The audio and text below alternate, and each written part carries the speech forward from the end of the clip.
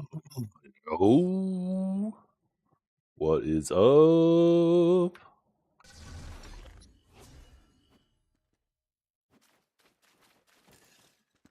I'll restart my client.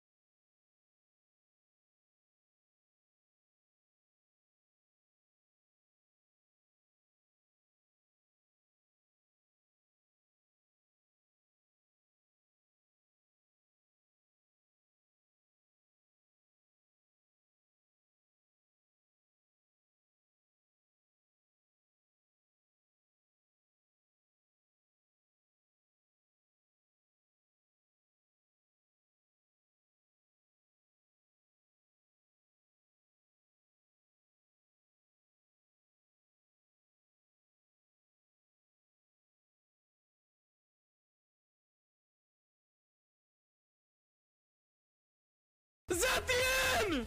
Let's go! Yo, what is up, Boodaroo? How are you doing? Good morning.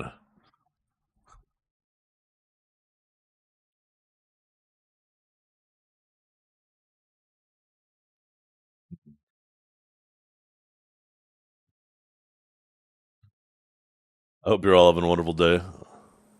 Welcome to the stream. I'm just relaunching my video. I try to restart it every morning.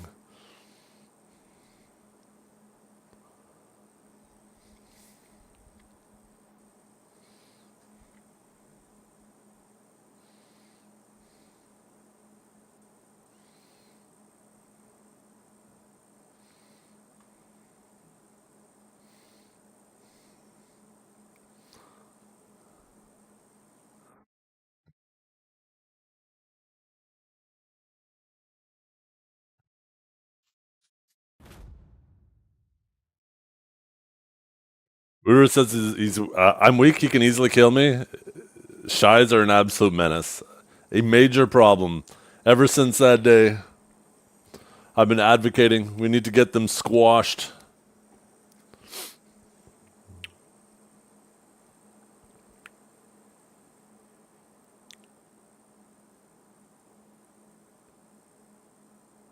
Oh.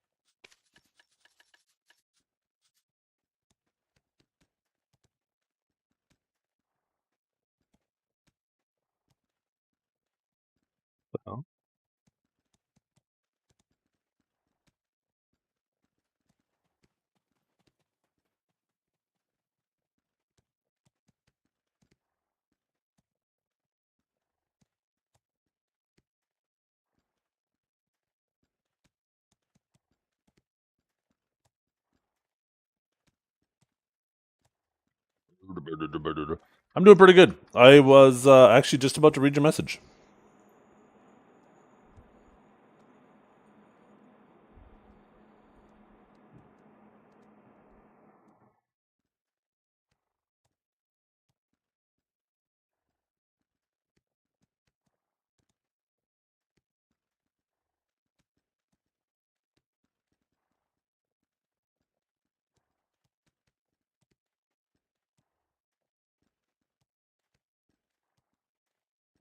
That's an interesting theory. It's an interesting theory. I like it. I hope it's true. I hope it's true. Because I really hope that they learn from the mistakes of Shadow Arena and have some type of integration between Crimson Desert and BDO. Like, even if you complete, like, the main story in Crimson Desert, just have your account linked to your Pearl Abyss account, like Crimson Desert linked to your Pearl Abyss account, and then you get, like, some type of title in Black Desert. Maybe maybe a Caution or something.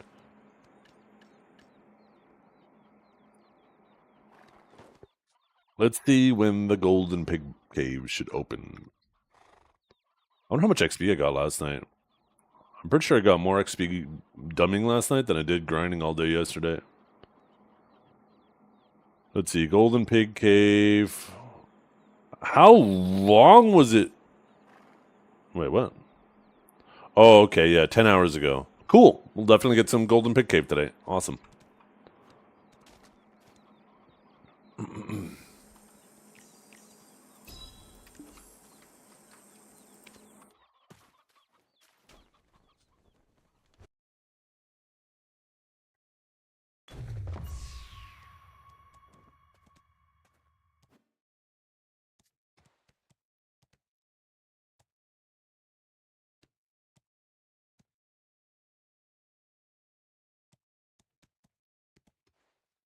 Let me update this.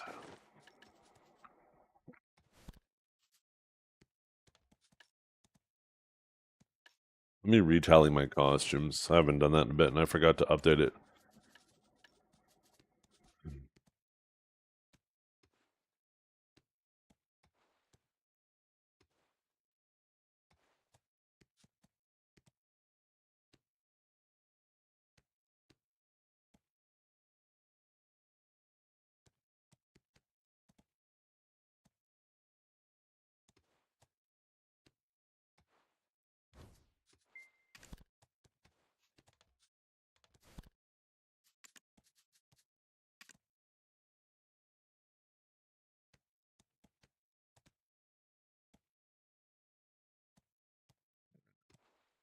think I got 6 costumes.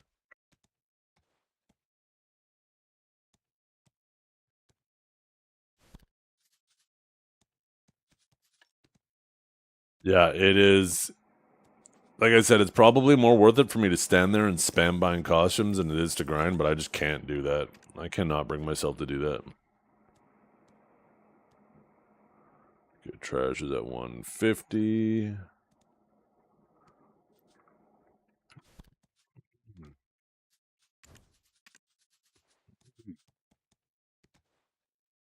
Yeah.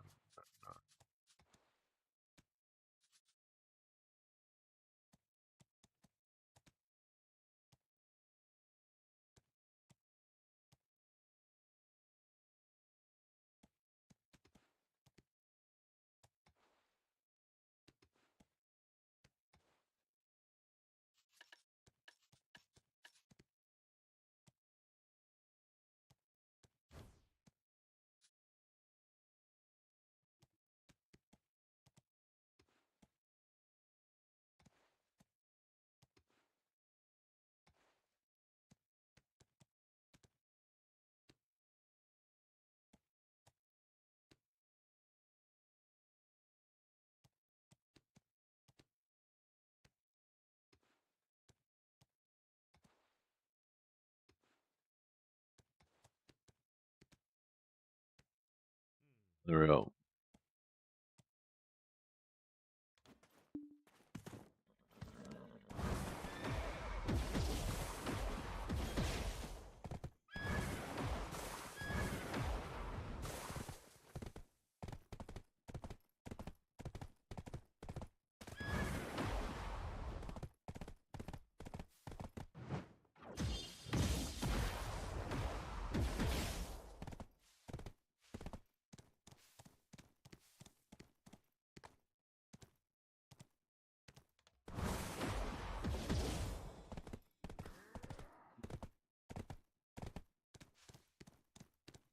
Oh, you're the best. Thank you, babe.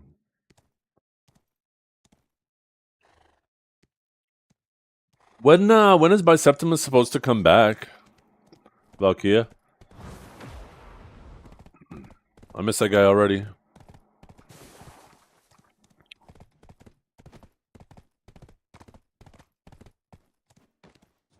Oh, fuck. He's still gone for 2 weeks, huh? How far is he moving? That's...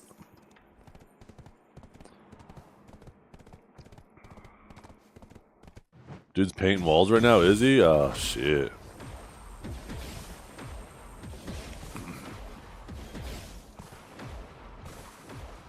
$350? Oh, okay. Yeah, that makes sense. Holy fuck. That is wait. Oh, damn.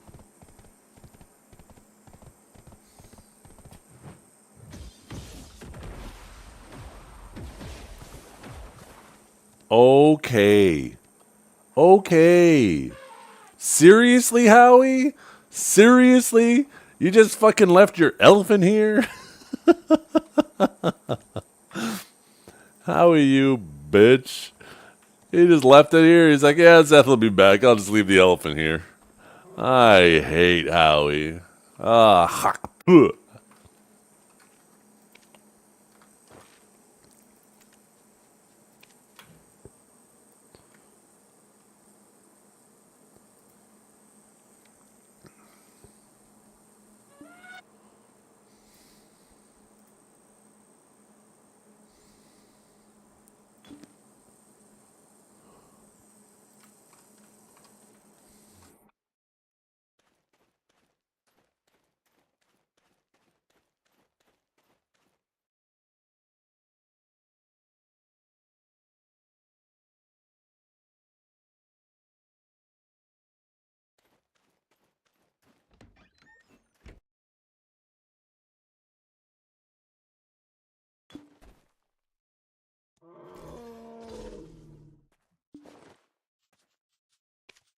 looks so weird looking at my gear wheel and seeing this red now. I've had it the Godder Eye for so damn long. Yo, it actually maintains the brand now when you swap it. It used to remove the brand if I'm not mistaken.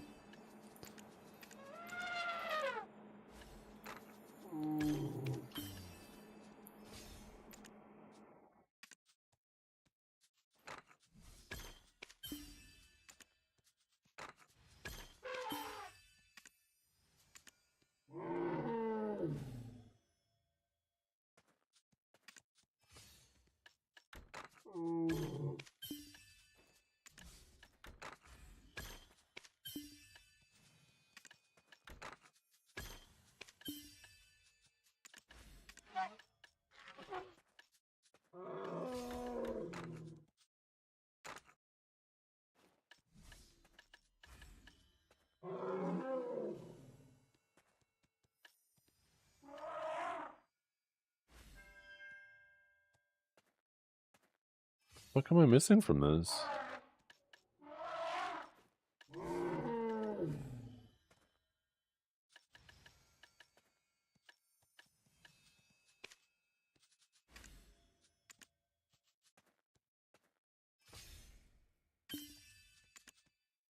Oh, okay.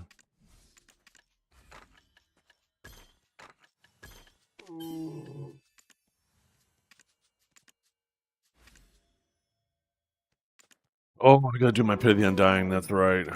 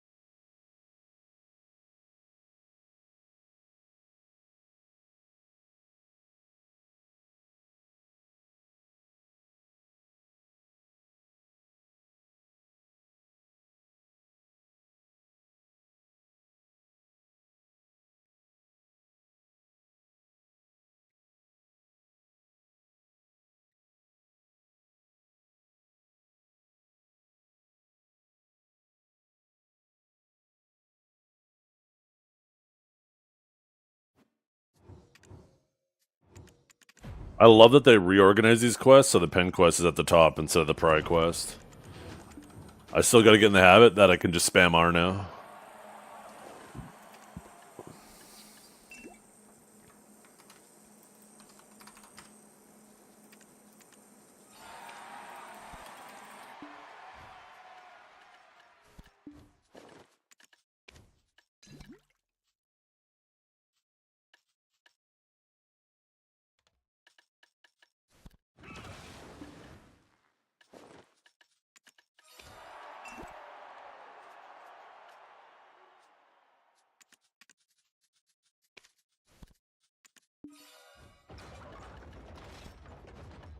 Oh, why did I buy them? Oh, fuck, I didn't mean to buy them for that price.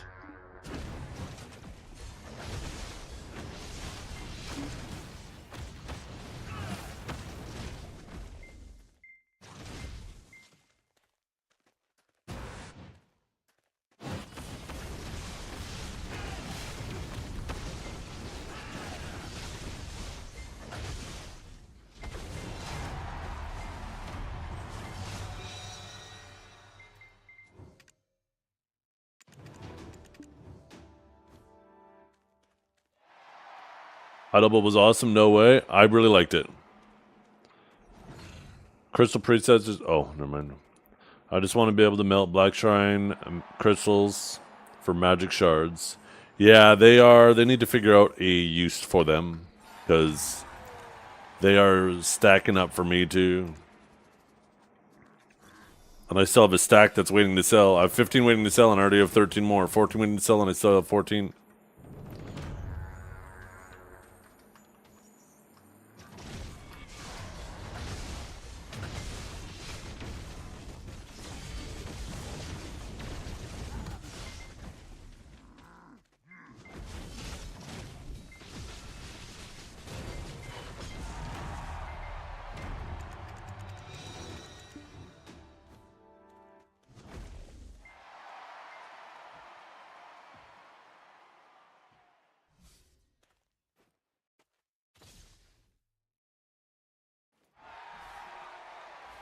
Remember, it's okay for you to not like the ball, and it's okay for other people to like the ball.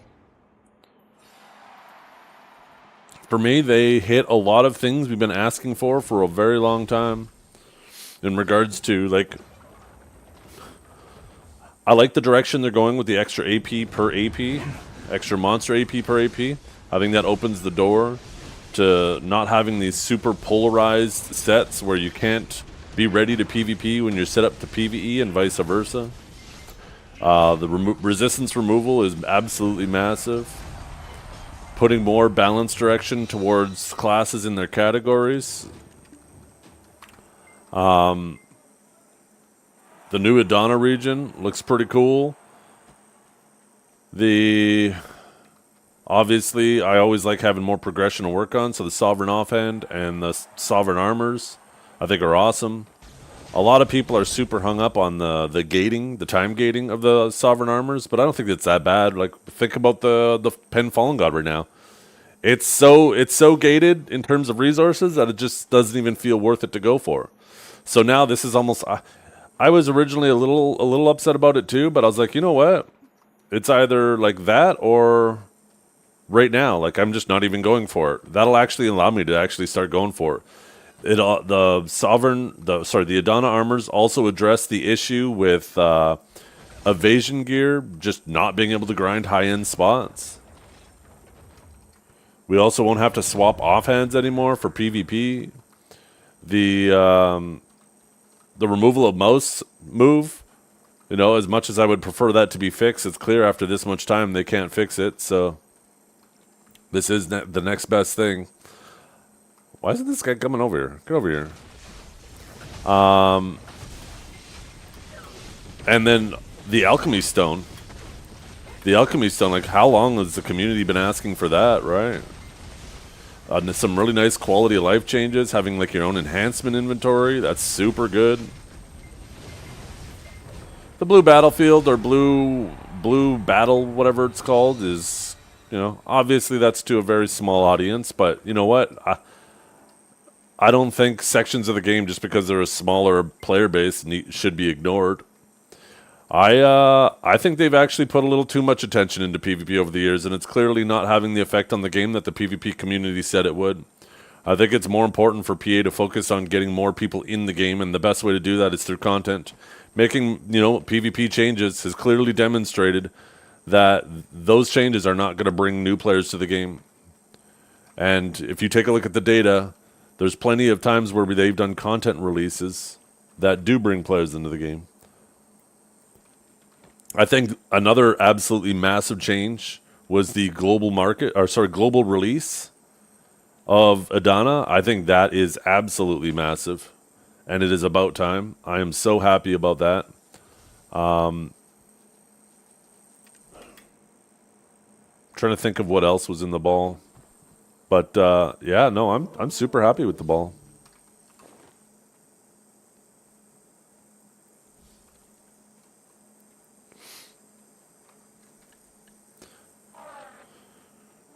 It's like there's two things, right? So making PvP changes will make it so if you make good PvP changes, a higher proportion of your already existing player base will start participating in PvP. But it typically doesn't bring a lot of people into an MMO for PvP. But also, bringing more people into the game means more people PvPing. Because if you have a game where 5% of the people are PvPing and there's 10,000 people, that's 500 people, right? And then if all of a sudden you double the population to 20,000 because you do good content updates, there's a pretty good chance that still 5% of the people will PvP, right? 5% of those new players will start PvPing as well, and now you will double your PvP player base from 500 to 1,000, right? So they both go hand in hand, except one, the changes bring way more people into the game in all aspects, where the other just brings people into the game just for PvP, or doesn't bring them into the game for PvP, converts already existing players to PvP, right? So I think it's important to do both, but we've been doing a ton of the latter and not enough of the former, which is we need more content updates to bring more people into the game. That doesn't mean they need to ignore PvP, But it's clear with all the changes they've done to so many different systems, all of the PvP changes they've been doing, it hasn't been having the effect that we desired, right? It's not bringing old players back to the game. So it's not a coincidence that every time they do major content releases, that has a much larger impact on the game than just focusing on PvP changes. The data's there. We have 8 years of data on that now.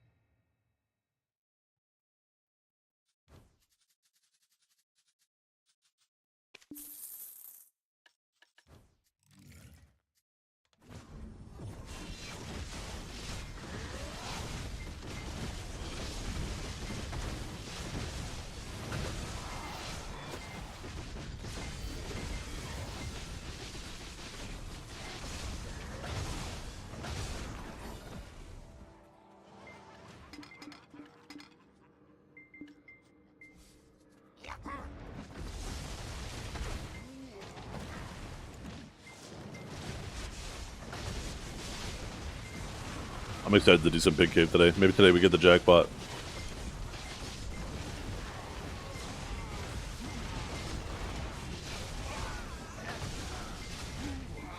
The real question is now, when the Sovereign Offhand comes out, do I buy vendor crons to save my costumes? Or do I use the costumes first? That's the real question. Because part of me wants to save the costumes because those are the long-term investment. Those are the things that if after a month Sovereign Offhand and armors come out, they might do a costume price increase. And if I still have those costumes, I could be up massive.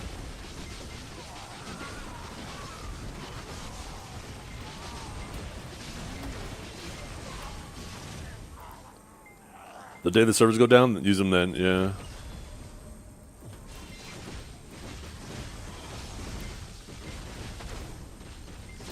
Yeah, with the essences, I'm assuming you're talking Essences of Dawn, right? With them showing that you're going to need those for upgrading your life skill gems, and them also announcing that they're going to add upgrades for our current Jin gems, I think there's a reasonable conclusion that we're probably going to need a ton of essence to upgrade our already existing Jin gems. So, like, I'm also saving my Dons now. Every time I do Pig Cave, I'm saving all my Dons. I'll sell them at a later date, and you know what? If I take a price hit, sure, but you know, I'd rather be prepared. I'm still PvP set up, and I just absorbed. That's fucking nice. Or I just used my reset. Yeah, you can convert the like evasion essences and accuracy essences into the base essences, but you can't convert them back.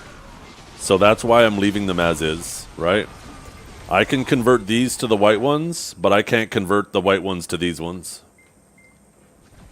Jin gems, Jin gems, Jin gems, Jin gems.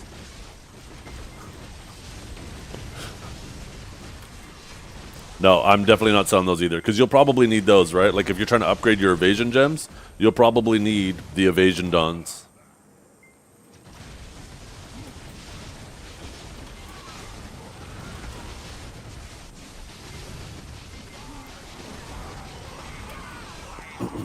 I'll probably even melt down the accessories I get from Pig Cave into those as well, to be completely honest.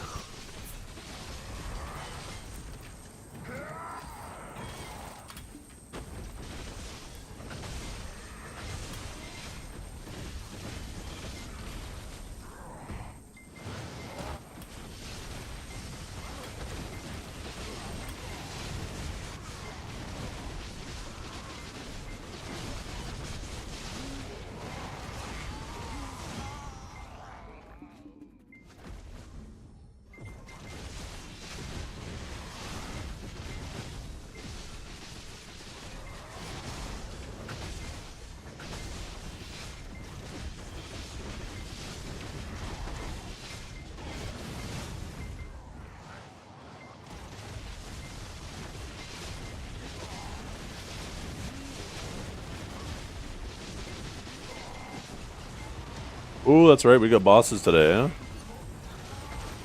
Yeah. Yup. I got some nice New York strip loins to make on the grill tonight.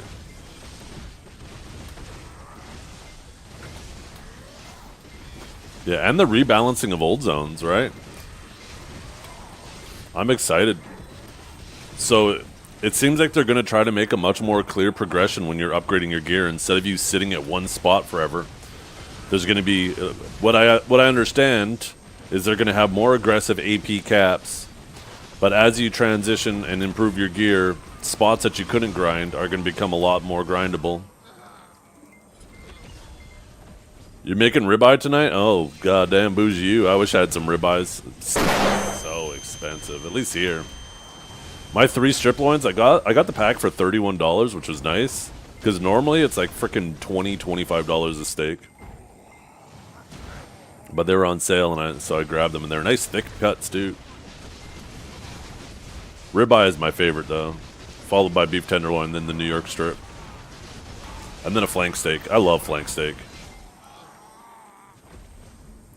$8 US each? Oh my god, steak is so much cheaper for you. What the hell? I paid as much for my New York strips as you did for your ribeyes. That's fucked up.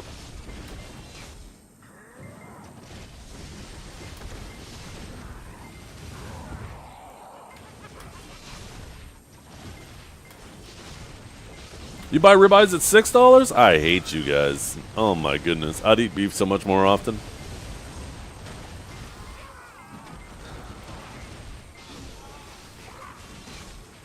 Yeah, slice thin over salad or over a sandwich. Get like a nice ciabatta bun. Give it a nice little toast.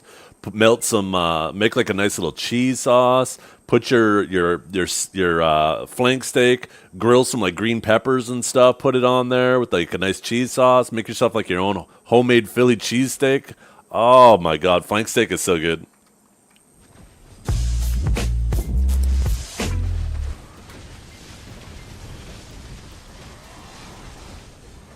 I lost 30 bill on gambling the other day. It feels really bad. Do you think it's big loss considering how much silver an hour is made today? Nah. You will have those ups and downs. Try your best not to focus just on the downs, because you will have ups too, right?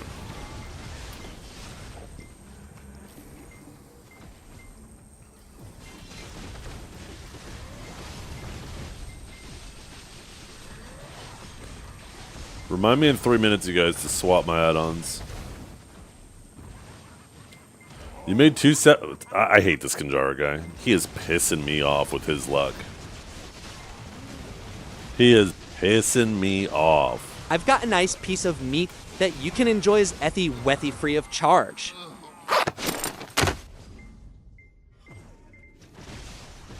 Draeger, why? Why?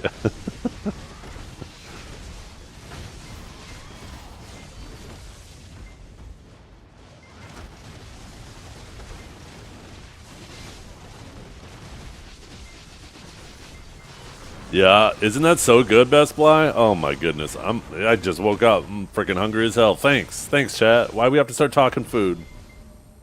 Oh, I guess that was me. I guess I mentioned that I bought steaks. Damn it, Zeth! Damn it! Why'd you do that to yourself?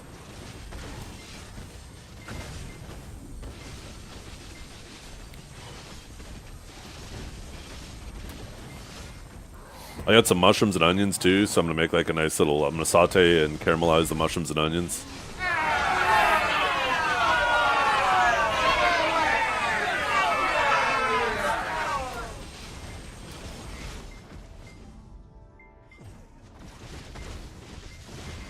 With a Traeger. I don't know what a Traeger is.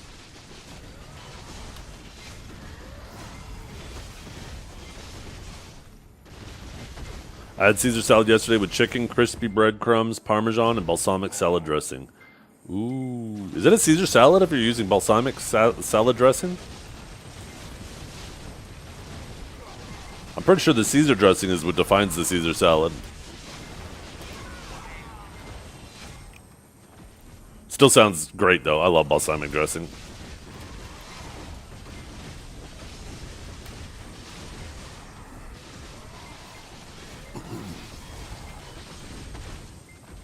Yeah, ooh, a nice pulled pork.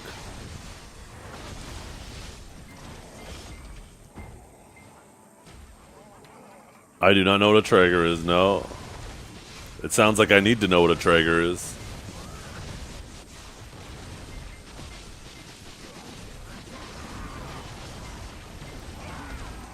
Let me Google it.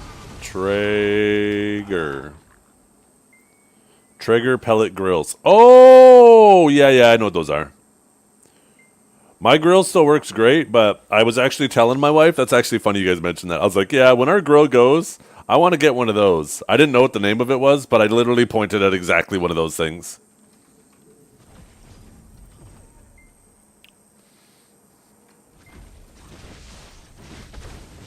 Yeah, I just don't have the space in the back right now. I got a shitty little patio area that's like just like sidewalk blocks practically, right? And that was something that I wanted to do this summer, was actually pull all those up, use them to make a little path along the one side of the house, but then actually get proper pavers in the back and then like regrade it and create like a bigger back area there so I could actually have a better seating area. But money's a little tight this year, so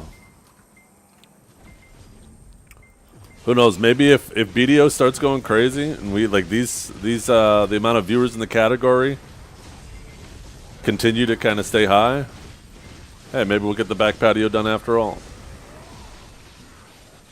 But right now I got to start preparing for my daughter's next dance season, because that's going to be another $6,000 right off rip. They actually give you like 10% off if you pay for the whole dance season up front. They'll let you do it in installments, like over the year, but then you don't get the 10% off. So, smoked turkey. Oh my goodness, that sounds fantastic. I love turkey.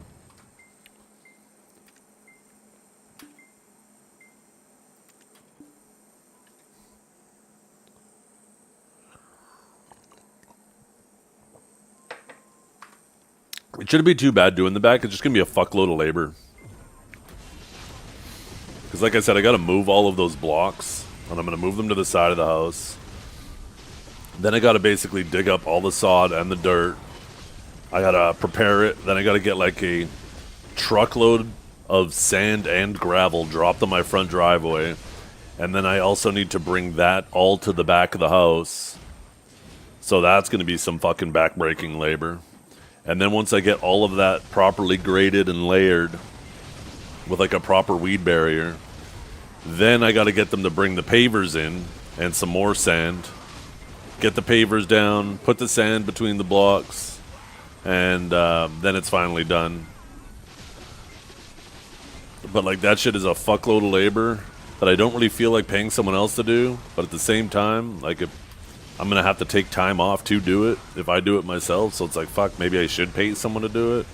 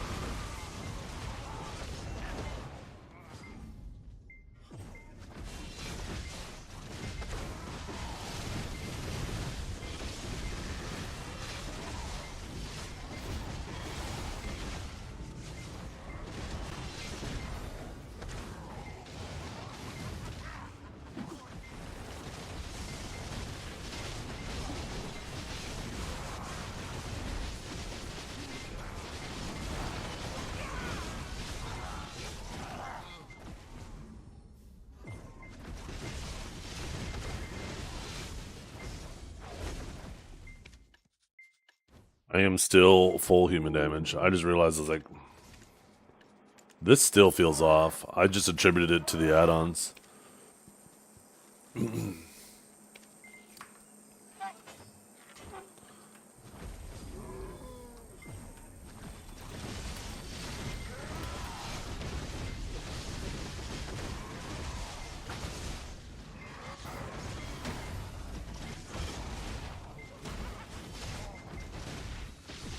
Nice. So it's almost like a substitute for beer butt chicken.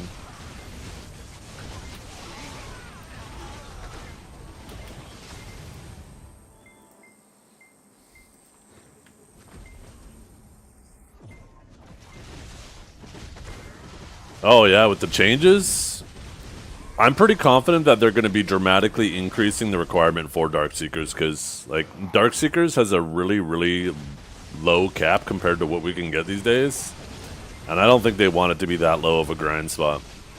I mean, I'm pretty sure it is supposed to be the hardest Ulukita spot, right? Which is basically there's like the 2 Dekia Ash spots, and then Orzekia and Pig Cave. Like those are all the highest spots in the game right now currently. So I think we're gonna see some major AP and DR and HP adjustments to the mobs here, right?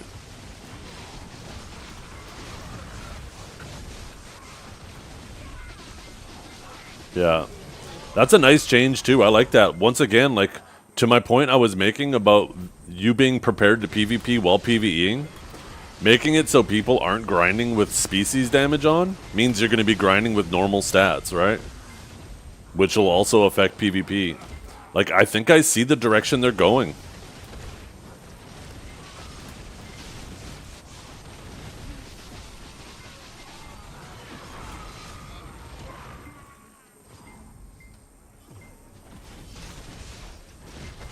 Actually, maybe I should sell all my species damage sets now. Shit.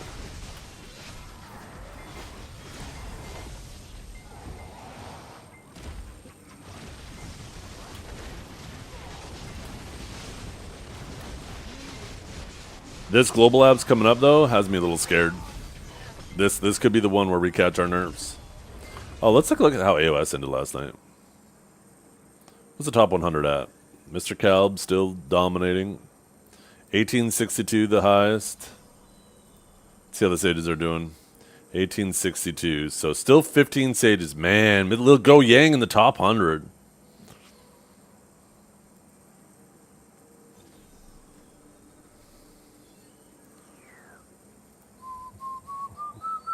Saw Mr. Neptunes was playing last night. Where did he finish? Oh, not 1500. Let's go! What is up, fellas? Oh shit! Wait, is that a player? You rat! God damn it! Who is that? I bet that is I-69, isn't it? No, never mind. Seems a little bit tankier than I-69. Oh, god damn it. Oh, I'm safe. Haha, bitch. Desync. Okay. Okay, he's awakening, so I gotta be careful of that lunge.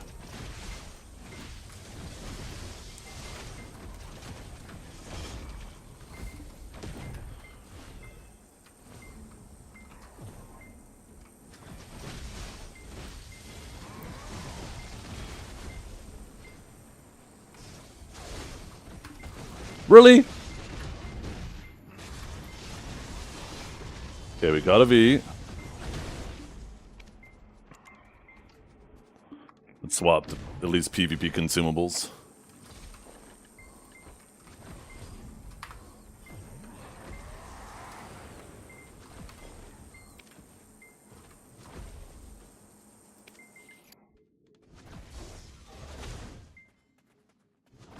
I was gonna say, there's no shot he's running now that his V's down. Oh my god, that class is so fast! I just had no fucking time to react. What is he doing?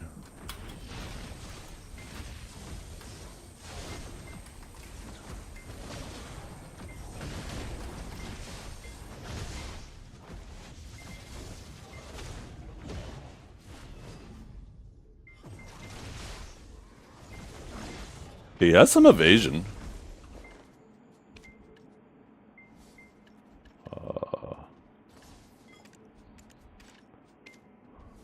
Actually, I should swap to this. Oh shit, he's on me. Here, let's just do this. Bing.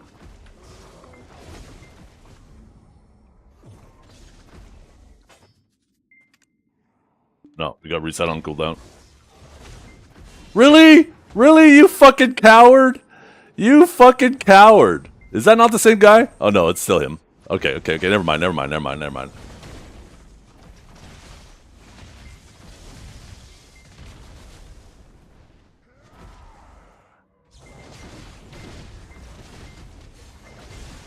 I thought this man was leaving. Okay, in 6 minutes I can swap my add-ons.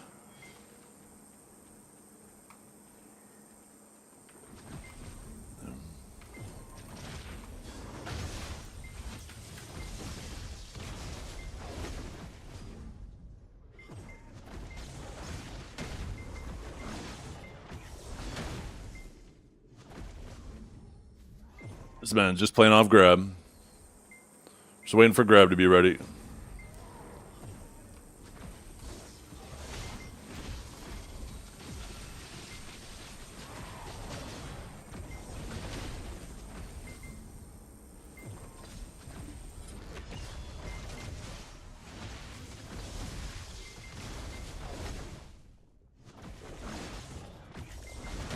know what we should do? We should change this too.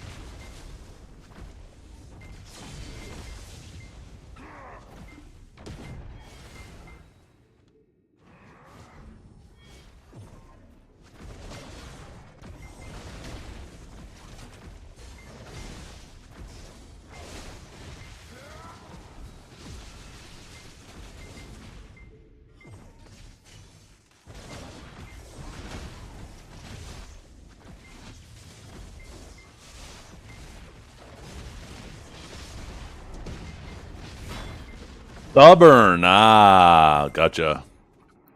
That's who it is.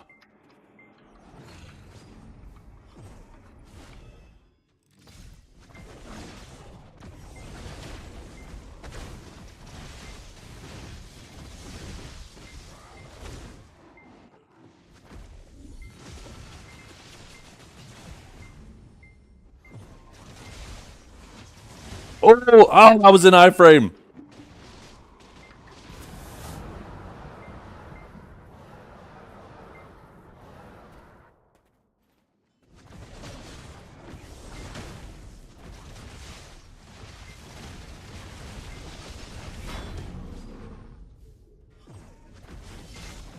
Little rat.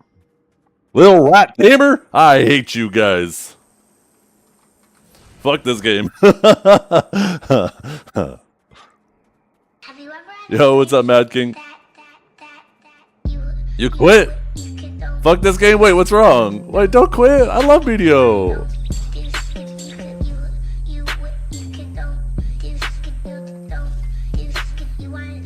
By the way, yo, Liger, thank you so much for the raid. I appreciate you. Didn't mean to ignore it. Just was in the middle of looking at something and fucking this little rat tamer came out from under a rock. Do I dye my hair? I do not. No. What are you trying to say? You trying to say I should be grayer by now? At least I wasn't a shy. True. Big true. We hate shies around here. They're the worst. The worst.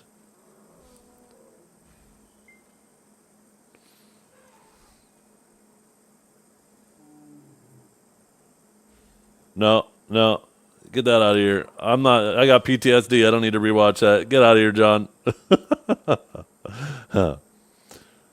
No, they didn't show us. I think we saw the pities for Splendid, but we didn't see the pities for Shining, nor the Kron cost. Yeah, there was that one time I got bugged in the air, and then, I mean, how much resist am I even running? I only have 53%. Like, if you're running L cars, that's 20. And then your food buffs. Where the fuck are my buffs? Alchemy stone. Well, if you're using a veil, that's another 5. It should be like 15 from that, right? Or no, that's 4. 14. So that's 34. Plus this consumable is another... Wait, is there not ignore res on consumables? I guess not. I could have swore there was. I guess not. Yeah, that's crazy then. If you're running Kudum, then I have like a 10% chance.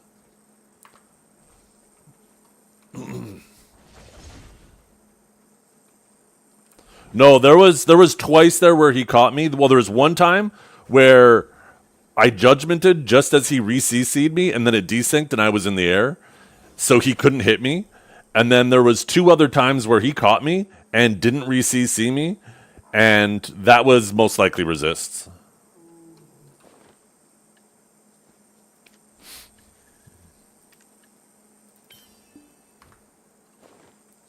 Did I swap to PvP add-ons? No, I didn't.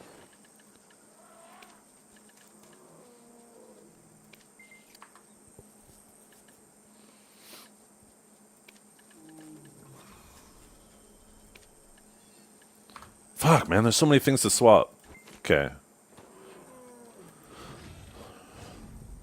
By the way, Stubborn, I'm going to need you to... Oh, consumables, that's what it is. I'm going to need you to @Howie and tell him to get this goddamn elephant out of here. I know that's his elephant. He just left that shit chilling there.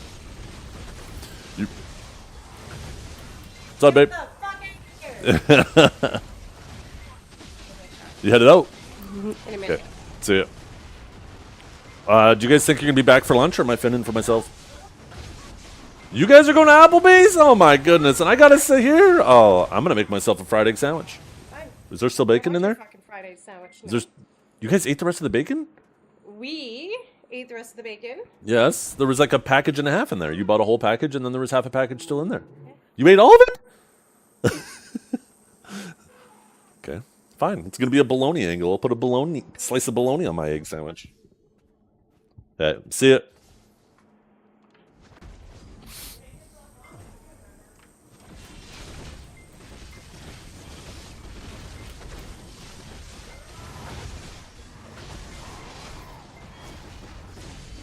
They need to bring me back something? Yeah, I think they're going to be gone basically all day, though. One of my daughter's friends, for her birthday, she just wanted to hang out with our daughters. So they have like a whole day planned.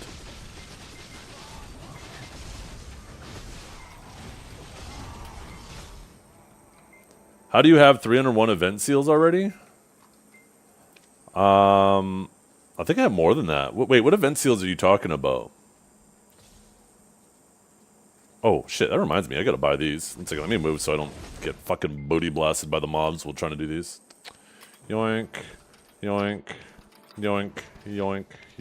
Yoink. Yoink. Yoink. Yoink. Yoink. And yoink.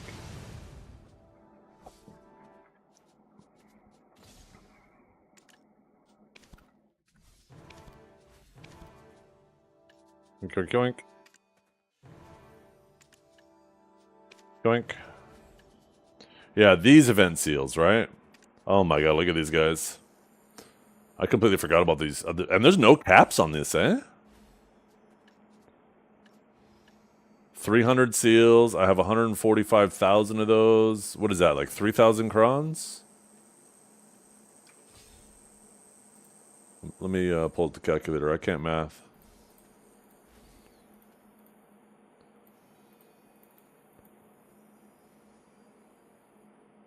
Oh no, that's like 500 crons. What the hell? That's fuck all.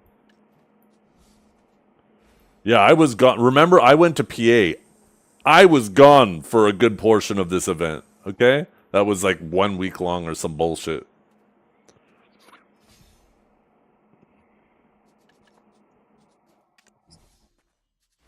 What is this song? I don't want to know what love is. Get that shit out of here.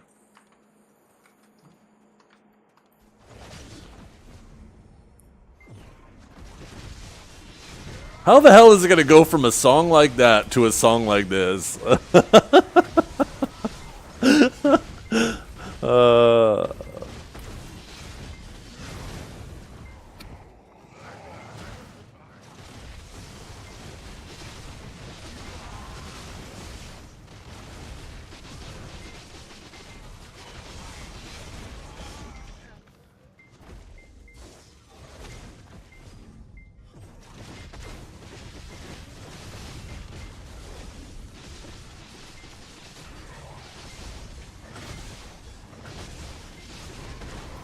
Wait, did I change my crystals back? Okay, good, I did. Man, it's going to be so nice. All-in-one presets. Please, I hope they get that out quickly. Did they give us a date on that? I know they said later. I can't remember if they gave us a date on the presets. Wait, don't we have a command for it? Dates. We do! Let's go! I thought I saw you make that command yesterday. Let's see. So, new costume, Wukong, Tuval accessories, silver for new players on July 2nd. 9th, Ataraxia changes, seed pouch, energy. Oh, we still have 2 weeks until the Garmoth for the main hand. Map update, Black Shrine improvements on July 16th. Pearl inventory changes, adventure log changes for the 23rd. Like every fucking week, yo! New summer costume, enhancement UI, notification changes, blue battlefield, August 6th. Sovereign offhand, Idana Regent. Combined mythical horses the 13th. Event UI page on the 20th. Mid-August, buff UI, removal of silver embroidered clothes. Treasure update, all-in-one presets, August 27th. That's what I'm talking about. And then September is the Alchemy Stone revamp. So we have lots of time before that comes.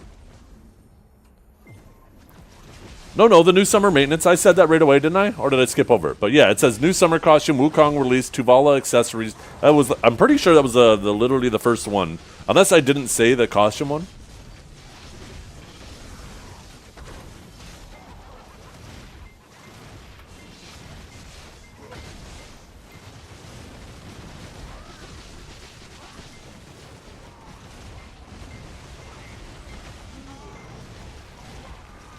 I know. I'm better late than never, but I think it's kind of obnoxious that it took them this long to realize that they should add that. It's so silly. It's something so obvious.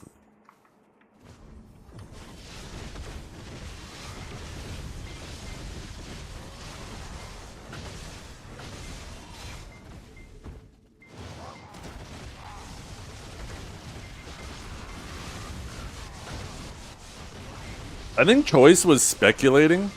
Maybe somebody here can clarify, but I only caught part of the conversation. But apparently he was speculating that the Sovereign offhand was going to be cheaper to enhance than the Sovereign main hand and Awakened weapon. Anybody know how he came to that conclusion, or did I misunderstand him?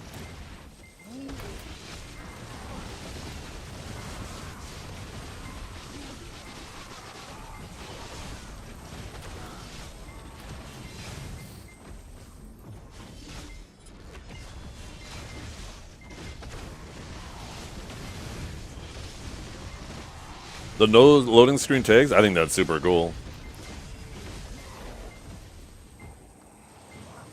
Honestly, I'm probably going to have a tag again when Savior comes out. Savior looks cool as hell. Fuck, before Liger left, I should have asked him how he feels about it. I'm sure he'll play with that. He'll fuck around with that class too.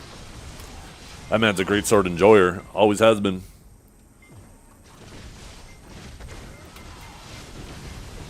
Might need to pull up the VOD for that one. Yeah, the only thing I can think of is maybe they showed the pities for enhancing the Sovereign offhand, and the pities were lower than, or it also showed the enhancement chance, and it was lower pities or higher chance than what we already have for Sovereign. Maybe I should just go look at the ball myself. I can't remember if they showed the enhancement. I know they showed the different... Oh, that's right! They showed a picture of all the Sovereign offhands, and that's probably... Obviously, it's going to show the pities on there. Yo, let me look at... BDO... Heidel Ball. I could totally look that up right now. That's probably how he concluded that. Okay, back it up to the sovereign offhand. It was right after the break, if I'm not mistaken.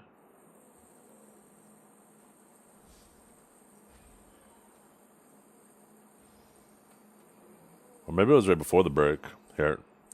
Time to turn on my VPN for Chicago. Refresh the page.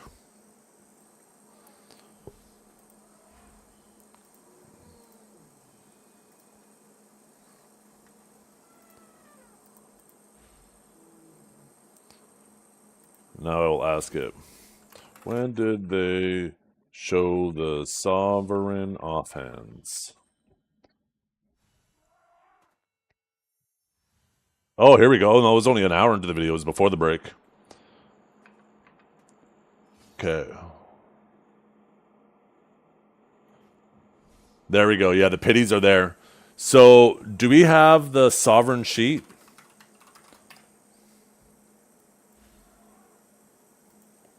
I thought we had a sov command. There it is. Let's compare the pities.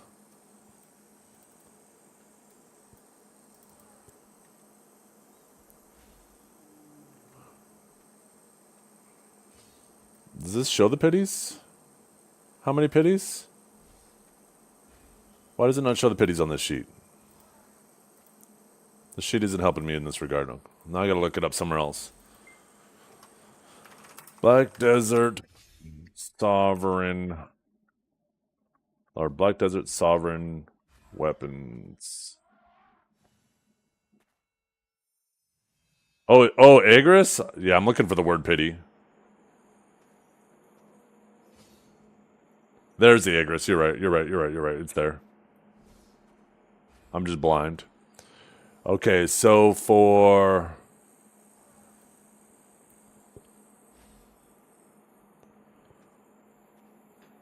Wait. Pry is 5. Wait. 5, 10, 20, 30, 35, 50. So far the pities are exactly the same. 75, and then 165. 165, and then 330 for the last one. Yeah, no, they show the pities the exact same in the video as what's on that sheet.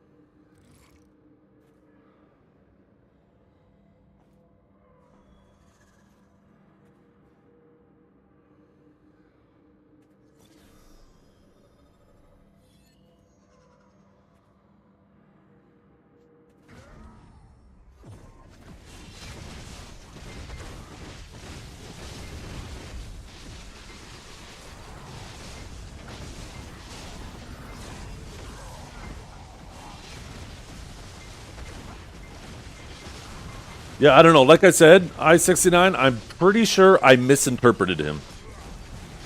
Unless he knows something I don't know. Here, let me rewatch that whole section. Maybe they say something.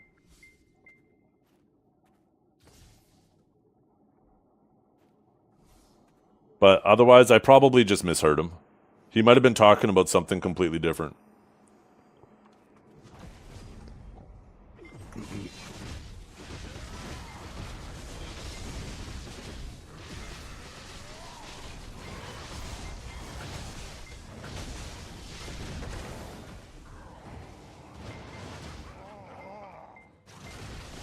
Better for XP.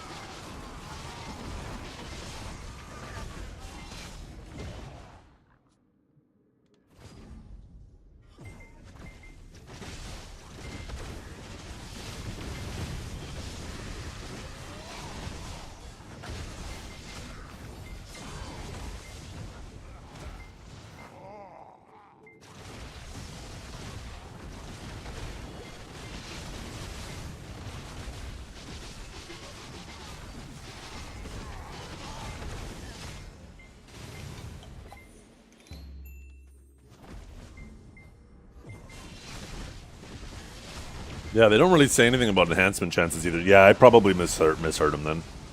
He was probably talking about something else, and I was just like, I don't know what I was doing at the same time, but I was probably doing what I get mad at you guys for doing, where you're only paying half attention, and then like he's talking about one thing, and then he's talking about another thing, but since I'm half paying attention, I think both things are revolving around the same thing.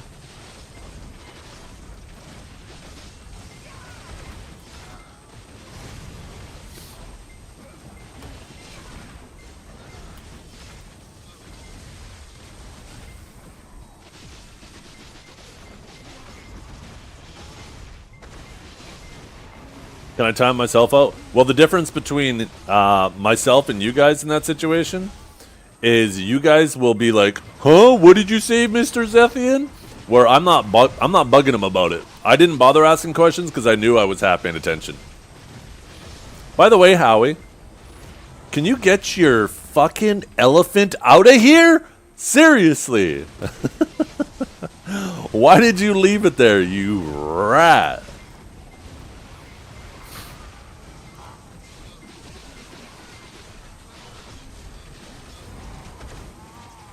Let it graze, bro. Are you kidding me? What is there to graze on? There's like no grass around here.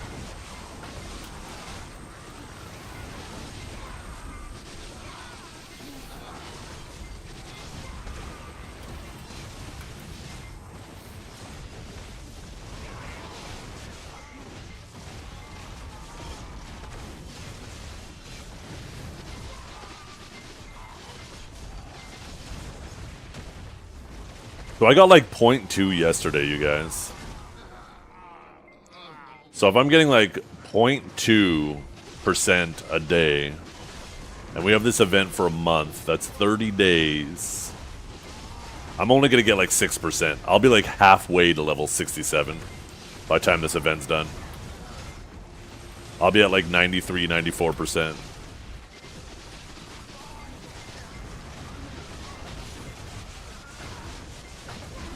I might actually just grind off Arsha and just go fucking crazy. Just maybe I should go to Gyphon. If I go live at Gyphon, I could probably hit level 67 during this event. I don't want to give up that money, though. Gyphon is just shitty money, and it's not even an enjoyable spot either. Never mind.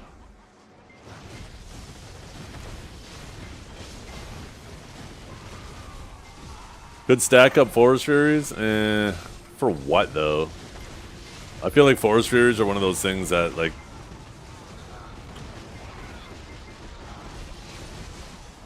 as soon as they add like the Dekia Miramok or Dekia Gyphon, like they said, instantly Forest Furies go to min price.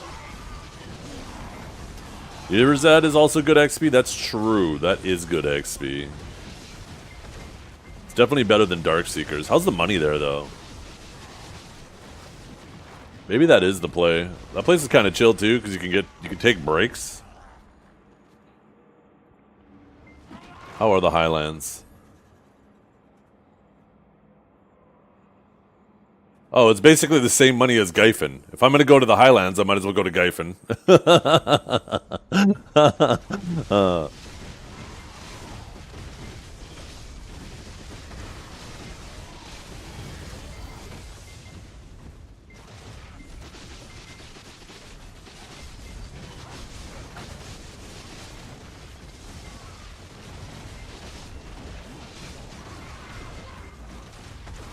Yours that has Aegis efficiency? Wow, that's not a big deal. With how much I grind them, I never have Aegis anyways.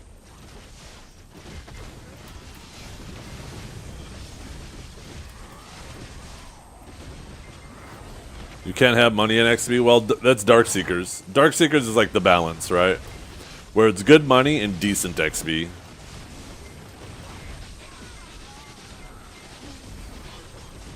I really hope that the new grind spots, like, maybe when they go through the different grind spots and create that delineation between like how geared you are and where you grind, maybe that's when they'll also address the XP and make it so higher end spots also give better XP. Because I don't know why the amount of XP you get at spots isn't determined by how difficult it is. It just seems like such an... I don't know. It seems like there's never any intent why some place is good XP. Okay, here's Howie. I just saw that. Here he comes. Oh my goodness. Get out of here, you rat. Wait. Yes! Yes! Success!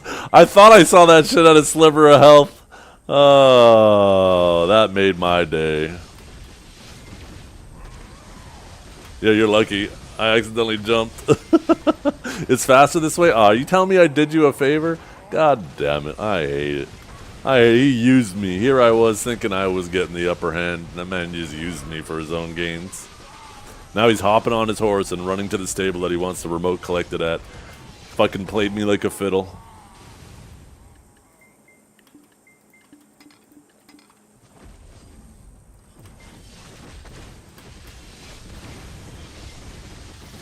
I have good news with me. Who wants to hear it?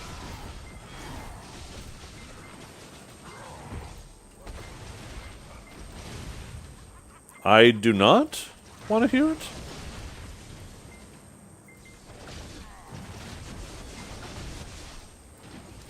Based off of your previous messages? You always copy and paste the same thing?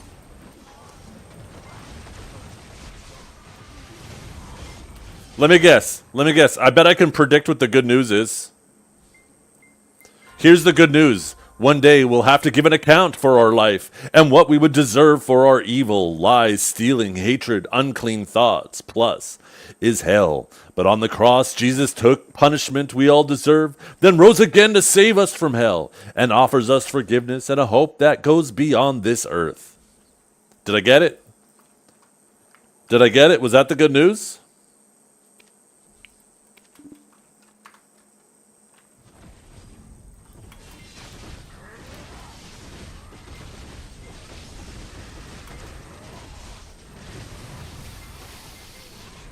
I thought you would use your trash and silver for enhancing after the ball? Yeah, guess what? Tomorrow's after the ball. A month from now is after the ball. A year from now is after the ball. A decade from now is after the ball.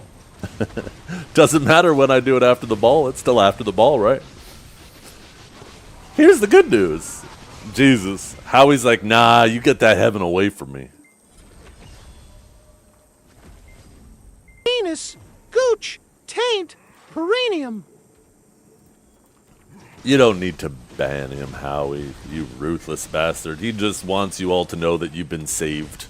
Ain't nothing wrong with that.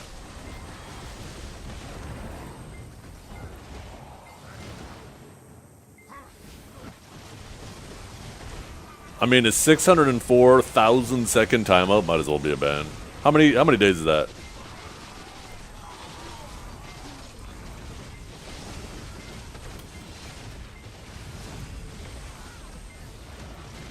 $7 days? Oh.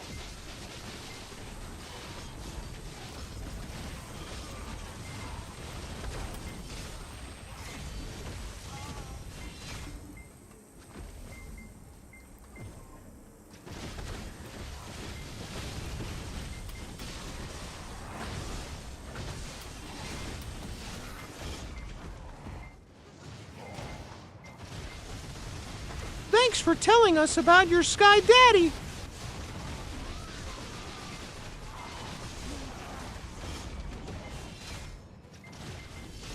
A black cloaked dog.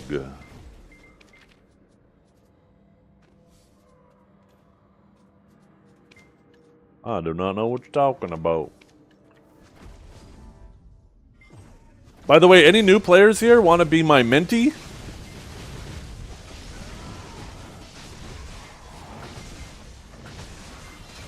By the way, do you get 6,000 crons per mentee that reaches that stage? Or is it only for one?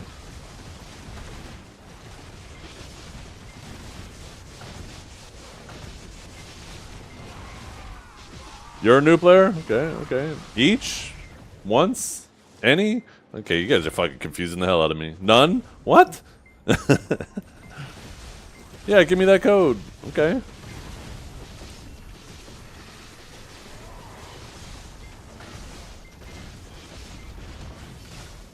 One second, I gotta go to the event page.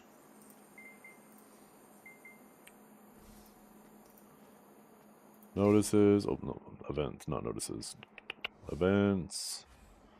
Mentee, share growth. Oh, I probably gotta log back in now, right? Will the website tell me which of my codes have been actually used?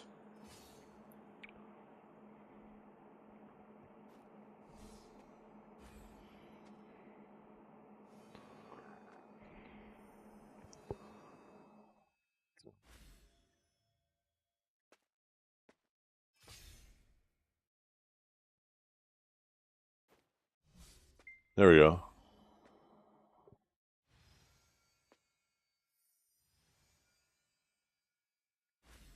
Where's the SME guy? Where's the SME guy? There we go.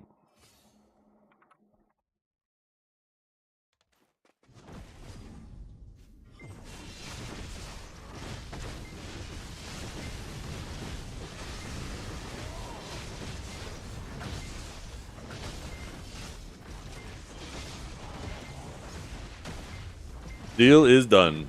Handshake.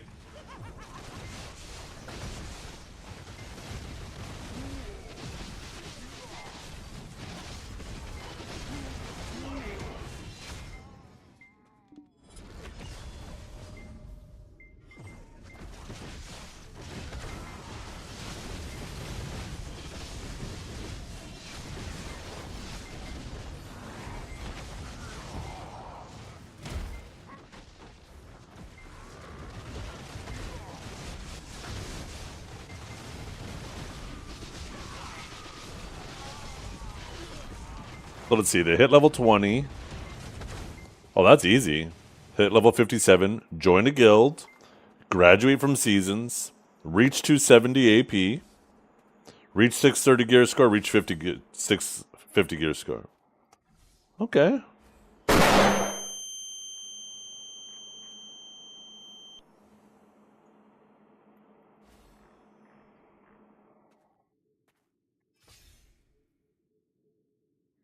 And then you get a bonus 3,000 if you get 2 people to do it. Okay, so you only get that list of rewards once, but you get a little bonus if you get it done twice. Anybody else? Anybody else want to be my mentee? Any other new players? I'll legit summon you guys out here and power level you.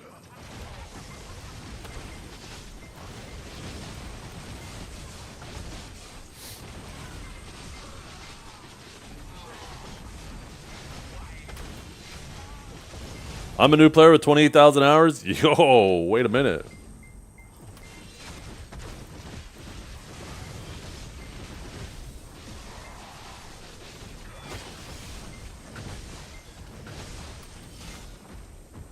EUN NA? Oh, this is NA.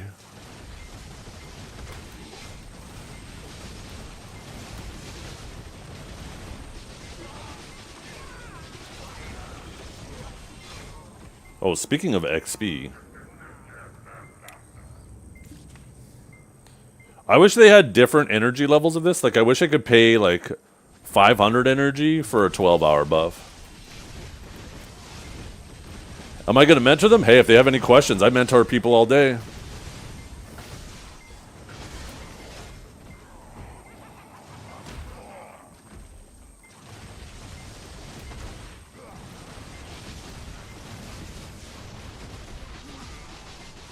How to order food on my phone?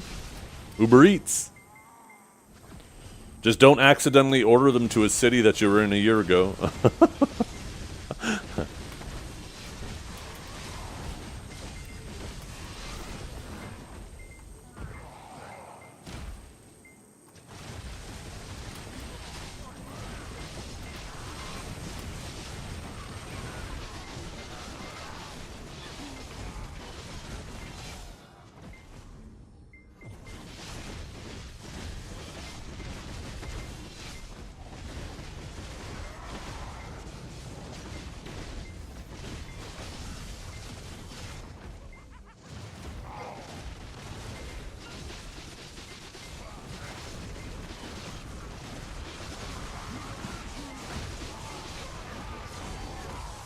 Yes, this is.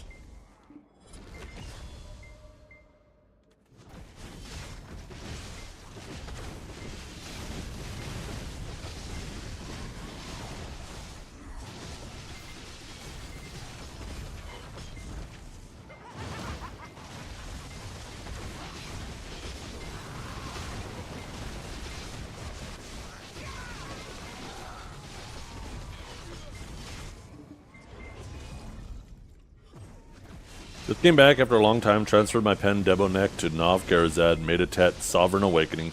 Still sitting on Tet Debo earring and Tet Debo belt. Rest of my accessories are still Disto and Pen Crescents. Also got a Pen Blackstar main hand still. Any suggestions? More AP better. Basically always.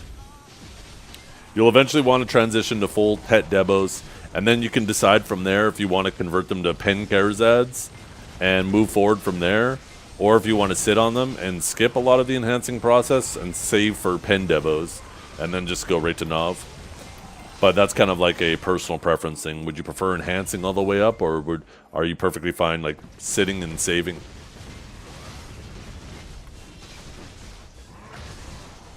The Mentee program lost you 1 inventory space? Wait, is there like an item that goes in your inventory when you use it?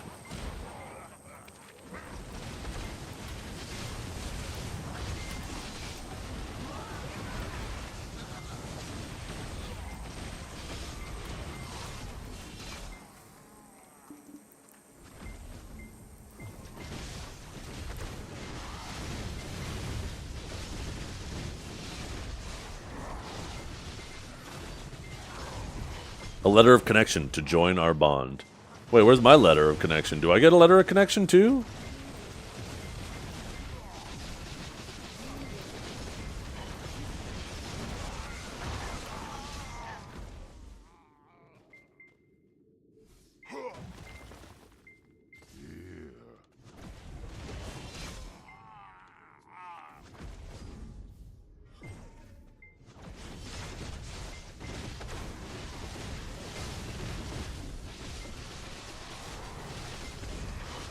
You think only the mentee gets letter? Gotcha.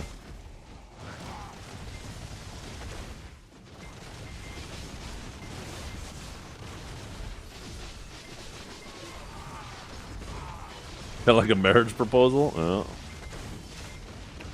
Time for us to initiate docking sequence. Dekia Cadre or Dekia Crescents? Ooh, I don't know. I think they're pretty similar. I haven't really looked into the two spots a whole lot.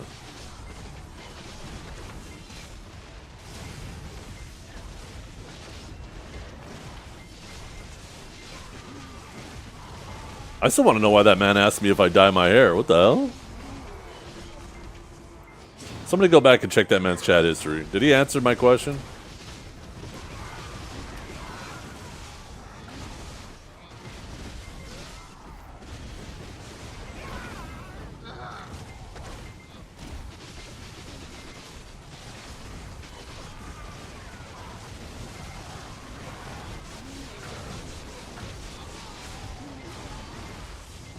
I guess we'll never know.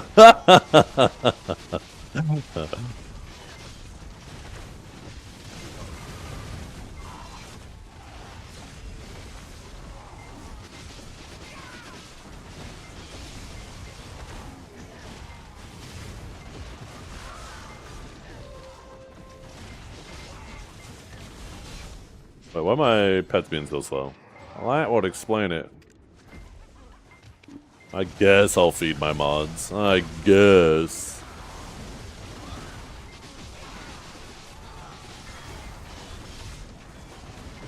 Wait, why isn't that one set as King Tut? I don't get it.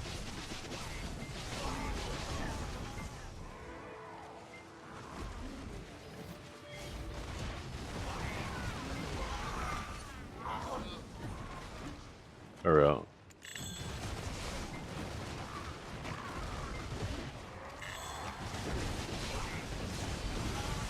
Oh my god, I was missing 1% durability reduction this whole time. Oh my goodness. I was actually griefing myself. No, there's no cap.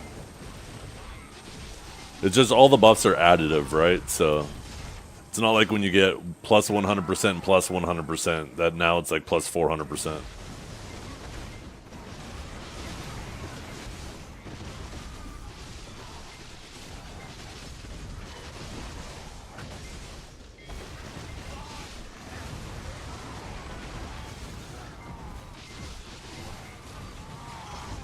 Nice, Valorant. Boys, now you're poor. Not for long, though. You got lots of time to start making some cash again.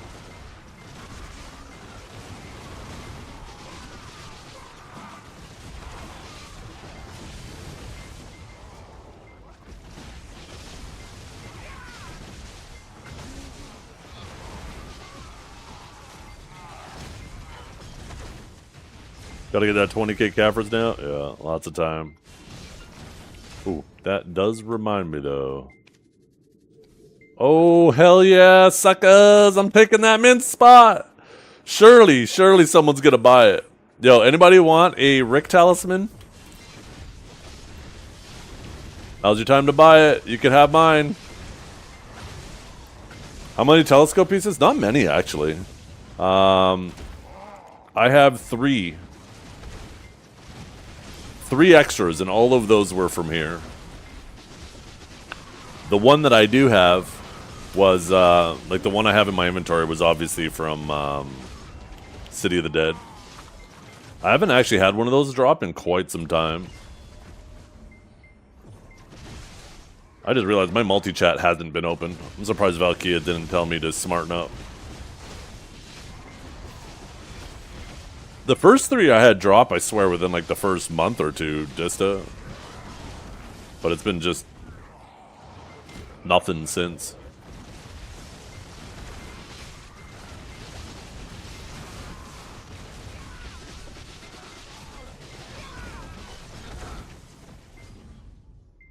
I like how you say allegedly. I vibe with that so fucking much because you can never trust what anybody says.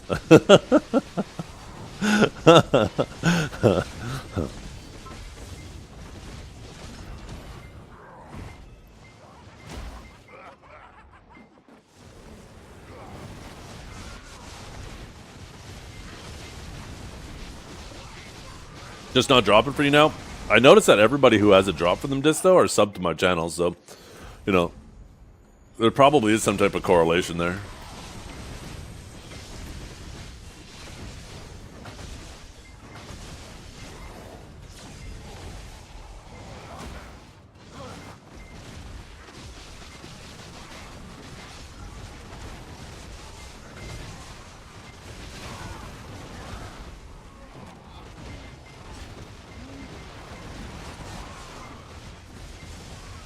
Good one? Thank you. I'll be here all day.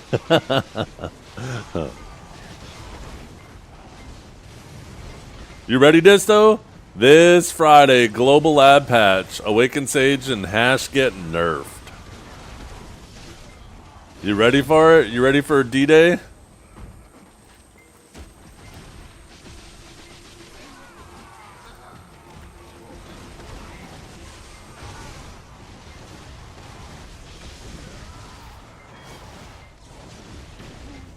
Wait, really? I'm just saying it. I mean, that's Global Lab. We don't know what's actually coming. You're all about Wukong? Always have been. If anybody was a Wukong main since the beginning, it was Disto. Everybody else just following in his footsteps.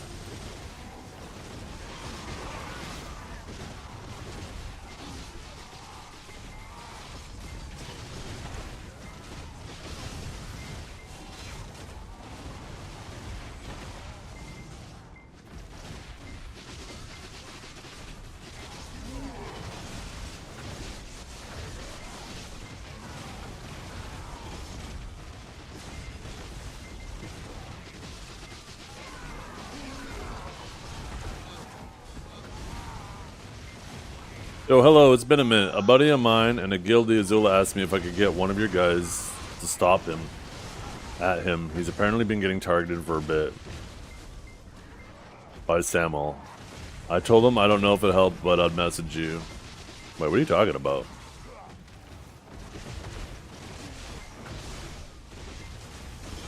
Could someone recommend me some other place to grind other than Honglum? Need to change the scenery before you go crazy. Yeah, Giants, Trolls, Hex. Those might be some decent spots for change of scenery.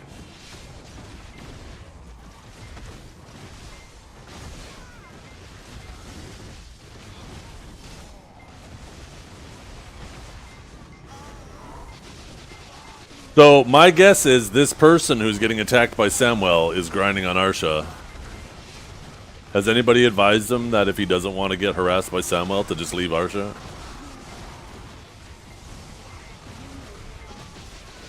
That's what I do. When I don't feel like fighting, I'm just like, okay, see it. I ain't gonna bitch and complain about people PvPing on the PvP channel.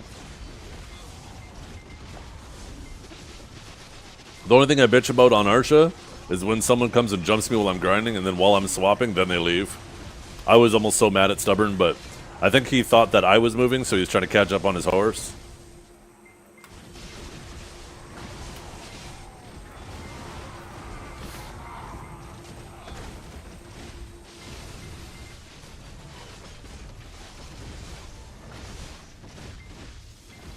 'You should do that to me? Well, the thing about UI69 is I can actually kill you in my PvE set, so it's not a big deal. I do it all the time. I don't need to swap for you.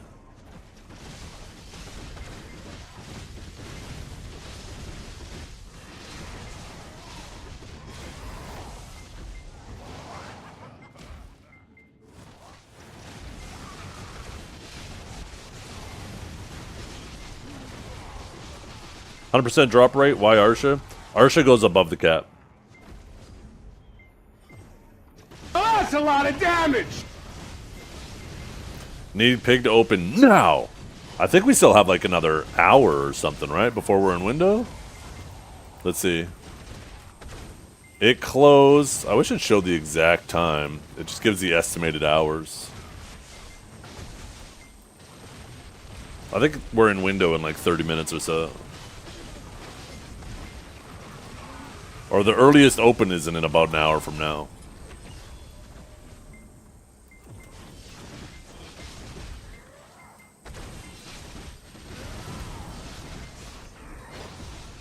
We're going to be doing a little bit of a longer stream again today too, you guys. We're going to be going till probably about 5:30. We've already been streaming for like an hour and a half, so it's going to be like almost a 10-hour stream. But we're going to chill. At some point today too, we're going to do our bosses. I still need to do my 10 Gumi, 10 Sengun, 10 Pig, and I'll probably do also again 9 and 8 Gumi for the practice. Yeah. There's going to be a lot more longer streams. Now that the kids are done school, I don't have to, drive around early in the morning or in the afternoon or even in the evening underneath the moon. But I do take the evenings off once the wife's home and they, get to all hang out together. What I'd like to do after dinner is actually take the kids for a bike ride. That's kind of the plan. How is Gumiho? I like Gumiho. Gumiho is my favorite of the 3 bosses now.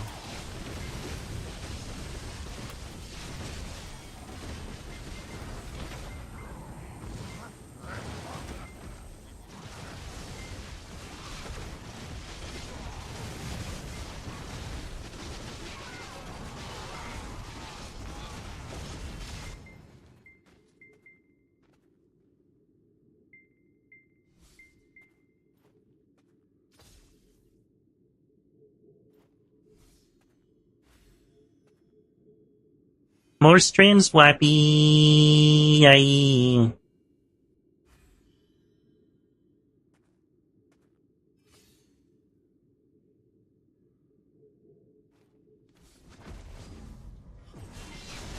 Yippee! I thought he called me Yappy. More streams, Yappy. It's like, what the hell? Yeah, they're definitely worth doing, but I don't know if is it worth doing the stages under C7? Because if you're a newer player, you probably can't do 7, right? Or wait, no, they're gear capped. Oh shit, I suck. Arsha chat's wild this morning? Do I have a tab with my channel chat? Oh yeah, oh it's Howie, of course. I need to leave my channel chat open more often. I feel like I'm depriving myself of content.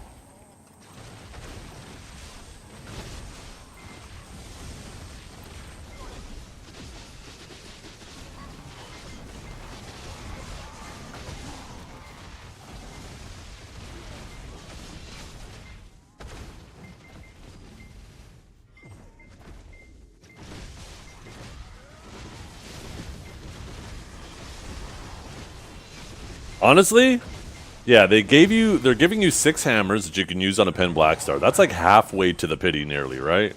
It's 15 for the pity. But I think it's a really good opportunity to make your own Pen Black Star for the Sovereign offhand. Go the double pen black star route. You're probably already using 1 pen black star, right? So you only need 1 more in the 20,000 Caphras. But make your second pen black star if you don't have one already, because you're putting yourself in a win-win situation. Either you get unlucky and you pity it, in which case you're now lucky because you have stacks to use on your sovereign offhand, or you get lucky and you like one tap it and you make it for dirt cheap. Definitely worth it to make your second pen black star.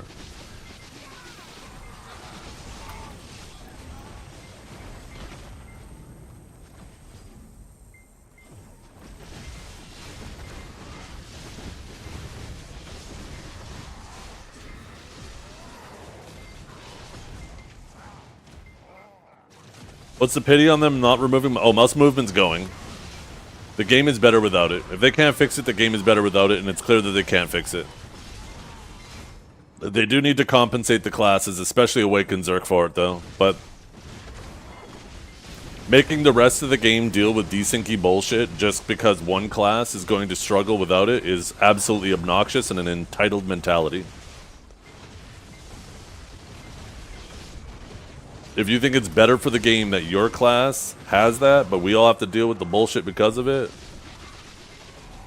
it means you are a very selfish person. But your class does need to be compensated 100%.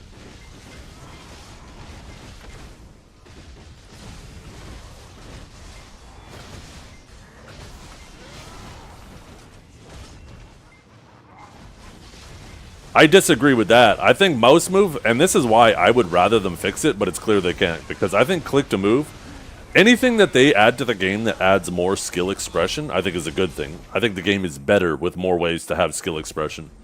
But it's clear, after 8 years of that shit being on their radar, because they were going to remove click to move years and years and years ago, but they ended up not doing it. But it's obviously been on their radar. And I can't imagine they just ignored it the whole time. They were probably, and I don't expect that they've been working on it the whole time either, but, you know, I feel like it would have been fixed by now, if they could fix it.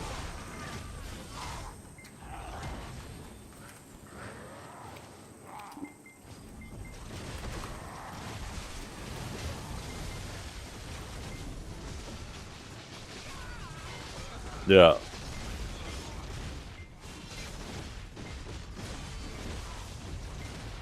I vibe with that 100%, not art.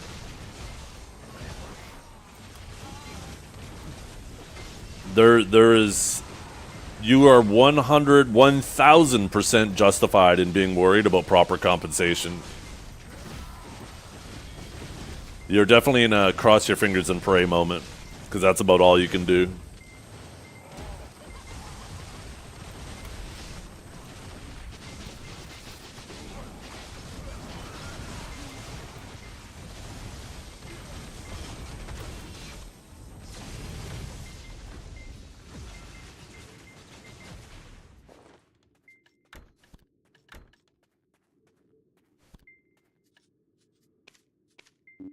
You got to ask yourself, though, right?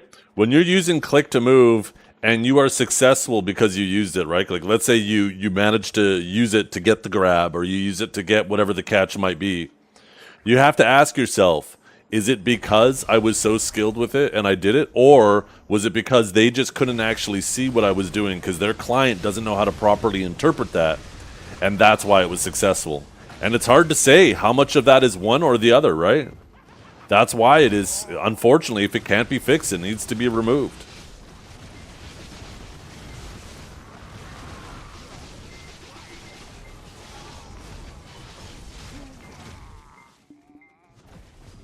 It's just annoying, because like you see a Zerker do Lava Piercer and he's doing this. As soon as you see a little wiggle, you're like, okay, now I got to treat him like fucking Schrodinger's Zerker. I don't know if he's running at me or running away from me, so all I got to do is pretend or try my best. I got to react like he's running at me, even though he might be running away from me, because if I guess wrong, he's going to punish me.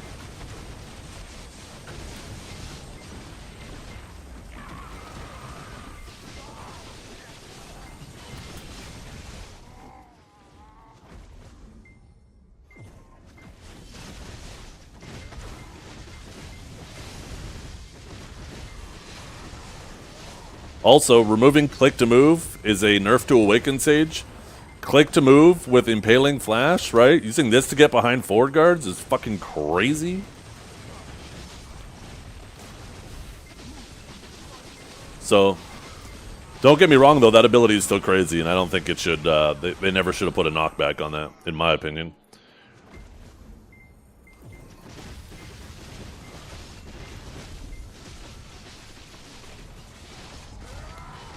Yeah, I hope they do proper compensation for Gathering too, because Gathering doesn't need to be nerfed. It's already an activity that feels very cumbersome. And I think it's important to state too that removing click to move isn't going to remove all the desync with Zerkers too. Any Zerker will tell you, like, if we're going to use this rock as an example, right? Like, let's say the Zerker is on this other side of the rock and he lava piercers to me. Well, if his model runs up and like just grazes the side of that rock, it might all of a sudden show him running still, even though he ran past the rock on his screen. And then all of a sudden you get grabbed out of nowhere. And that can still happen without click to move. So don't think for a second that them removing click to move is going to get rid of all the desync with Zerkers.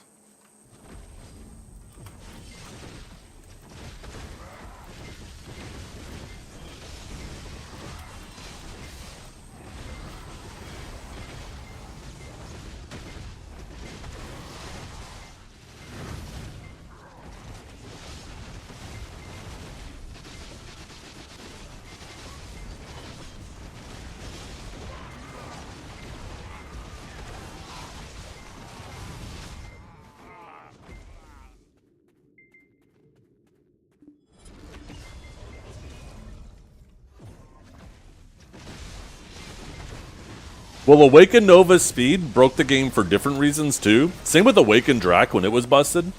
So there's a render distance, right? And let's use my horse as an example. Let's try to get far enough where it disappears. See? This is the render distance. So there is a bit of a delay when something moves in the distance until it appears. When you have a class that can travel from where my horse is to me, that little bit of delay in render time can be the difference between all of a sudden them just appearing on you and grabbing you, if a class is fast enough to close that distance in that render time. And Awaken Nova with Excel could do it. Awaken Drac flying in from render distance could do it. That's another type of desync that needs to be addressed. And that one, in my opinion, is much easier to address because you need to just have a slider that you can turn on, turn off. Obviously, people with worse PCs should be able to turn it off, but there should be a slider in here for draw distance. So you can increase the render distance, especially in Solare. You should be able to see all players in the arena at all times, no matter where they are. Then they won't be coming in from outside render distance and then just being rendered on top of you if they're always rendered when they're in the arena. That is something they have the power to do too. Because if you do these boss blitz shrines, and I know this arena doesn't exist anymore in AOS, but I think this is the perfect example. Because when you're doing this with your party, it's actually bigger than the old AOS arena when you're doing the boss blitz here. And no matter where any of your party members are in that arena, they are always rendered. But in AOS, when this map existed, they weren't rendered. Enemies and allies, they could be outside of your render distance. So the fact that there's those two exact same areas, one larger than the other that still has everybody rendered and one smaller that doesn't, shows that they have the ability, depending on the area, to make it so the render distance of players is larger.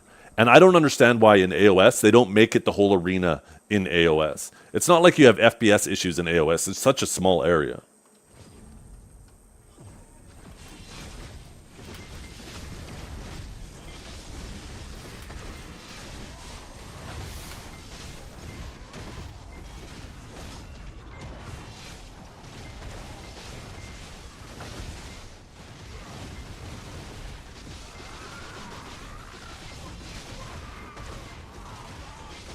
Awaken Sage practically abuses that too, right? Like if my horse is over there outside of render distance, right? I can travel to it pretty damn quickly, and then I'm invisible for part of it. Like my horse is outside of render distance. Let's get to the edge. There we go, right? So, like, if I know it's over there because I see on the map that my party members, there's an arrow there, and I want to rejoin, right?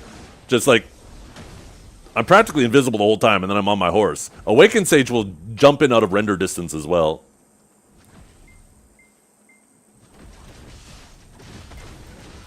I should have actually been a couple steps further back there.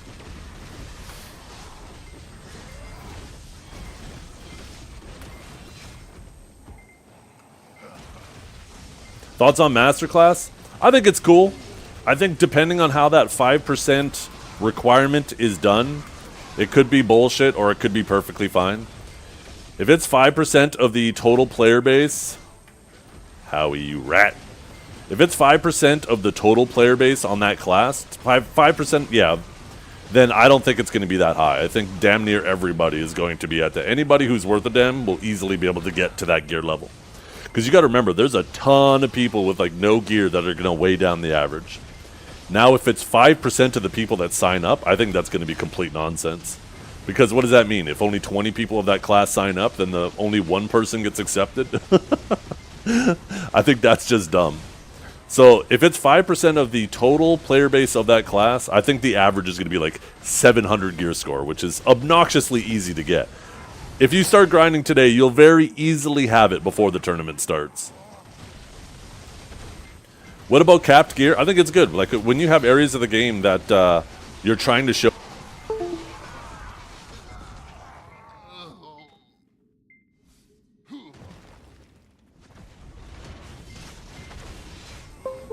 When you have areas of the game that try to showcase skill, then it should be about skill, not gear, right? The hell? Fucking rats! Oh my god, the rats are out today.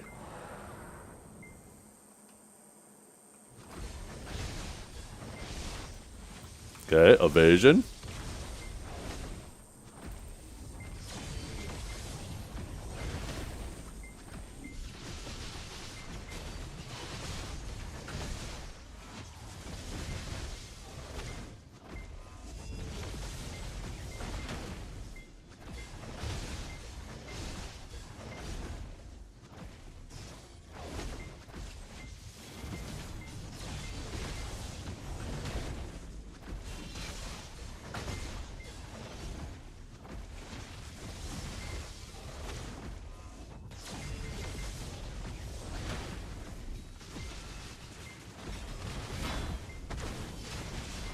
Bing!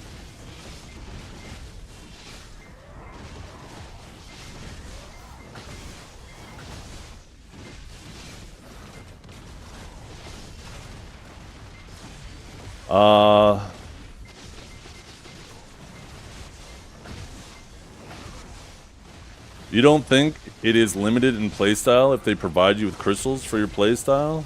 If they don't? Well, I mean, if they do it AOS, it's fine, right? If they do AOS caps, it's fine. If they do like Node War and Siege, then it's not. AOS has like proper gear for practically everybody. Like you shouldn't be trying to go into it. What are you advocating for? Like they should have like you should be able to run 6 DR crystals in there? No.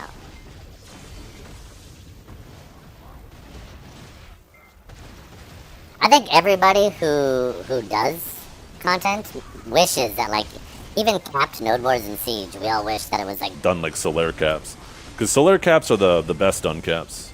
Because you actually do have gear options depending on your class. The Shy has a +0 talent weapon? Yeah, but you're going against other Shies that also have a +0 talent weapon. That's the thing about the master class, right? Is if there is a disadvantage due to setup, well, it's applied equally to both classes, right? Or both participants because they're playing the same class. Yeah, it's gear equalized, right? It finds gear that is all relative to each other for different setups. Which is much better. It's a much better way to do it. Be scared? I'm fucking terrified. Look at that OP hash over there just threatening me with his presence. I'm just a humble sage out here trying to make some gains with my Oct weapon. I have this hash just staring me down menacingly.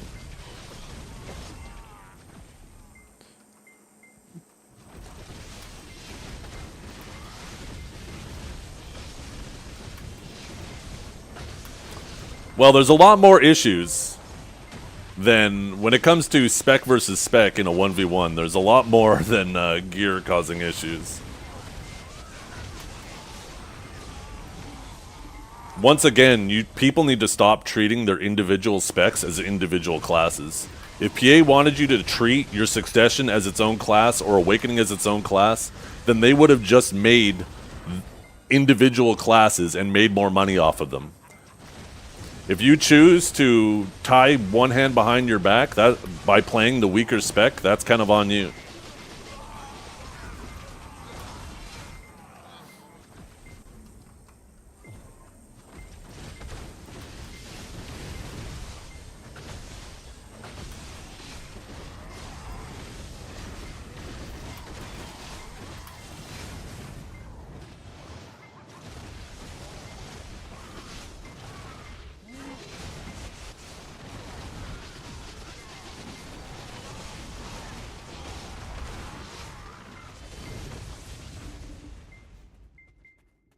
Well, that's the whole point, Securus. That actually proves my point.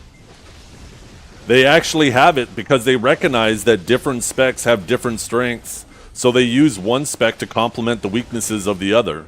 Like I said, they would have just... Oops. They would have just made individual classes if they wanted you to just have individual classes. They would have made money off that.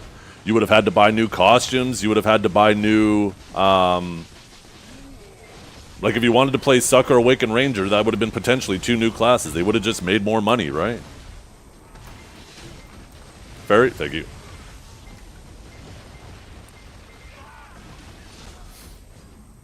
Well, I never said that they accomplished it perfectly, but there's a lot of classes that they've accomplished that very well, where you have your 2 specs that its weaknesses in one area, in one spec, are complemented by the strengths of the other spec in that same area.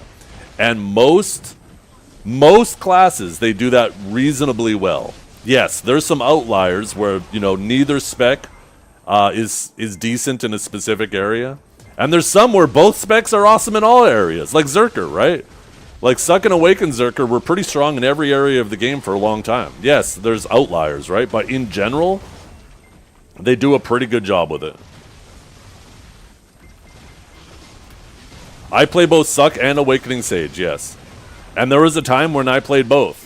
When Suck was stronger in large scale, I would grind and play during the day with Awakening, and then when it came to Node War and Siege, I'd play Suck, because I love both sides of my spec. I don't treat it like 2 separate classes. I treat it like a coin with 2 different sides to it.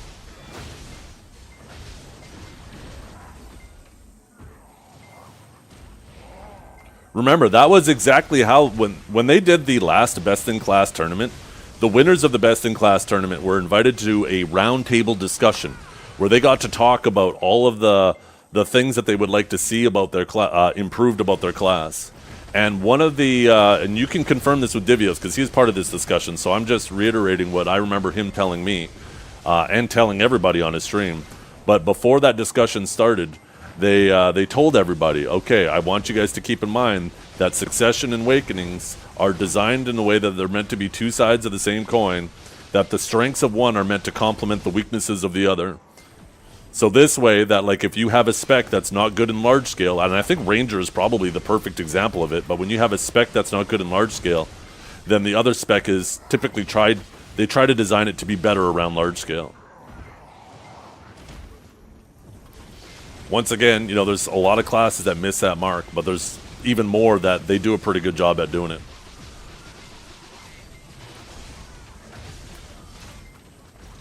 Then why is Suck even an option in many cases? What kind of question is that? Once again, with Rangers, Succession Ranger is way better at large scale. What do you mean, why is it an option?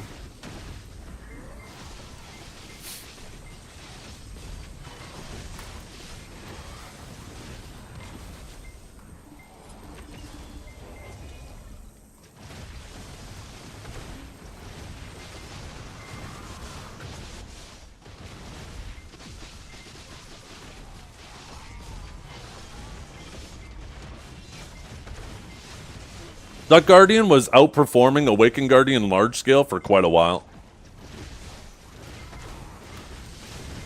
And Awakened Guardian does better than Suck Guardian in Arena of Solare. So there definitely is that delineation between the two. Now, they both aren't really insane in either of those areas, but, like, let's be honest here. Does your class have to be the best in the game, or does your spec have to be in the best in the game at that one specific thing in order for it to be considered okay? No, obviously not. That's just obnoxious.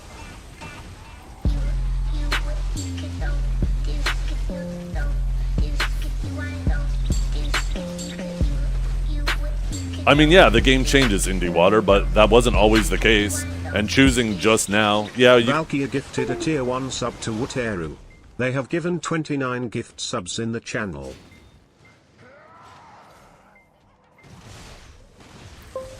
Your class... You can make an argument that your class needs some buffs, right? And that's true, sure. But that doesn't mean that the intent isn't clearly shown there, and that we haven't seen that intent in the past. I do like Ascension classes. I think Ascension classes are pretty cool. A pretty cool design.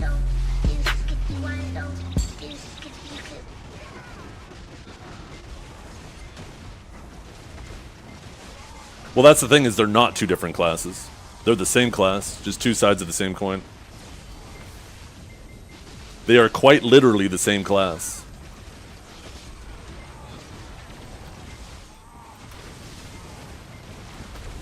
But yes, they both play very differently. The same thing like with Ranger. Once again, right, if just think about it, right? So many people want to be like, well, PA's so greedy. All they want to do is sell crons and make money, and they're milking us, and they're acting like PA's the most greedy company. Like, if they are so greedy, then why wouldn't they have just made every succession its own class? Think of how much more money they would have made then. People don't realize that these opinions they have contradict each other.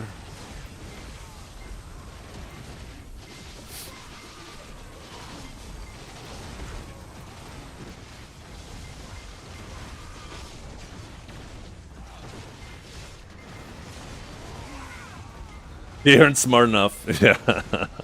Yeah.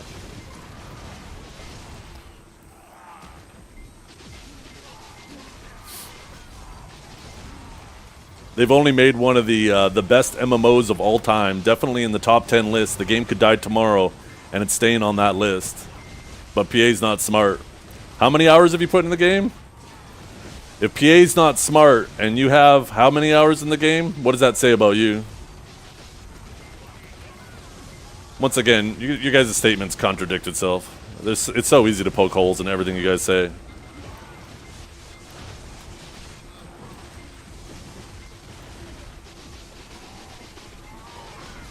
Is this game pay to win? It depends on your definition of pay to win.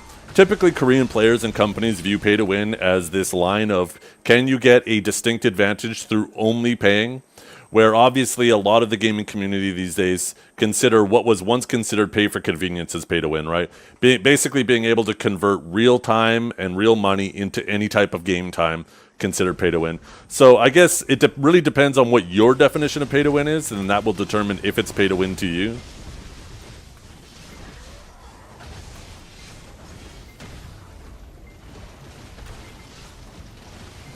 But that's the thing, is those crons can be purchased from a vendor. And most people do that these days. Crons are just an extension of silver. You can make an argument as to why do they have the difference between vendor crons and costume crons as large as they do, especially when it was smaller at one point, like reasonably smaller. I think a lot of people will recognize that even if you had just a 10% difference between vendor crons and costume crons, you know, they always want to make sure that costumes are always selling, right? Because that's their form of revenue. And you need to make sure that the whales are still able to sell their costumes. So if you make it a 1-to-1, then who's going to buy costumes if they could just go to the vendor and buy it for the same price? But at least if it was just a 10% difference, it wouldn't affect costume sales at all. And people would still first go to the central market to look for costumes before they went to the vendor.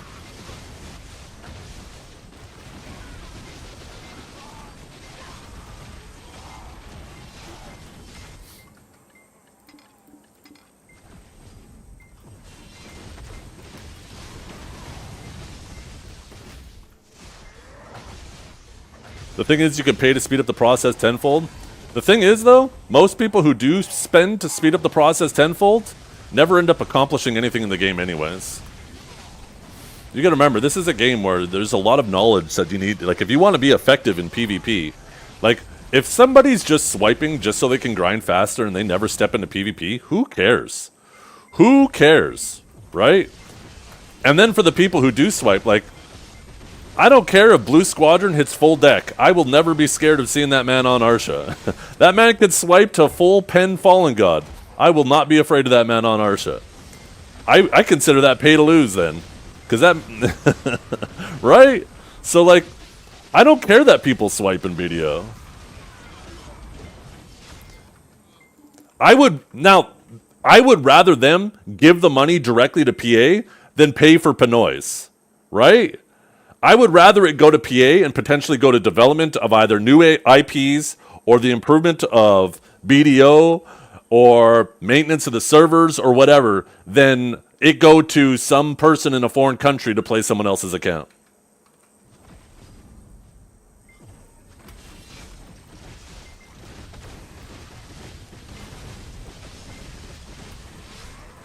Yeah, and that's fair. I think it's fair to call it annoying. I think that they've definitely made pay to win too affordable these days. It's a little too cheap compared to what it used to be.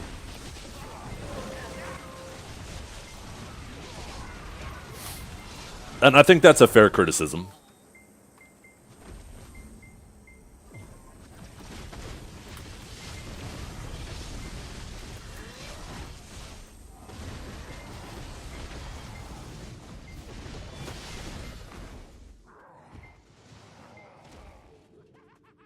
Too cheap? It is. When you take advantage of all the 1+1 sales they're doing and then you buy like these RNG boxes for half price, like you're basically getting it for a quarter of the price. Plus sometimes you'll have like a 20% coupon to use on top. When you start stacking these deals on deals on deals, it becomes crazy affordable. Without the deals, it's actually perfectly reasonable. So, like I said, right now I'm kind of giving them a pass. You know, whenever it's like a super hype time of the year near a ball or there's the 10-year anniversary, it makes perfect sense to try to hype up the community and have sales going on. But if it becomes like just the standard all the time, then I have more of a problem with it.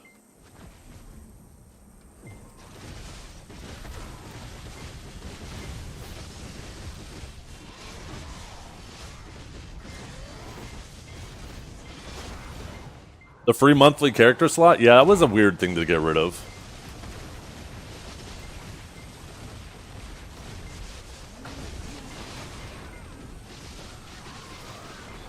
I don't even know what that means. Why do I keep getting so many limbos? I've been getting like multiple limbos a day.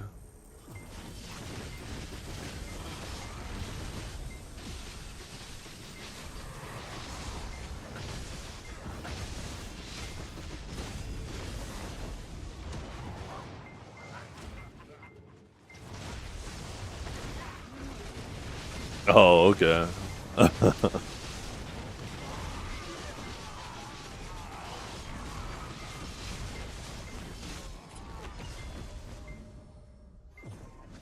100% drop rate on? I practically have a maxed out drop rate anyways, though. Even without the event.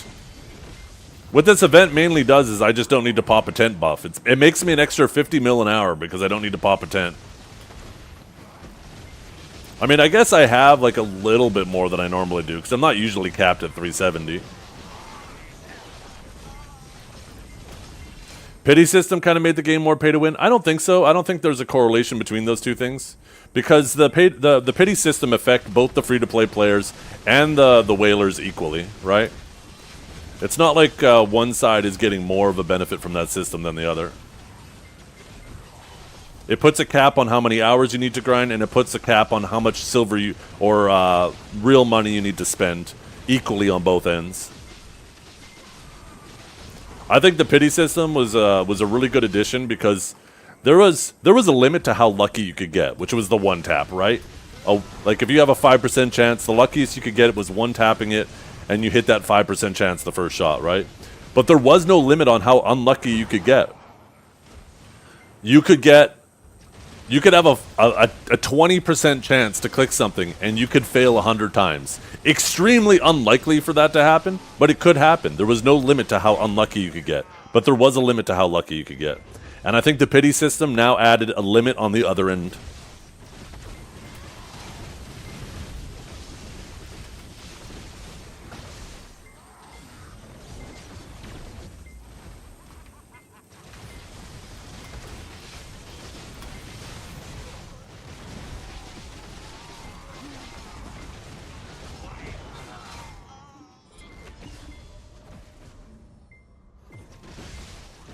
Now,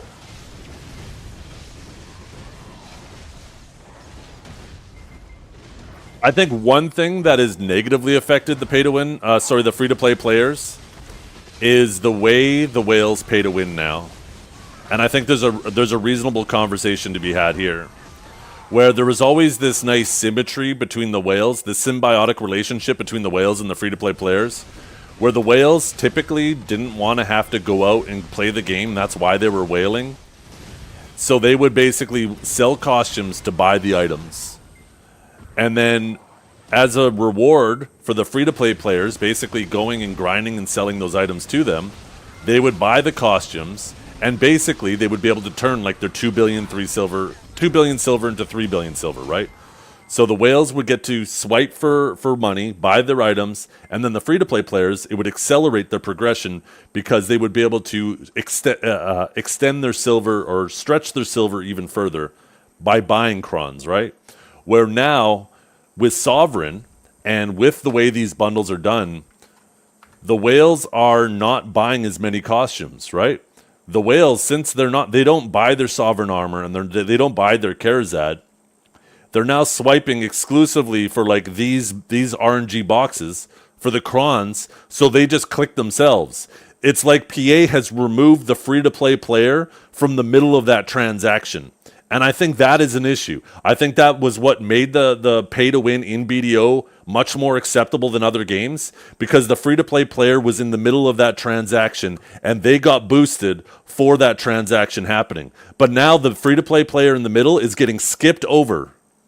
And I think that is something reasonable to also be upset about.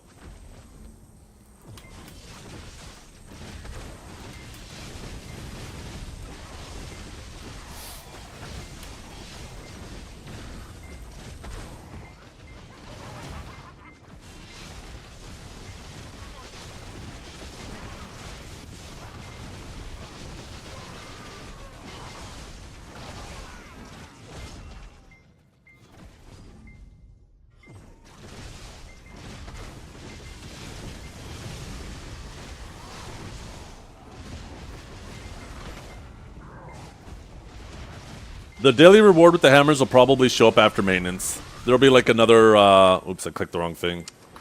Where is it? Login rewards. There'll be another tab up here that'll probably be like a 2-week long thing or something. That'll probably be next maintenance, would be my guess. Did I accidentally drag something off my bar? I'm missing whales.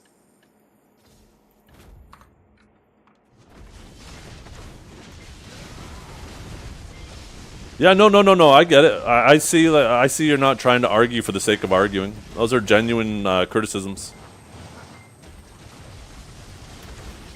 I spend lots of time talking about this stuff and thinking through it and hearing different perspectives of it, right? And hearing different perspectives kind of helps you kind of hone in on the truth. Because the truth is almost always in the middle, right? When you have two people who are having a disagreement about something, sometimes the truth isn't so obvious, and proper discussion about it kind of will lead both parties to the truth. So I like having differing opinions on these things. None of it has come off as arguing, you guys.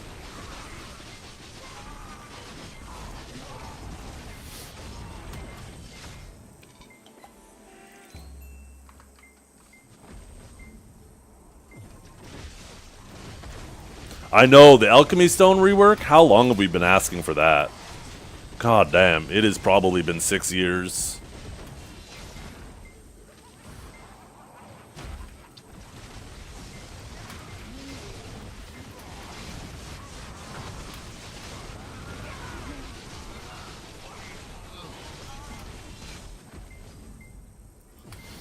It was probably around the time I made my Splendid Destruction Stone, because that was when that's when the jig was up, right?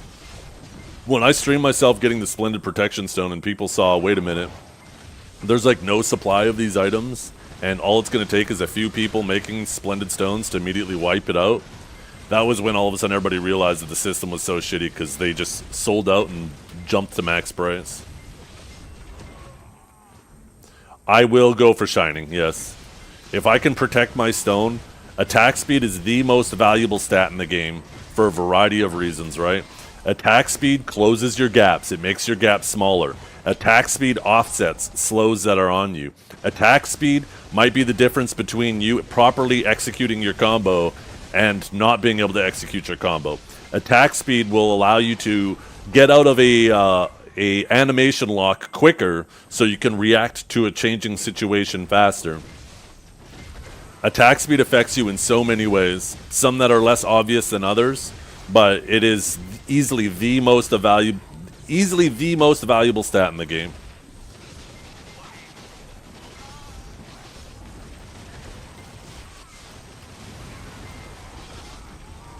There is a reason why they give it out so rarely.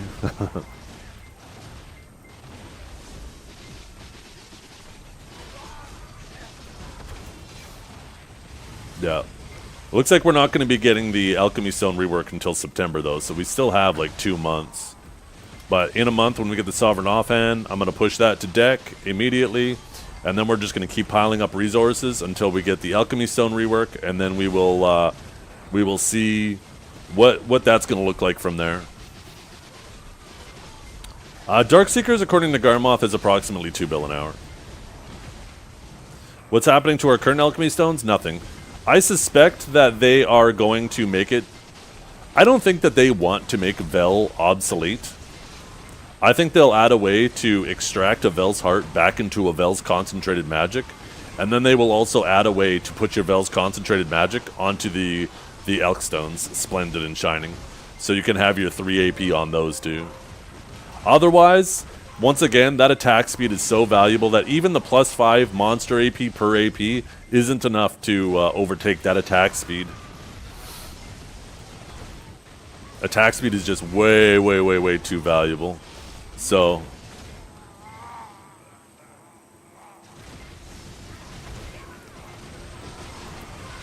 I have a feeling we'll see them do that. So I wouldn't go and sell your Vel's Hearts yet, you guys. You might end up needing them.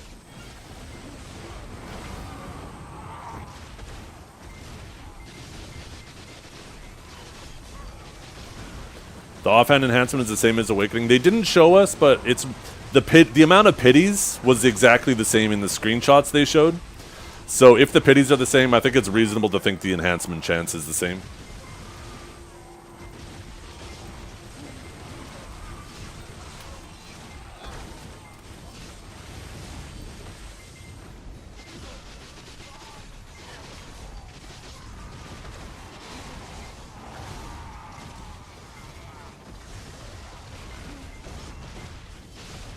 I think creating multiple new items is significantly more work.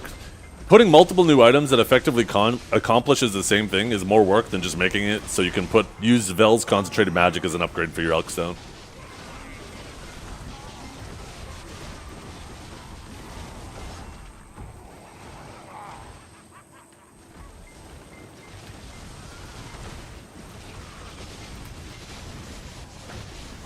It just doesn't make sense to have like a Vel's Heart or your traditional Alchemy Stone, both of them basically having the same stats.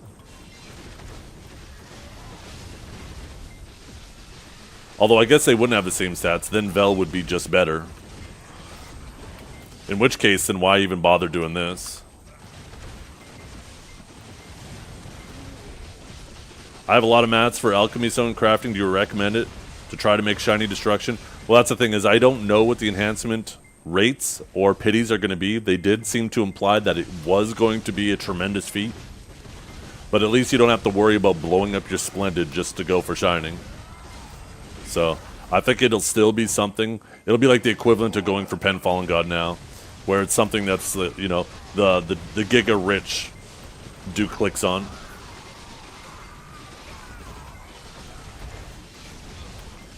Yo, what's up, Briskendo? No, I'm pretty sure that was the pity on Splendid, not Shining. I'm pretty sure the 35 pities was for Splendid. I don't think they showed the Shining. Here, I have, or I had the ball up. I could look it up right now. I could double check. Let me fact check that.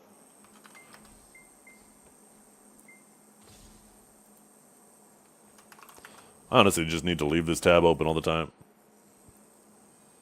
I'll get a timestamp and everything too.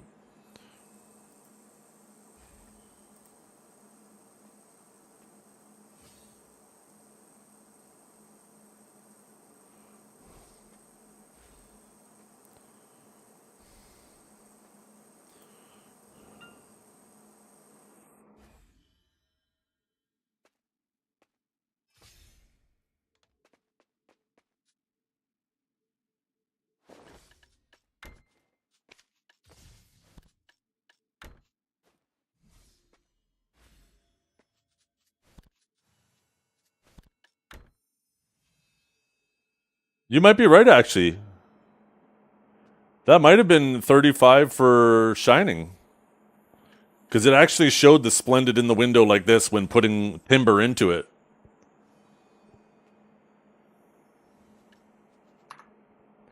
If it's 35 pities, they're going to have to make it an insane cron price.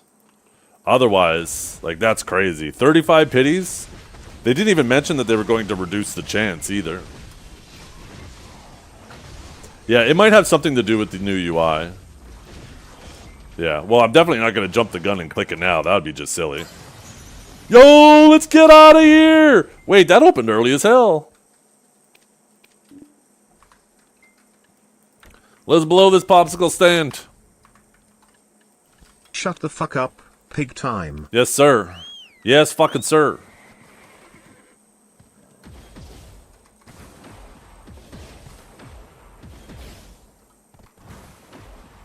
Serenity true, no drop rate. Can you swap to Balin 06? I bet Balin 06 does have a drop rate.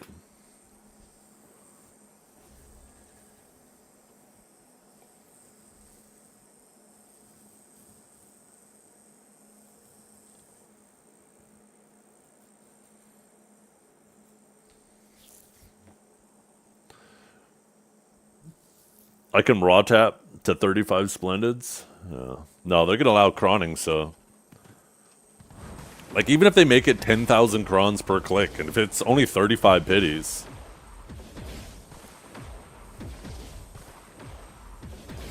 I think that might be a UI thing, though. I don't know, that is odd. 35 pities? Fuck. That is dirt cheap. What kind of mount is that? This is a Sage Horse, that's what it is.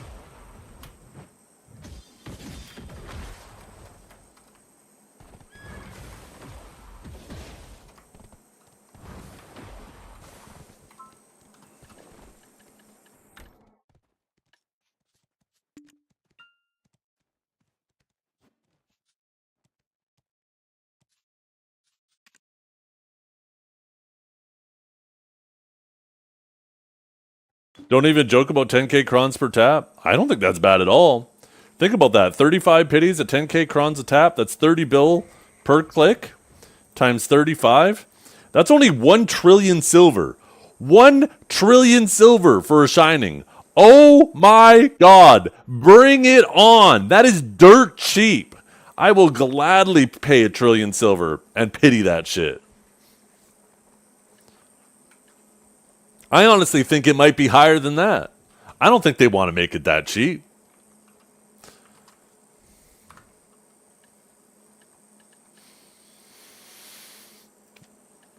Says the rich man, what makes you think I'm rich?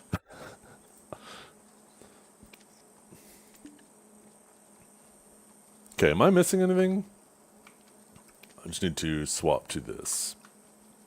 Grab my horse buff. Yeah, no. I'm talking Shining. For Splendid, it'll probably be much less. I could see Splendid being like... I would have originally predicted it'd be like 500 bill for a Splendid and like 5 trill for a Shining.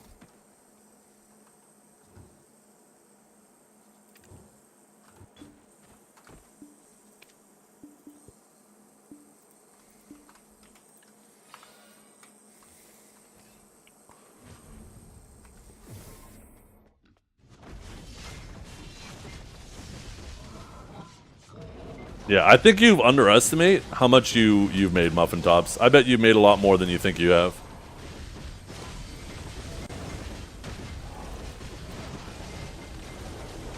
I honestly think Splendid should be priced around the same price as, like, what a Deck Cares ad would cost you. I think that's, like, the same kind of tier level of item.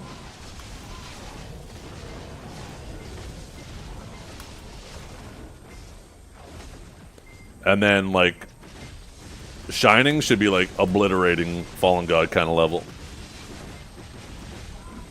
If it ends up being 1 trillion for Shining, tons of people are going to have it real quick. I don't think you realize. They're going to make so much money off Trep swiping. Oh my god. Trep, are you back on video?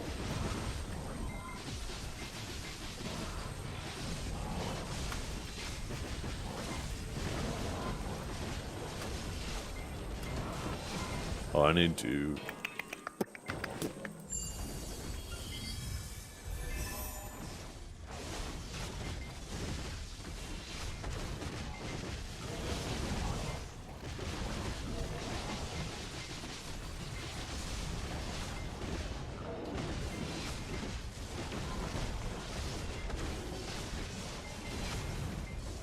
Oh shit, my loot scroll isn't on.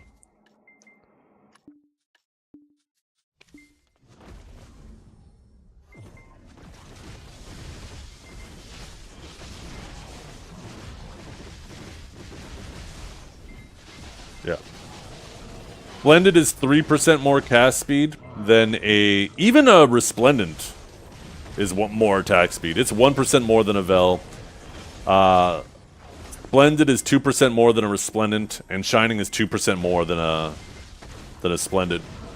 So a Shining over a Vel is 5% more attack speed.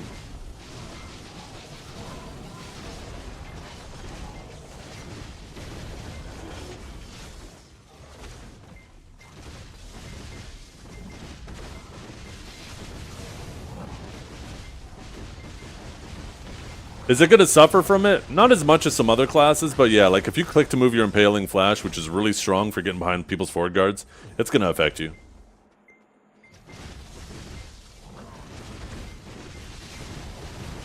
Oh yeah, attack speed is really strong. Not all abilities scale the same with attack speed. You would think just like a 5% increase would be a 5% increase, and it isn't. There's some abilities that, I don't know what it is, but it feels like they double dip or triple dip into attack speed.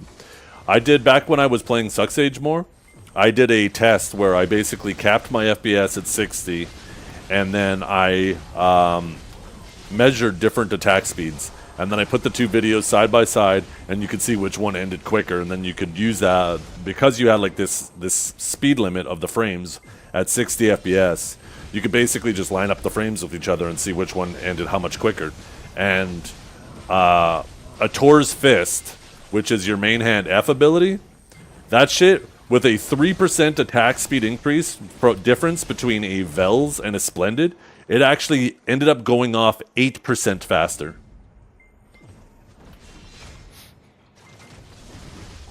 So there's definitely, I don't understand how that happens, but it does. There's some abilities that just seem to like double benefit from attack speed.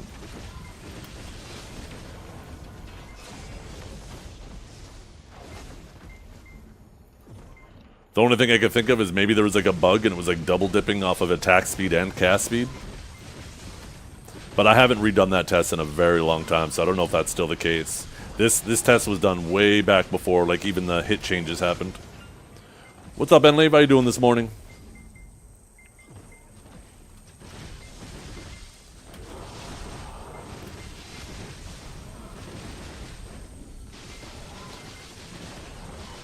Well, that's the thing, right? Is a 3% shouldn't be just a 3% because all of these buffs are supposed to be additive with each other. So if you already have 10% from your add-ons, then plus 3% on 110% isn't actually 3% over what you just previously had, right? It should actually be less than 3%. So the fact that it was closer to 8% just didn't make any sense. That's just such a massive, massive change. 35 for Sharp? I saw... Here, I'll show you the timestamp, right? Like, so in this window here, In that window right there, it shows the Splendid in the window, and it shows him putting logs in it, but it also shows him at 12 of 35 pities. And typically, whatever, like when you're enhancing Sovereign, for example, or Karazad, it'll show the item that you currently have, and then the pities of going to the next level. So, like, if you extrapolate, that almost looks like 35 pities for Shining, but that seems way too cheap. Unless it's an absolutely obnoxious amount of crons per click. Go a little bit further ahead, 45 seconds. Okay, just 1 sec.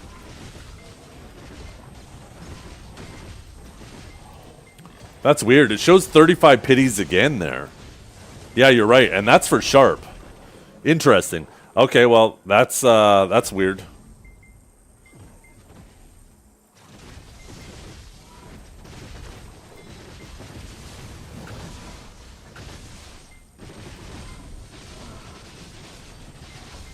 I didn't even have to go ahead 45 seconds. I literally had to go ahead 2 seconds from when I linked that. It was, right? So if you think about it, 3%, you know, that goes into 133, 30, almost 34 times, right? Or closer to 33 times, but they typically don't want the pities to be the average, though, right? Typically, pities are higher than the average. So that might have been just a placeholder image where they're like, okay, we want to articulate this and, you know, showcase that it will have pities. So they just picked some random numbers. The numbers probably weren't final. If it can downgrade with crons, they're not going to do that. They're removing downgrading with crons from every area of the game, so why would they all of a sudden have that with alchemy stones? I think that's an unreasonable assumption. I think there is still a chance of that, but I'd put it at like less than 1% with the way they've been changing the game.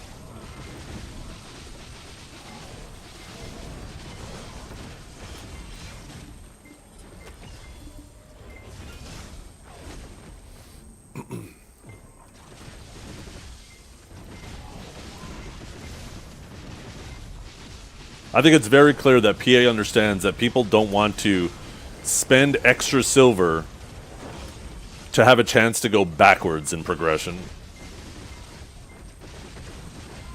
They're killing downgrades in general? No, they've killed downgrades with crons. Not downgrades in general, with crons.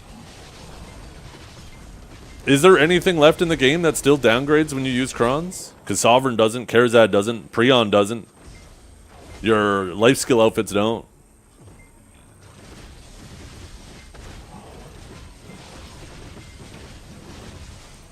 Maybe I missed something. Debos don't. Debos don't downgrade if you use crons. Yeah, life skill accessories don't downgrade either if you use crons. Acidel doesn't.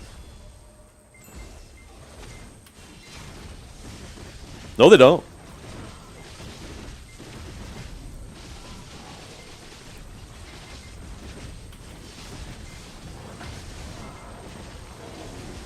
Do they?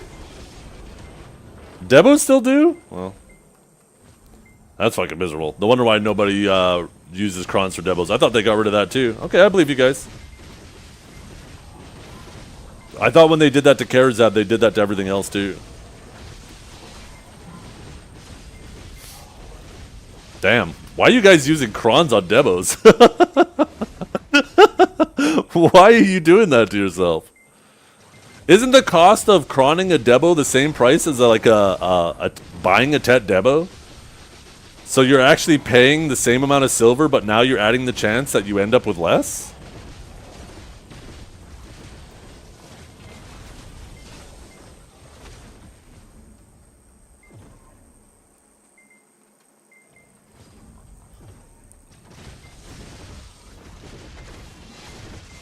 Wait, I think I accidentally timed someone out for an hour earlier and I forgot. God damn it, we need to go back. Who was it? Shit.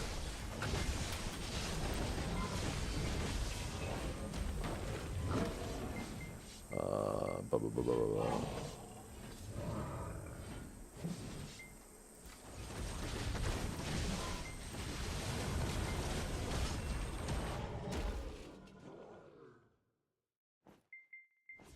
Somebody muted me, and then I clicked it, and I was like, I think I did an hour there, but I wanted to finish my thought quickly, and then I completely forgot, because my fucking brain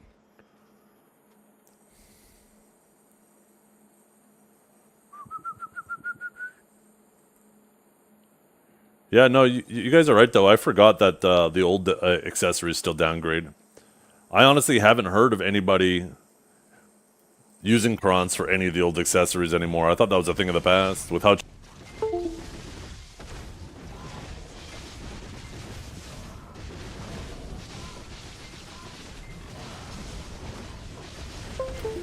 nice.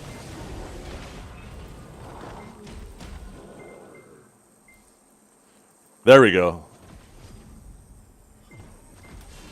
Damn, how he rebanned him and then unbanned him. Just so you can say he did it.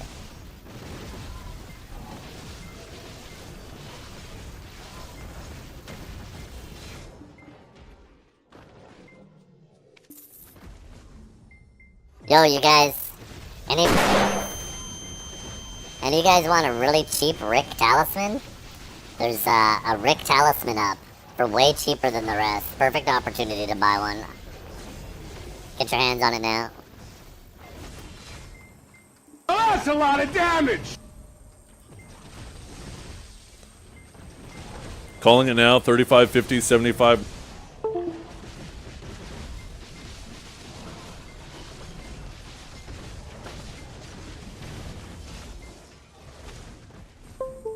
Maybe. Jesus Christ, that's Jason Bourne. Tasty Kate. When they add it, if they give those exact numbers, come back to my stream and remind me. I'll go through the chat logs, and if you're on point, I'll give you a little VIP for being a fortune teller. What would I do with a second Rick? Dual wield them, obviously. Duh.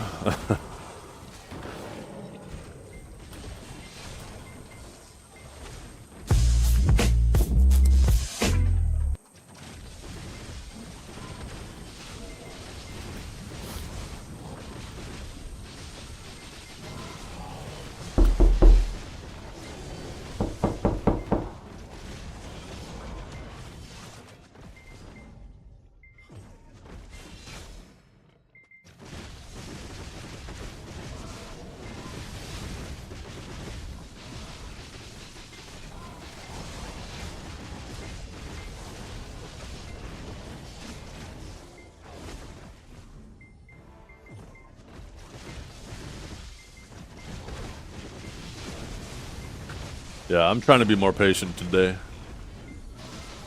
We're just reiterating a lot of the things that we said, so maybe no more timeouts on mutes.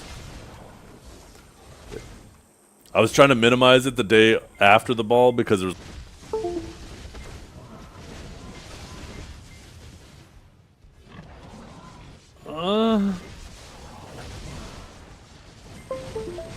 There's lots of conversations of trying to figure out how the... like, trying to figure out what they meant when they were saying at the ball.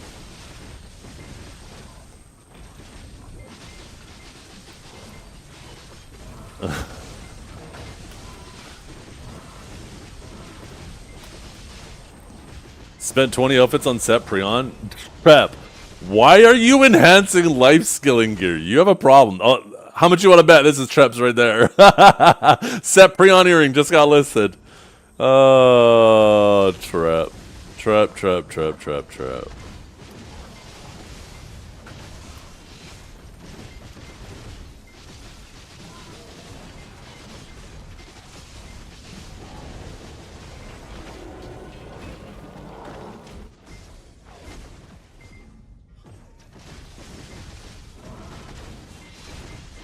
Is Trap it? Always has been. Always has been.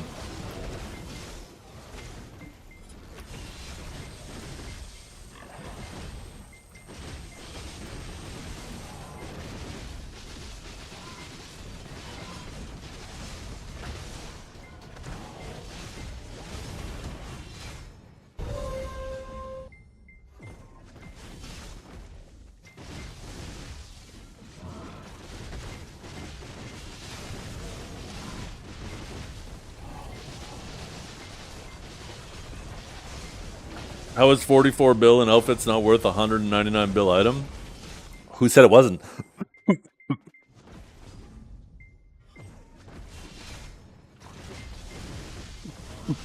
Oh, I got a tickle in my throat.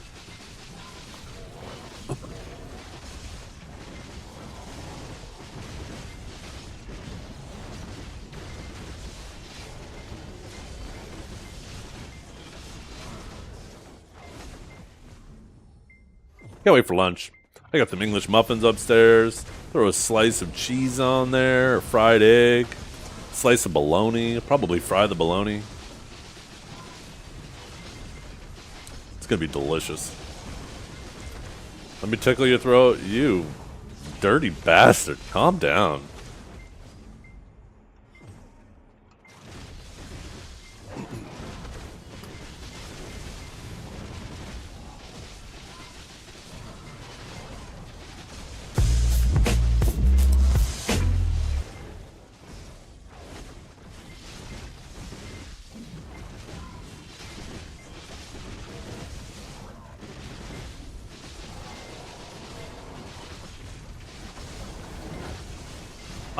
I think pushing your current weapon to Oct is a good choice.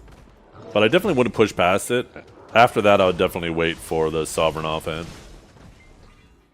Although the Sovereign Offhand is going to be a lot of stats. I don't know. Actually, maybe wait for the Sovereign Offhand, because you're just going to get like an extra 13 AP for grinding off rip.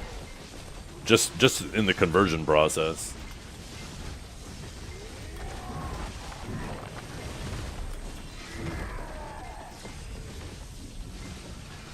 It's plus 15 at base? Are you sure? Oh my goodness.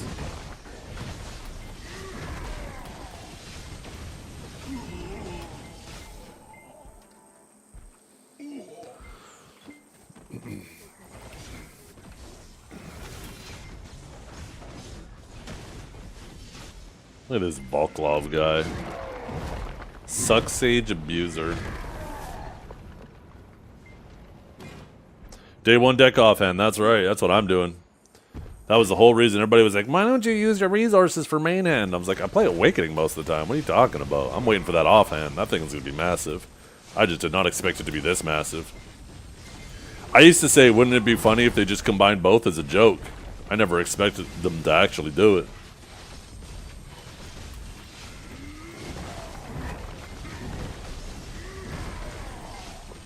We do know the stats of it. It's literally the both offhands combined.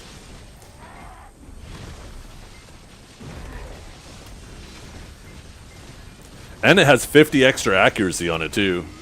Over a Pen Blackstar. Has like 74 accuracy at deck. Crazy.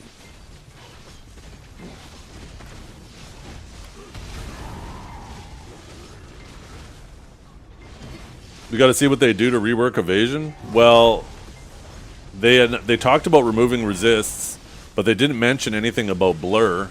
So if blur sticks around and resist no longer exists, then blur's buffed. You no longer have that downfall, right? Because everybody has no resists.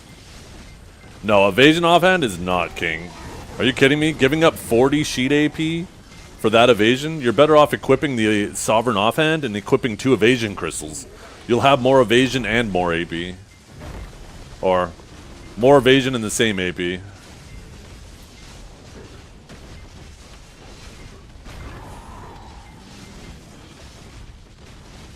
Evasion offhand is officially dead for everything but Shy with the Sovereign offhand.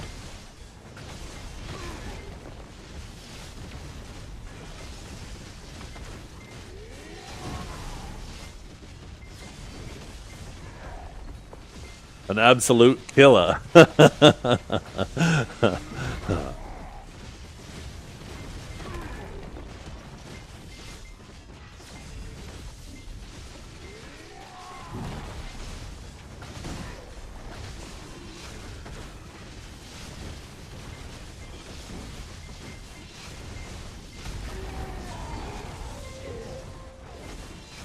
Have you ever had a dream that Yo, super guy. you could Thank you for the sub.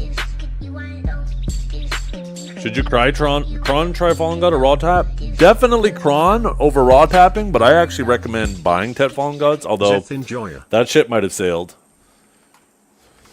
So, Trep, they're also combining the armors too, right? So that's the reason why they're giving 50 more accuracy to the Garmoth main hand and 50 accuracy to your sovereign offhand is because your gloves are going to have the evasion and DR gloves combined. Your boots, to evasion and DR combined.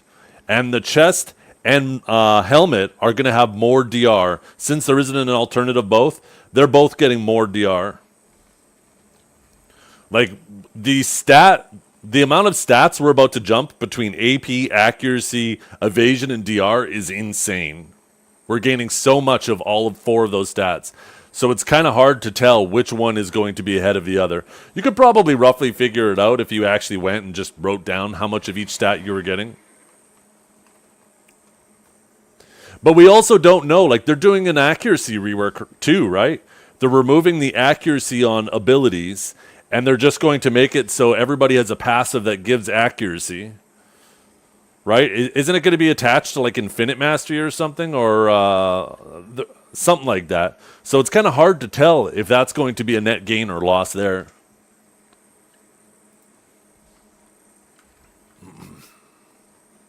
Like, right now, there's just so much up in the air.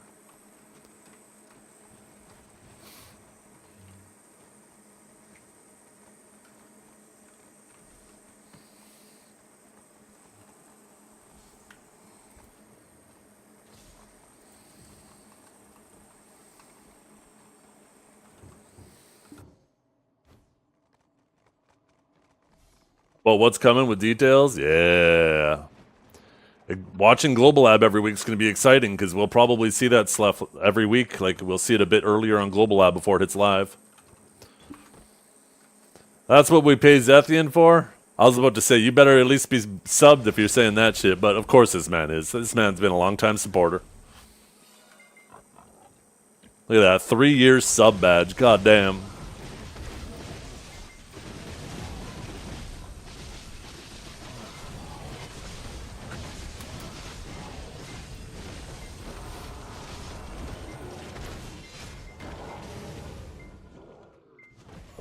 Yeah. Pen Fallen God becomes Oct.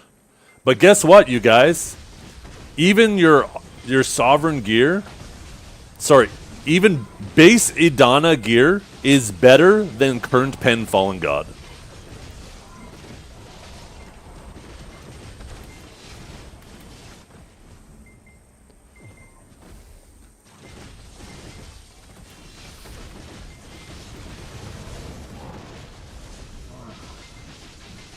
They showed the chess piece, and the chess piece has 10 more DR. A base Idana chess piece has 10 more DR than Pen Fallen God currently does now. No, Tet isn't going to be Pen. Tet is converted to base. Pen is Oct. A base what? Idana. That's what the new armor's called. We could call it Sovereign because it's easier for people to understand, but it's technically called Idana armor. Base Idana armor, though, is better than the current Pen Fallen God.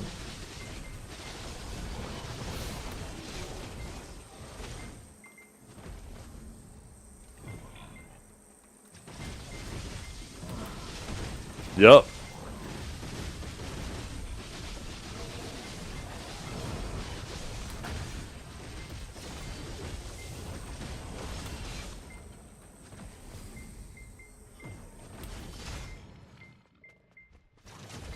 A red glow with a yellow glow? That is kind of annoying, isn't it?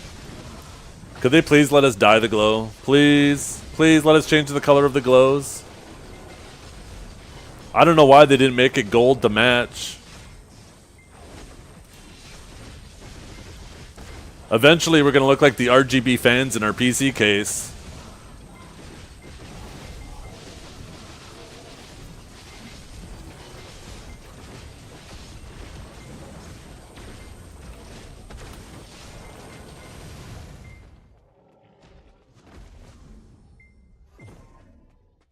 Pet does become base, trap.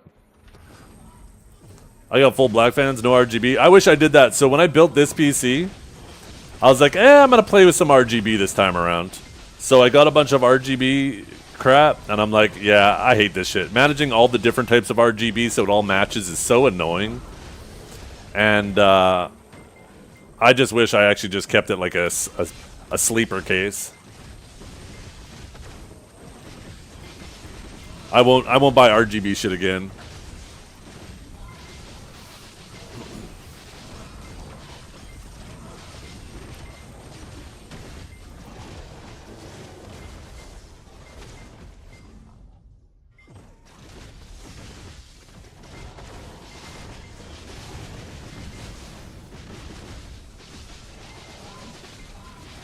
Yeah, full matte black. That's the way to go.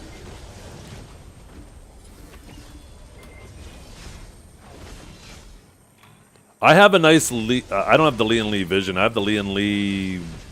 I can't remember what case it is. It's a big one. It's a big puppy. But that's the thing. Even with Signal RGB, all of your shit doesn't. Like all your shit, unless you get like all of your. Everything that has RGB on it from the same manufacturer, even like the different colors and stuff, seems slightly off. The way they oscillate, the way the colors rotate, it's super annoying unless you make sure that every single RGB is like from the same manufacturer.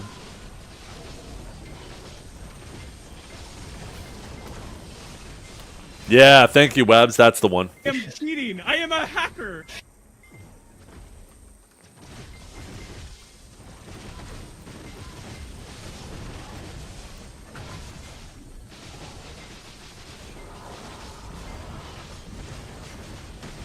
Ooh, Bond, let's go.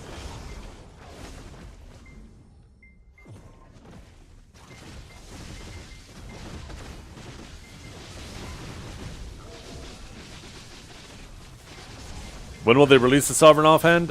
Type in exclamation mark dates. They have a timeline of when they plan on releasing everything.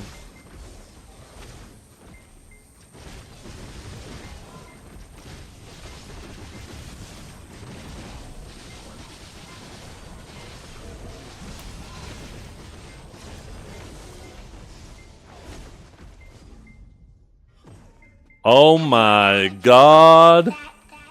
Yo, Mr. Gimpy.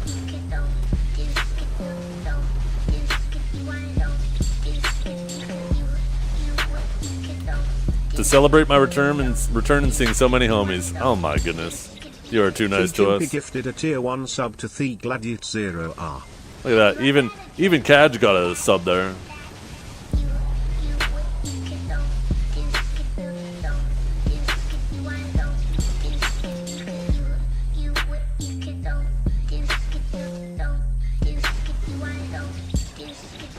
The Chimpy gifted a tier 1 sub to Electrify _. Just think, Trap, if you use that 40 bill to make that 200 bill earring, that means you could turn that 200 bill earring into 1 trillion silver. The math adds up. The math adds up. Don't be a bitch. The Chimpy gifted a tier 1 sub to Gunner _404. Have you ever had a dream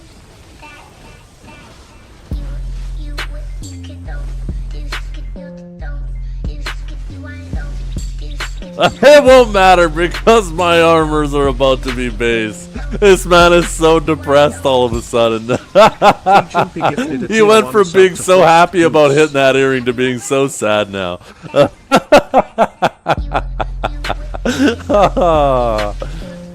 He's about to have lines on his gear again. He's pissed.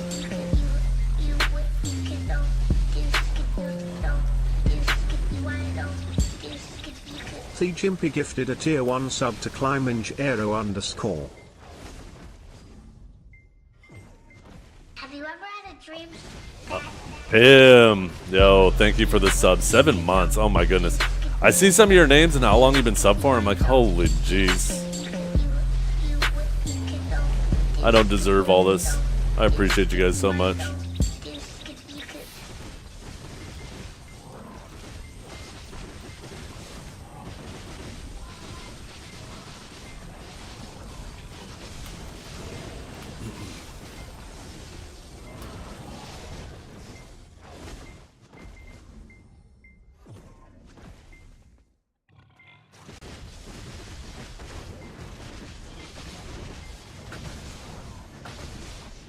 My 70-year-old Hattie fuel Russians. Yeah.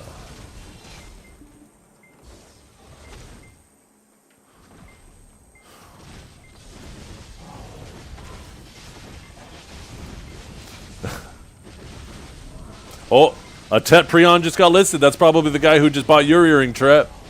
Time to buy that Tet and make it Oct and then sell it to the guy so he can get his other earring.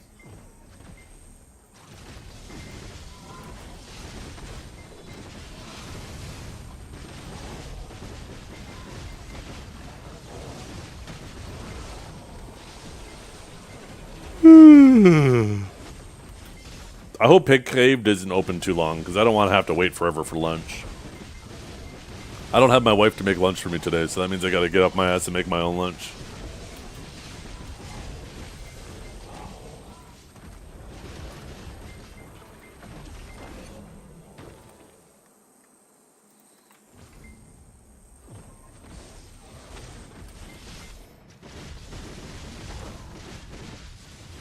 I just realized I shouldn't bother putting these in there. I'm gonna melt them all down after anyways.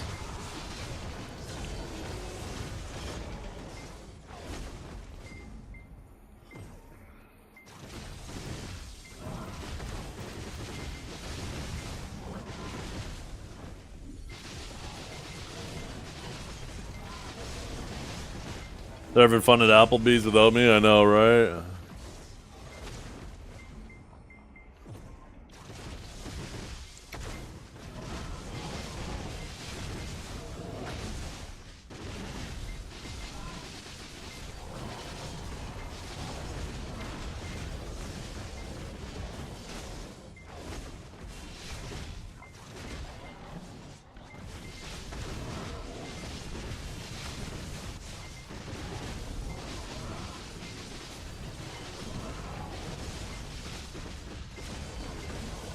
Oh, man. I need another cup of coffee.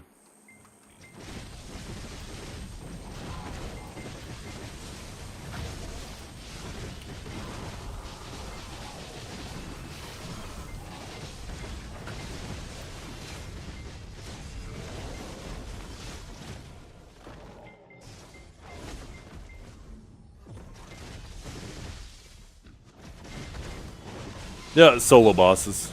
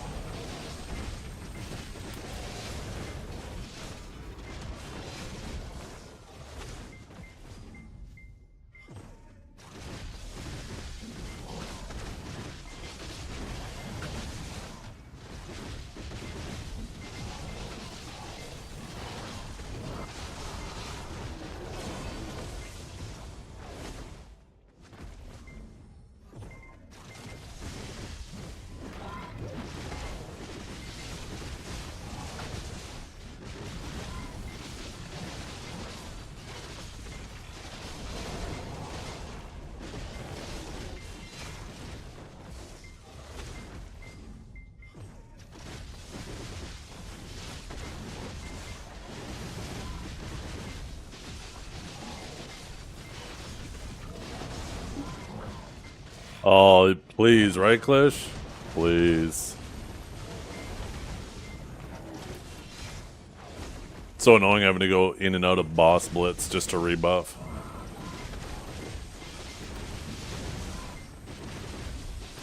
Yeah, I'm typically not a fan of time-gated content either.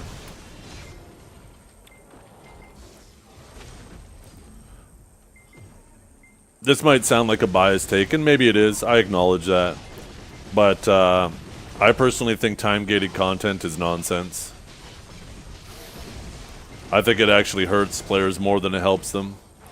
Because it's not like somebody like myself hasn't put in the effort. Whether I put in the effort before it comes out or after it comes out, who cares?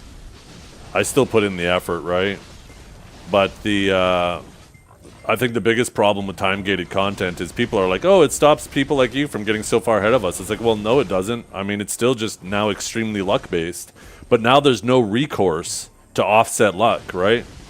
if somebody gets super lucky with their clicks, they could be full pen in like the first 3 months or 6 months or whatever, but you might be still sitting on duos, and now it's like there's nothing you can do about it.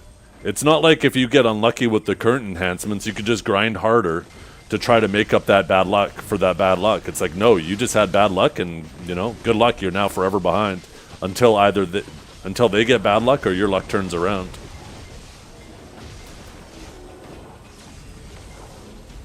Think of how miserable that'll be when you see somebody getting full pen and getting their glow on their armors, and you're still struggling to get one of your pieces to try because you're having bad luck. And there's nothing you can do about it.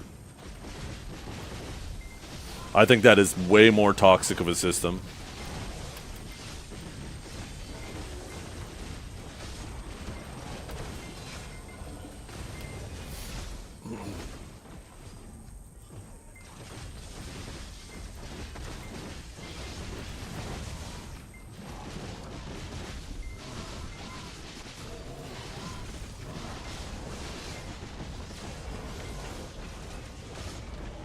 Yeah, that's exactly what it's going to be, right? Why would you use anything under a 300 stack? You're going to want to maximize the efficiency of each click by having an obnoxiously high stack, for sure.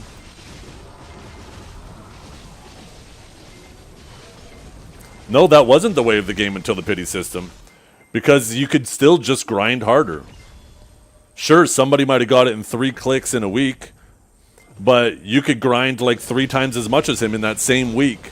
So you both got it within a week, just one had to work harder for it. With it being time gated, there is no option to work harder for it.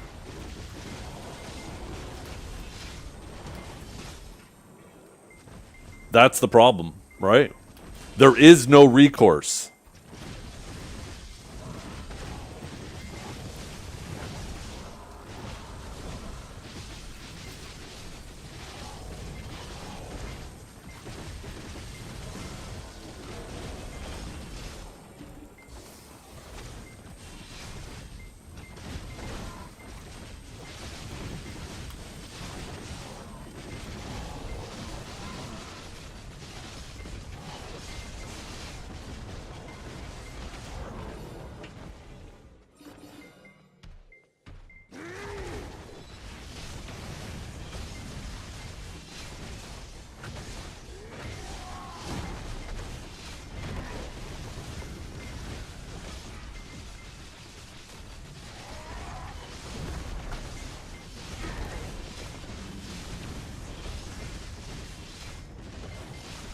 Don't even want to grind until the new class drops? Are we talking about Savior? Because that's the only new class that matters.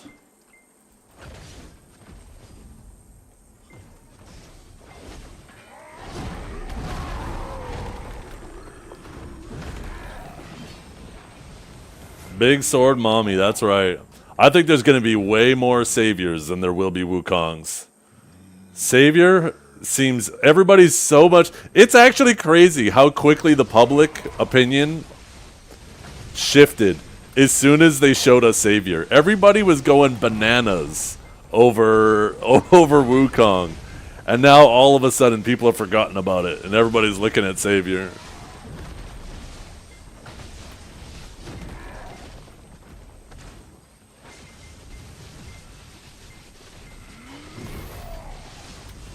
Anyone talking about Savior? Wukong.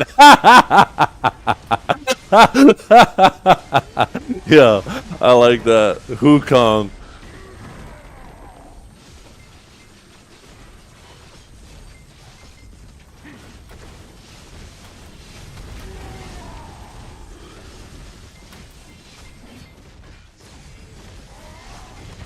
Yeah, Wukong is the new class that we're getting next week. Savior is the class they tease that will probably be coming at the Calpheon Ball in December.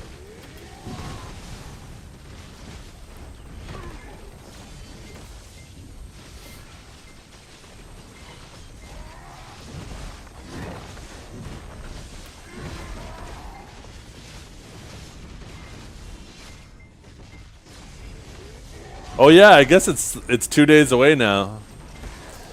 So, my life operates in maintenance weeks. So the new week doesn't start on Sunday for me. The new week starts whenever maintenance is. So we're still living. This is still last week.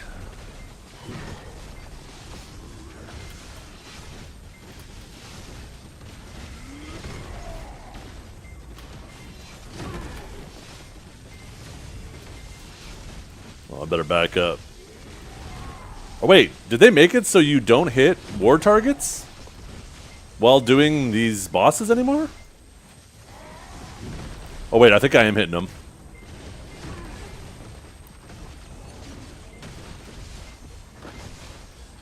I just saw my chain lightning chain to something else.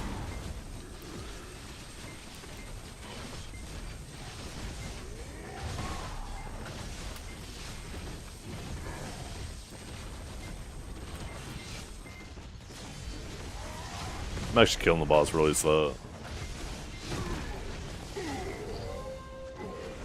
Oh yeah, he moved it, that's why.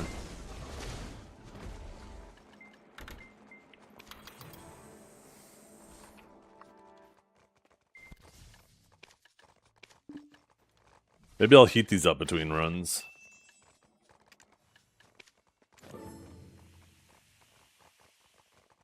Ooh.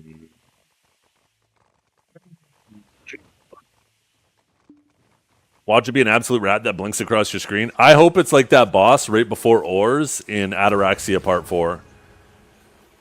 You know when you're grinding Orzekia too, that little boss that spawns at the end of every cycle? I hope that Savior is like that.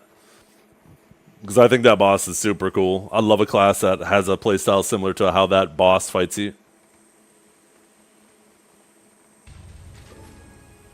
Yeah, you have a 5-minute window to kill that boss, so if you don't have enough AP to do it, he'll despawn on you. Oh my god, my character sucks at processing. How many times is he gonna fail?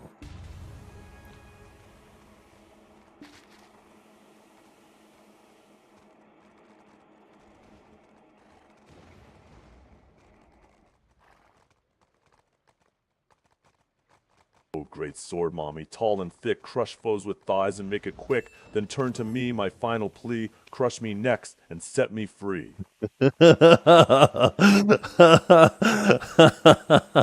Oh my goodness, fucking poetry.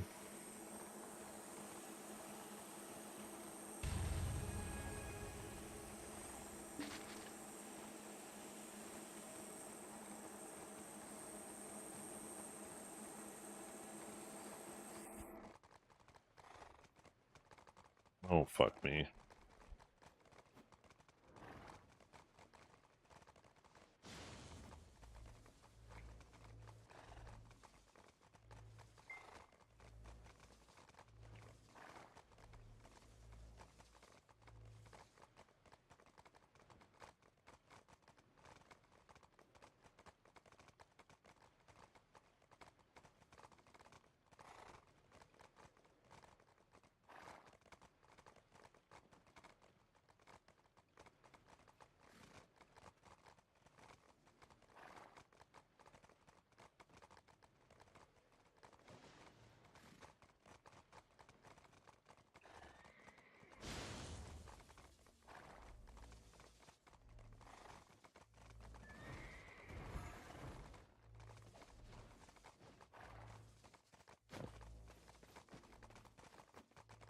Oh, we need to rehouse buff.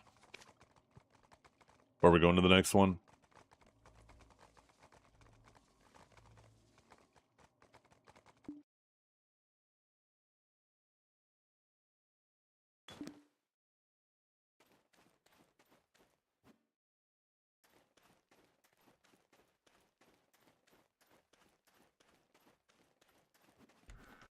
A casual with a black star survived that pig boss. He only really has like one dangerous attack. And I think he'll like flicker white and then he does like this spin.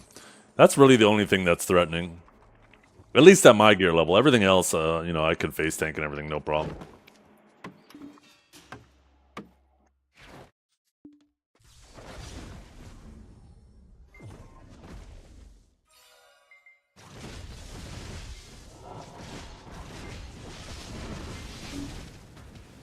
The old cooking tokens?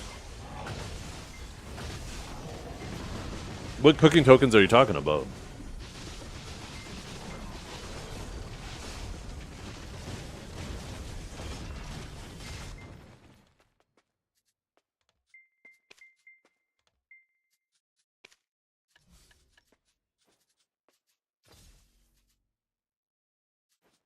You're talking about these? Imperial Cuisine?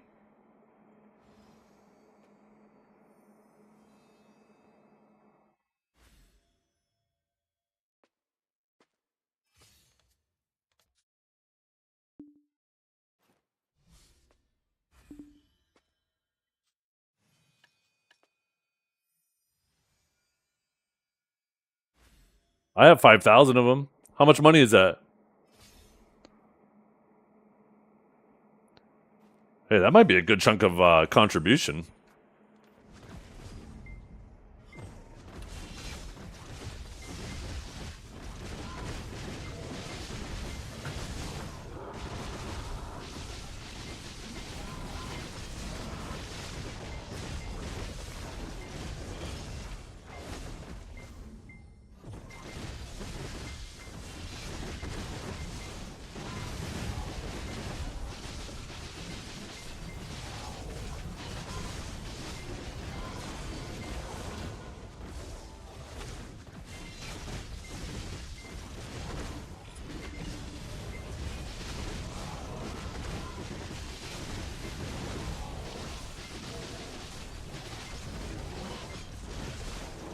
Wailing Fallen God armor, 184 bill. That seems pretty cheap. Yeah, I'd still buy my Ted armors.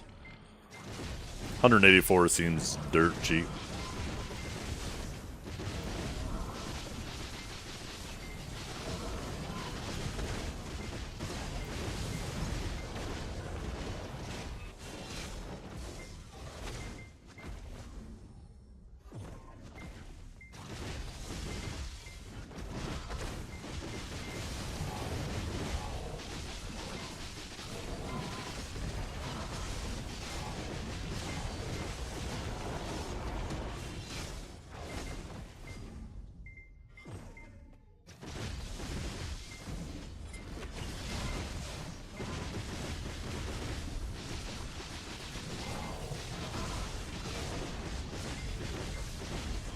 Oh, those things. Gotcha.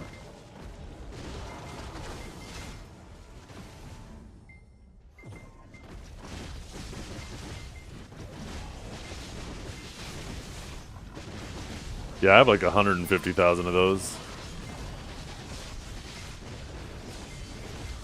If I was full tri armors, I would legit just save up, buy a tet, and then sell my tri. Then that'll give me a head start on the next tet. I would do that.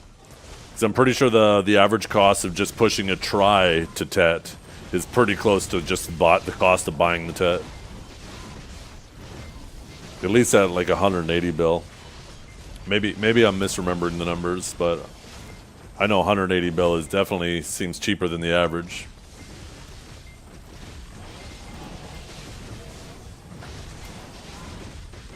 I like it. I think it makes a lot of sense.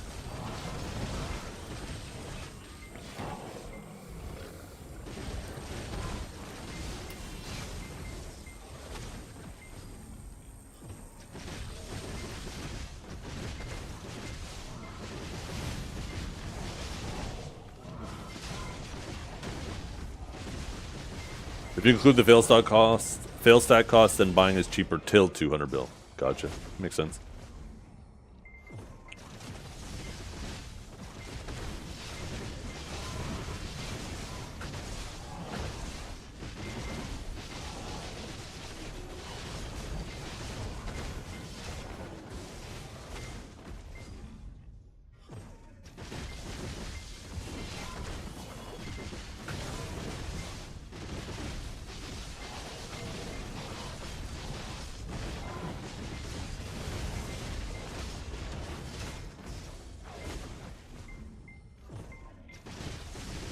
What is the max XP cap the percentage? There is no max. Just all the buffs are additive with each other. So like if you get your first plus 1,000%, right? You're going to get 10 times more XP. But if you have another buff that gives another 10,000, or sorry, 1,000%, you're not all of a sudden going to get 10 times more than that. At that point, you're going to go from plus 1,000 to plus 2,000. It was 4,096 for a while? Was that actually a thing? I believe it. Because once upon a time, if your horse died, I think like 256 times, you couldn't revive it anymore. What's in common about these numbers? Hey? What's in common between 4,096 and 256? I'm noticing a trend.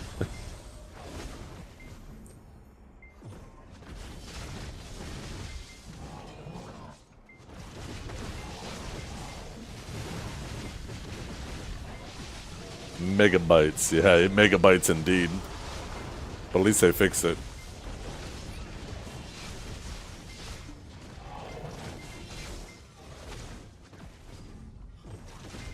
They're both ugly numbers. True. Not nearly as pretty as 69 or 420 or 1,337. Those are the pretty numbers.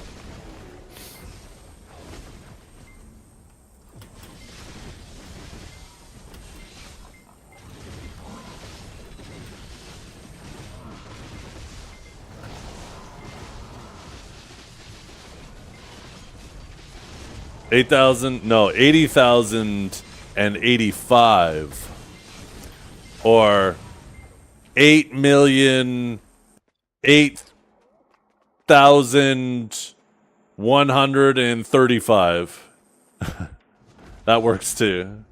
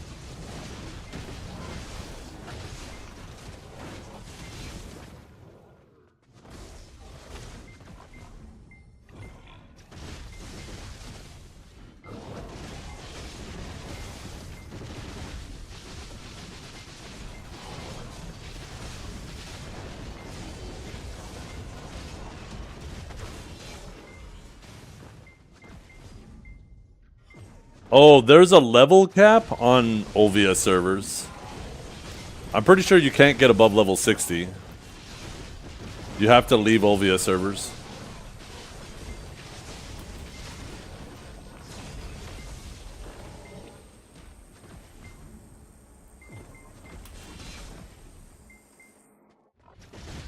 What's my plan after the Sage nerf?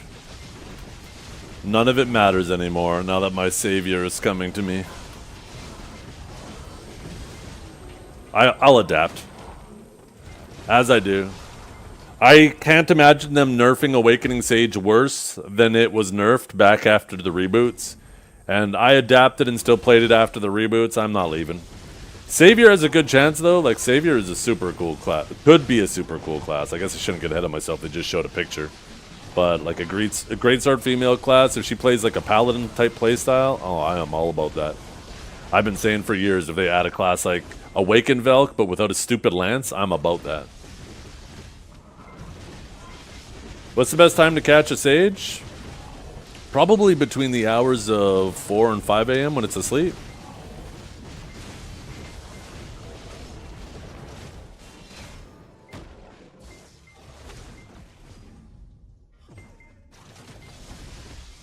Lances, swords, get out of here. This man's trying to catch a band, don't you dare. Paladins use a greatsword? That's why I said paladin-ish. I mean, it could be a paladin with a greatsword, why not? What's the problem with a paladin with a greatsword? Paladins use greatswords in EverQuest. His legendary weapon was a flaming sword.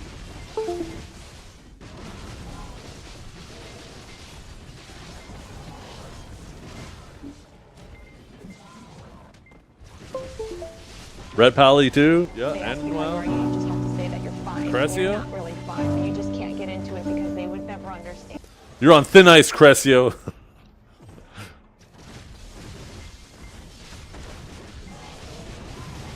Personally, you like maces more? Maces are pretty cool.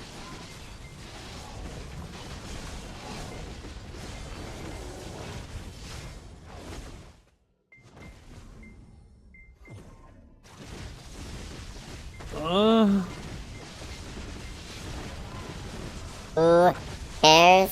What are you talking about, who cares?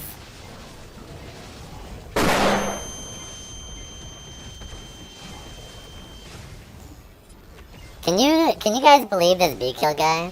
I told him I was in LA an hour before I was leaving LA, and he didn't drive to come see me. That's kind of fucked up.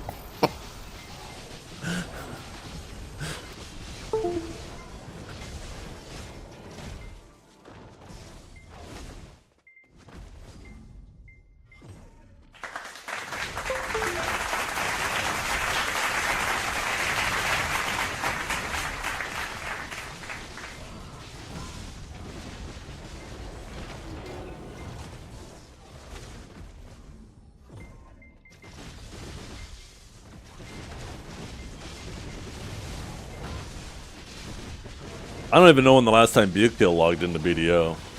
I'm pretty sure in like 1 or 2 more balls, seasoned characters are going to be more geared than B-Kill.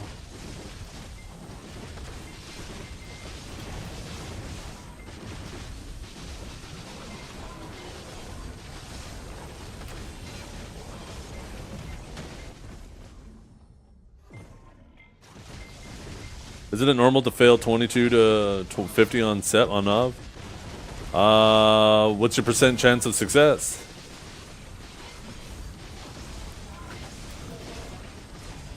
On my friends list? Let's see. I don't know if you're on my friends list, actually.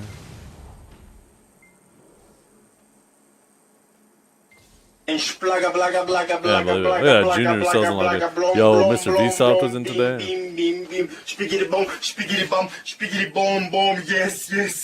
at that. Yeah, no B-Kill on there. Life's good.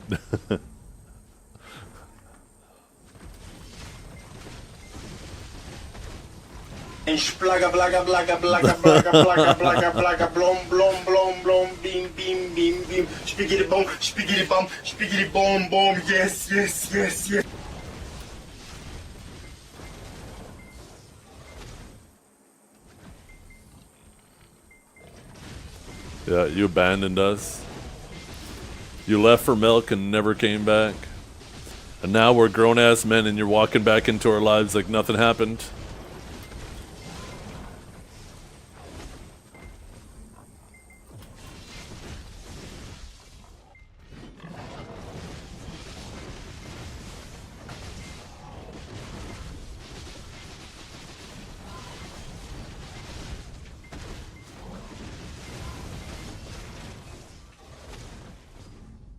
Even forgot the milk, yeah.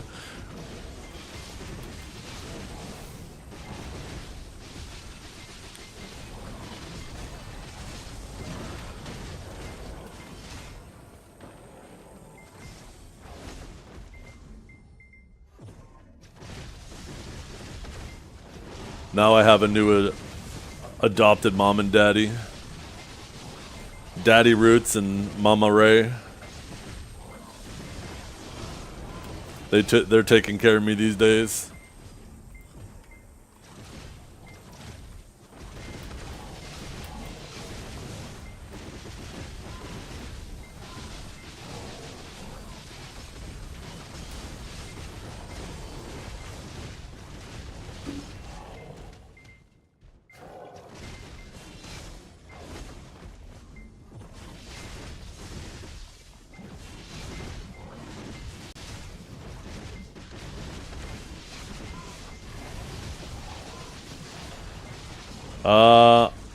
That might be a question for Divios Kraken. I think it uses a lot of its awakening when it's in Buddha form.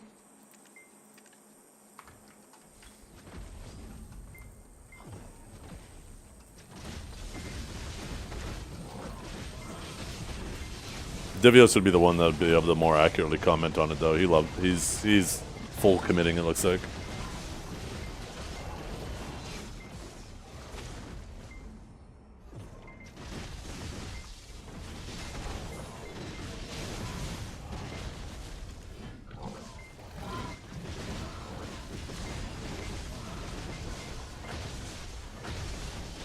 Yeah, Wukong doesn't excite me so much.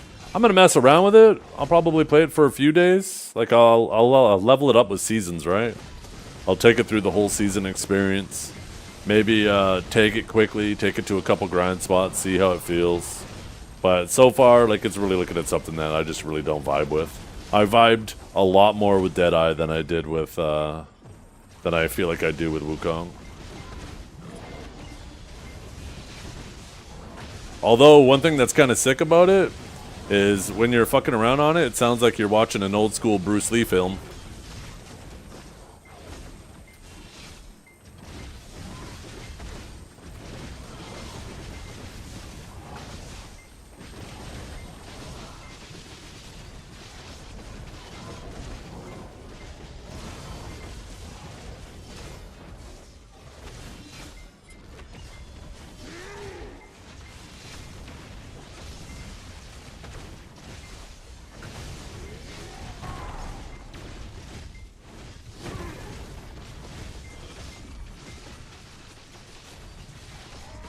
It's better because boobs and butt.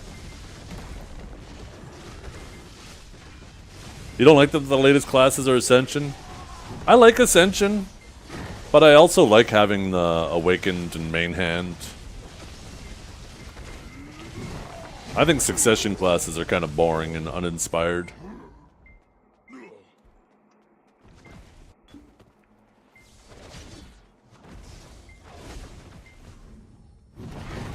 What is Ascension? Scholar's an Ascension class. Archer's an Ascension class.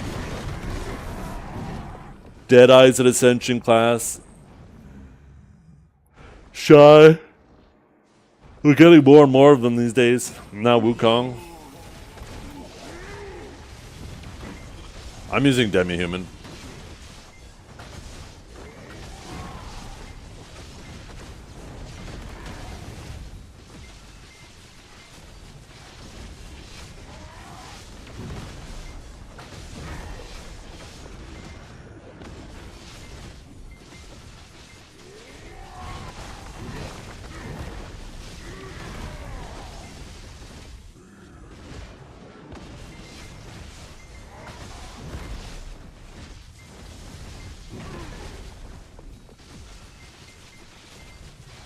All these family rats.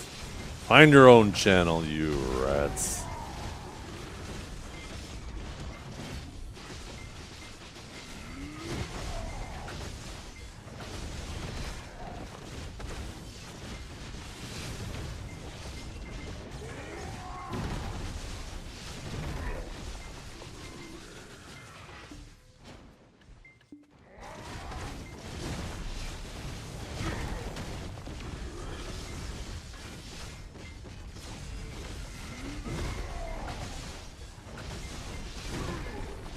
I think Ascensions are much more complete classes than Successions are. But I think Awakenings are a lot more interesting.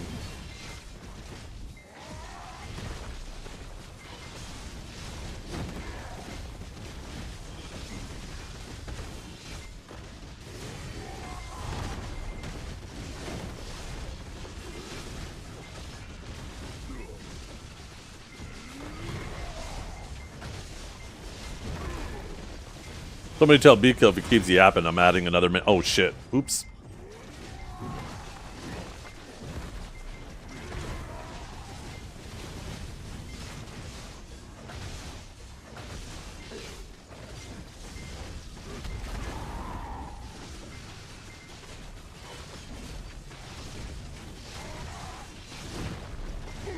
Somebody tell B-Kill I am streaming on it.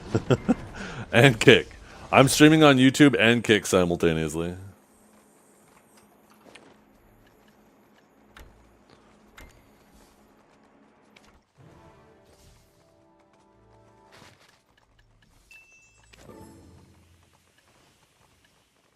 Going red at Pit Cave? No, that was a war target.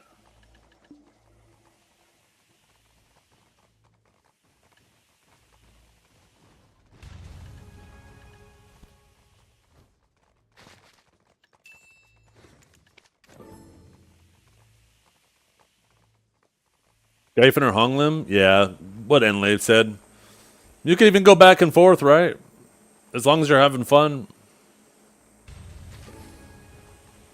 Tell him, Gimpy. Tell him.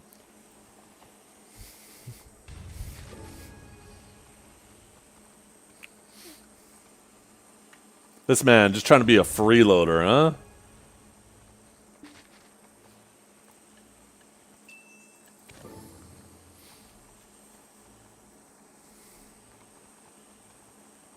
Have you ever had a dream that you could don't you could you don't you could you want don't you could you could you could don't you could you don't you could you want don't you could. The Jimpy gifted a tier 1 sub to Beckil. They have given damn. 150 gift subs in the channel. 150 is crazy. That is so much, Gimpy. I can't condone helping LB kill like that, but damn, I still appreciate it.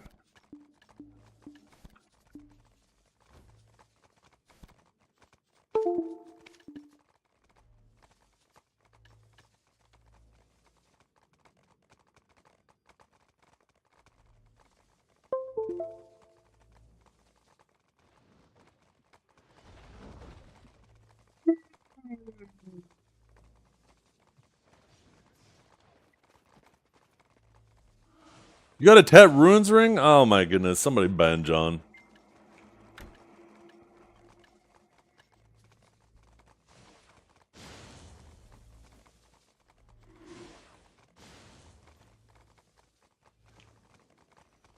All these horse effects are making my graphics card go crazy right now. What's my utilization?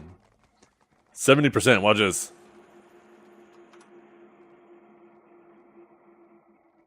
Oh wait, I was looking at the wrong thing. Look at this. 79, 84, 86. Look at this. And then I go over here.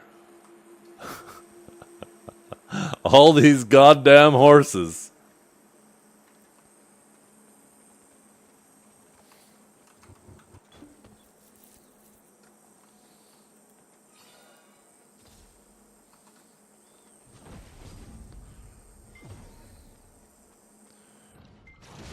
Yeah, I'm not allowed to do that, B-Kill. I already got warned once for doing that. There's one section where I can put it, but it's so small, nobody's going to ever find it. People have a hard enough time reading the Twitch bio. But right now I have a warning on my account, and I really don't want to get suspended for something silly, so I'm just going to leave it off there. Especially during a time right now. Like, if I were to get suspended for a week right now, shit. That'd be awful. So, oh my goodness! What? That is way too generous. Holy shit, Ice.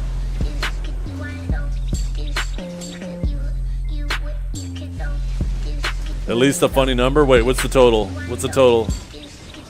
Ice Q gifted a tier 1 sub 420. Oh, hell yeah.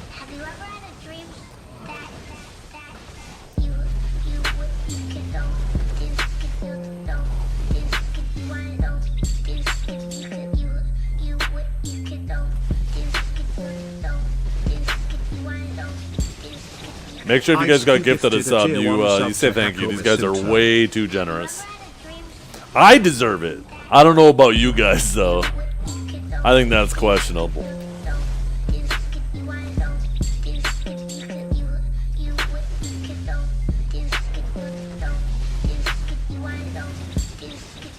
Ice Q gifted a tier 1 sub to X Not Out. Have you ever had a dream that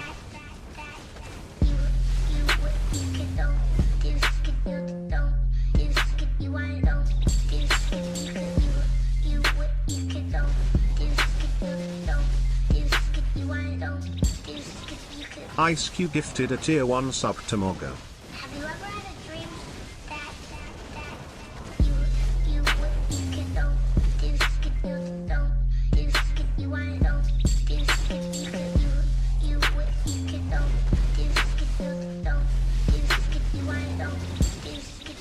Ice Q gifted a tier 1 sub to King Ian Norths.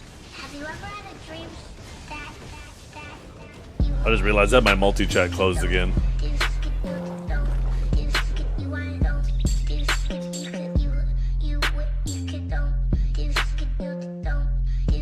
Let me see if anything's been typed on any of the other two. Ice Q gifted a tier 1 sub to Nut Blade. Have you ever had a dream that you could don't you want don't you could don't you want don't you could. Ice Q gifted a tier 1 sub to Karatashi. Have you ever had a dream that There we go. If anybody asks me anything on YouTube, I can't tell. Unfortunately, there's no like timestamp on when these YouTube messages came through. But if I didn't answer and I was being a scumbag, it wasn't on purpose. I apologize. Ice Q gifted a tier 1 sub to Altes_man. have you ever had a dream that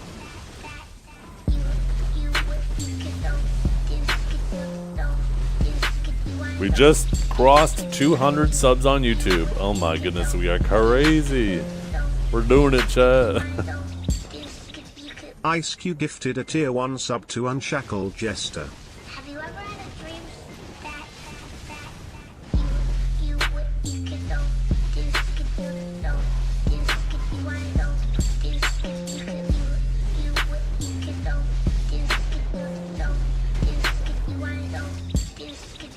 Ice Q gifted a tier 1 sub to Juice Guy. have you ever had a dream that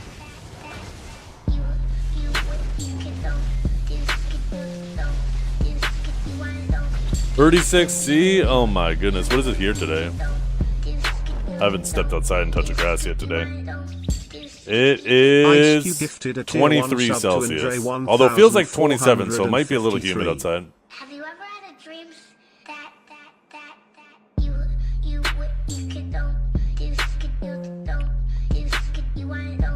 By the way, if there's anybody in chat who's a new player to the game and wants to use one of my mentee codes, let me know. I got some codes. Ice Q gifted a tier 1 sub to Sunayar. have you ever had a dream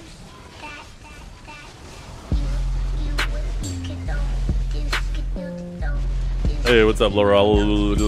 61. Laura Lou? I guess it was easier. Now that I actually took some time to reread Ice it. Q gifted a tier 1 sub to Moyama. have you ever had a dream that What is that emote? Why is that cat shaking its ass?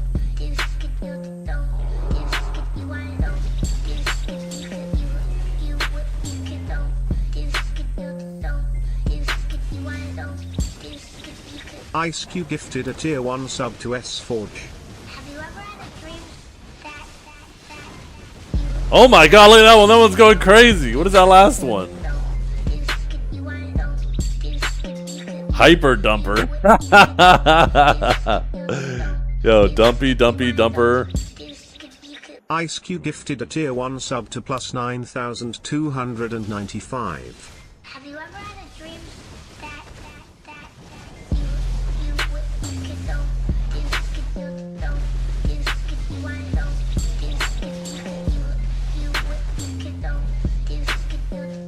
Can you entrap me into being banned? No, because it's not me doing it for my account. Ice Q gifted a tier 1 sub to Nick0014. have you ever had a dream that I want genuine new players to use my codes. I don't want to mentor you losers. I've been doing that for years for free. I'm tired of it. I want to help actual new players. Innocent people who haven't been spoiled by the video community yet. Stewart. have you ever had a dream Emotional damage. Especially you shies out there who are always out there trying to kick me in the shins. This shit pisses me off.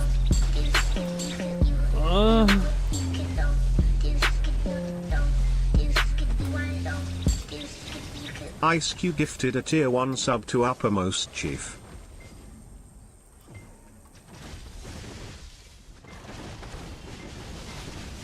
Are you in a guild that maybe had the Node War buff? Because there's a Node War buff if your guild does Node Wars. Like, my guild, we got a plus 25. Yo, traditional tea and snacks? What the fuck is that? What did I just buy? Yo! Let's go. Hell yeah.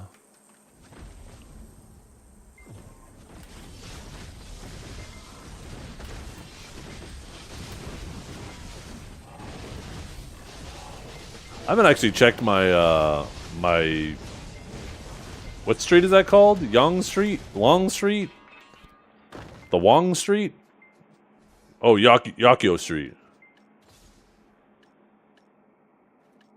Yo, I got some 1000% XP buffs in there too. Oh my goodness.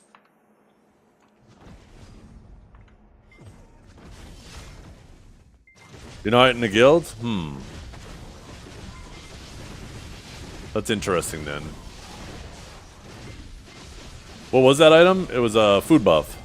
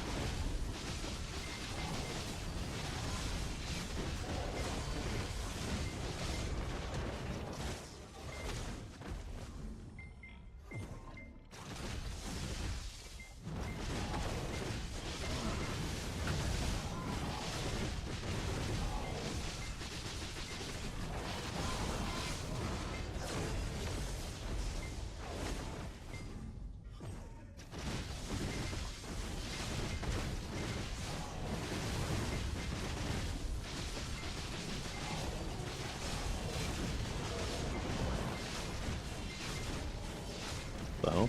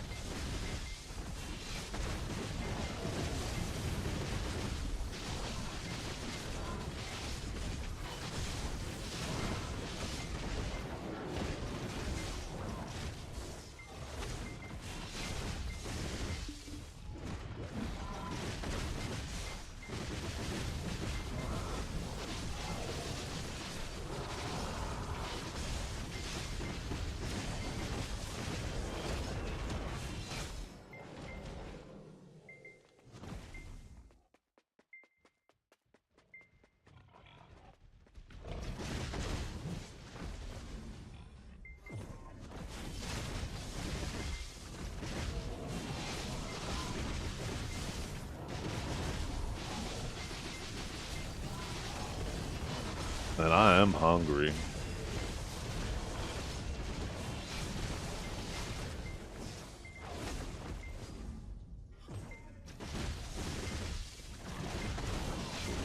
I can't wait for lunch.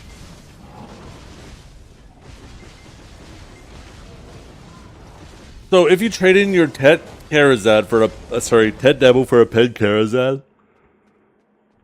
There is no downside aside from if you decide to change your mind and you would prefer to save up for a pen demo to exchange for Nov Karazad, the only downside is now you basically thrown away the value of a Tet demo. But if you're perfectly fine enhancing it all the way up, which is a perfectly reasonable path, there is no downside. I really wish that they would add a way to melt Karazad accessories into essences, so people who, if they do, like, go to, decide to turn in a Tet Debo and they change their mind, there's a way to get value back from those extra Karazads.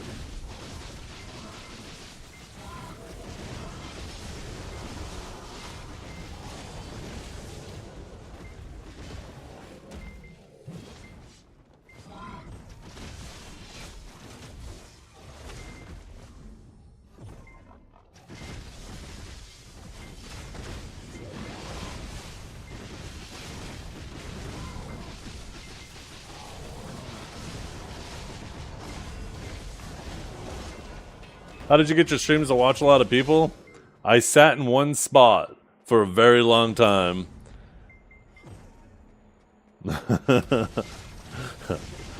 Quite literally. The PA drop events that they do are just absolutely enormous. Just trying to be, just be consistent. Be yourself. Don't focus on your success too much. Just try to focus on having fun and being informative. If you spend too much time being focused on like your viewer count instead of just appreciating the people who are there, it becomes more difficult for people to have fun in your stream, right? If you're having fun, it's going to be easier for them to have fun. So, just do your best to have fun. In and out of game, true. There's a reason why this camera can't see the seat of my chair when I stand up.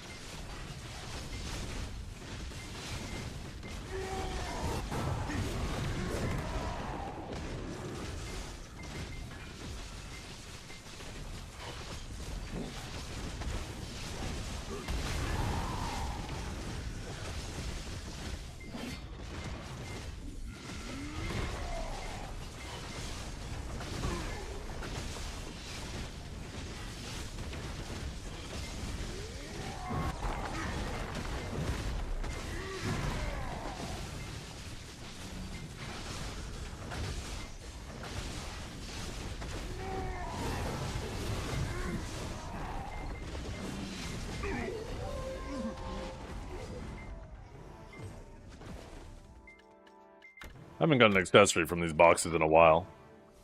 Thank you. How much can you heat? How many of these things can you heat them up into?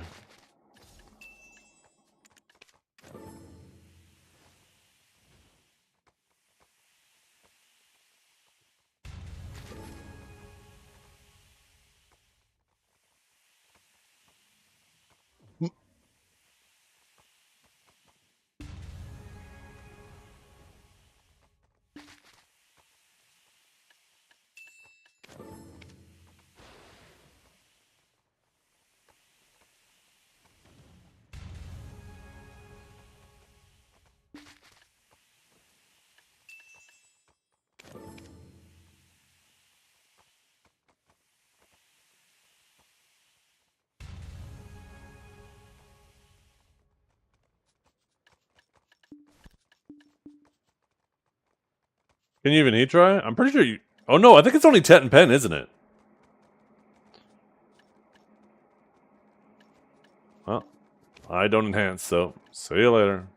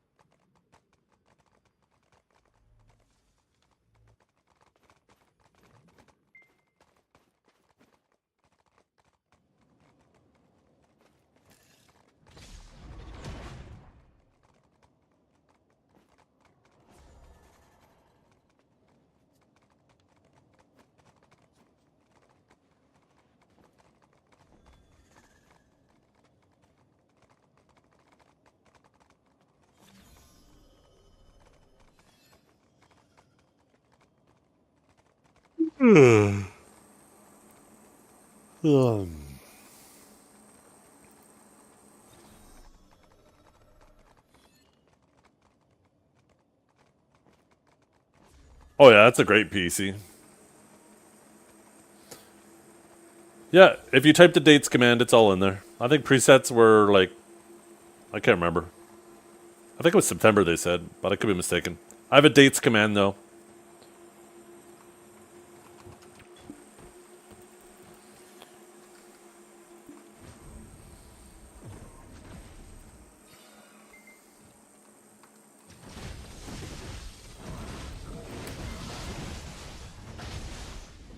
Is video saved? It is so saved. So saved.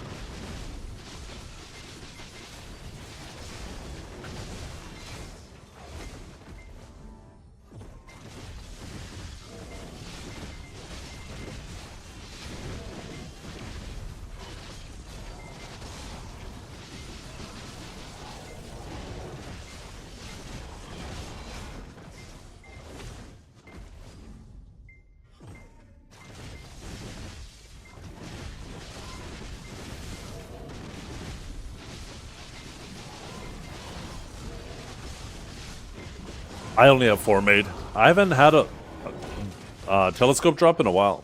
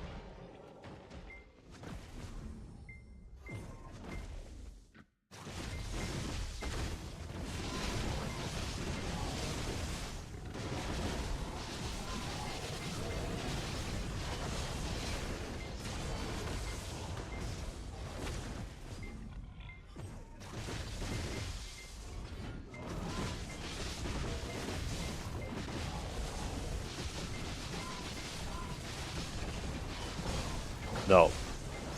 No treasure items in your family inventory.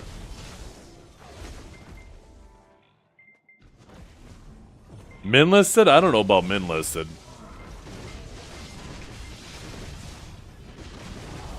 It also depends if they up the market prices. Because the real question is, does PA properly value shining alchemy stones at what the opportunity costs and resource costs of making them? Because if you take a look at the market prices, the answer to that would be clearly no. So the cron cost and the pity cost might actually be significantly lower than the average cost of making one now.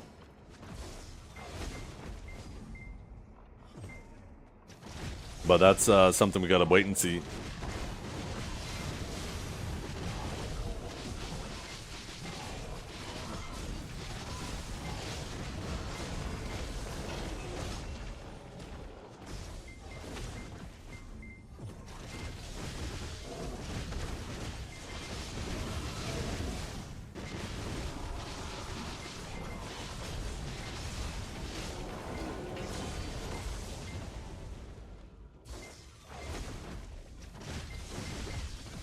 No, I don't think they're going to consider opportunity cost either, because by being able to cron it by nature eliminates a ton of opportunity cost.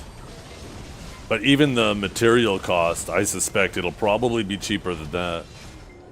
Anybody remember what the average material cost of making a shining stone is? I'm pretty sure that's in the multiples of trillions. If I'm not mistaken, that was actually in the tens of trillions. I could be mistaken though.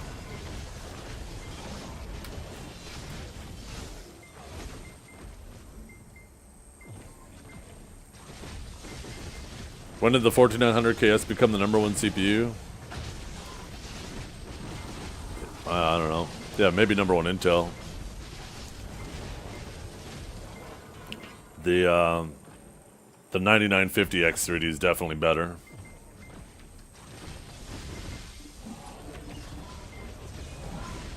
10 to 15 trill, yeah. And yeah, that's not opportunity cost, right? That's just material cost.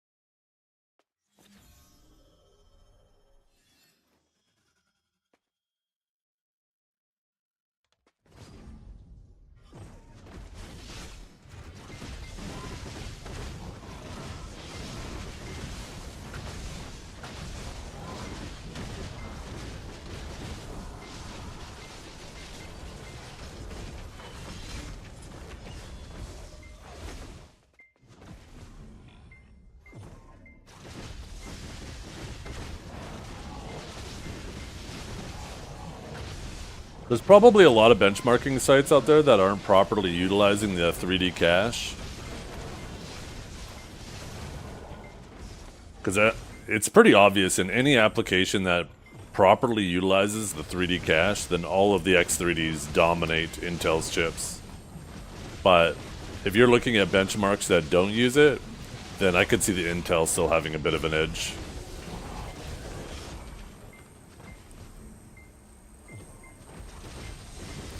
So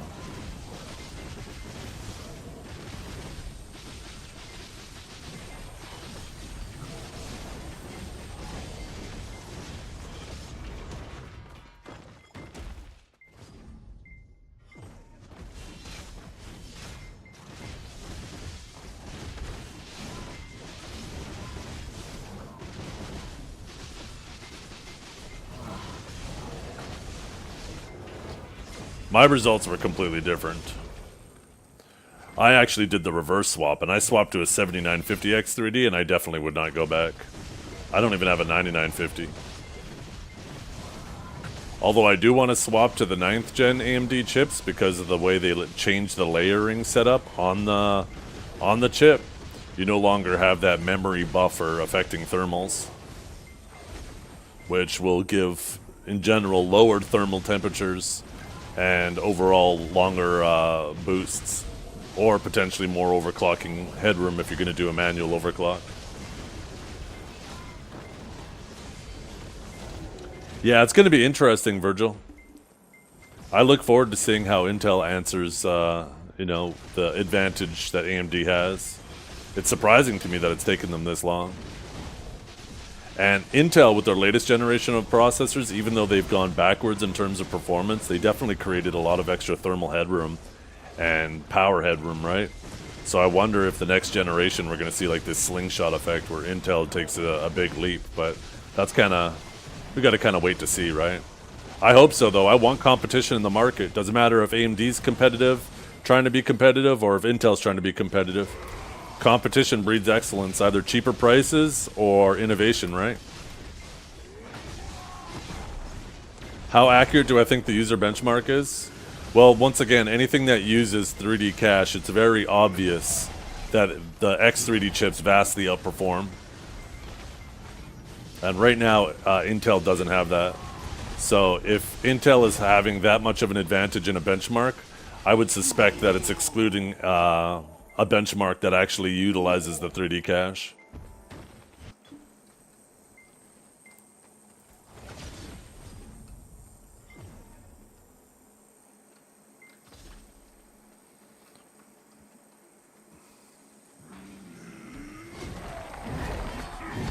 Yeah, either way, it's a great chip you're getting, Goth. Whether it's an Intel or an AMD, the 14900KS is a great chip, so you definitely won't be disappointed.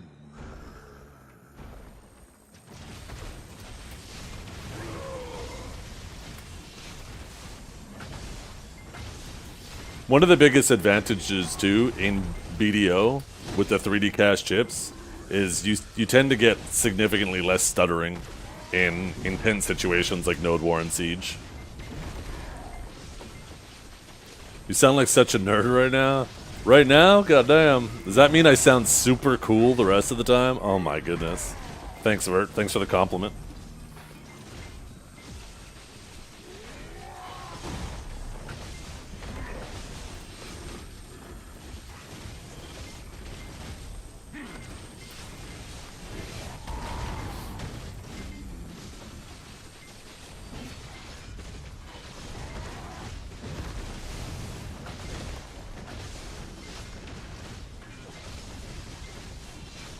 You sound old the rest of the time? What the hell? You guys are supposed to be on my side.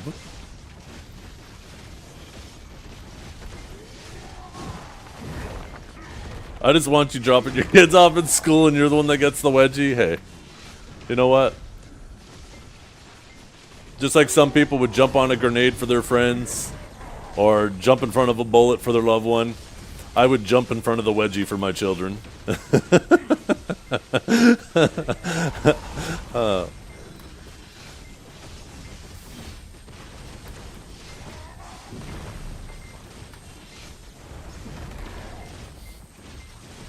Oh, they're aiming for you.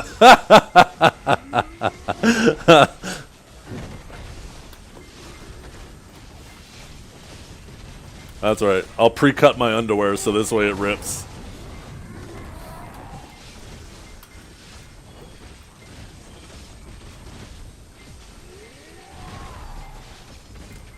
That's the trick, right? Because when somebody comes up behind you for a wedgie, they grab like this and pull up. So if you pre-cut your underwear, they go to pull the underwear, but it rips and they punch themselves in the face. Joke's on them.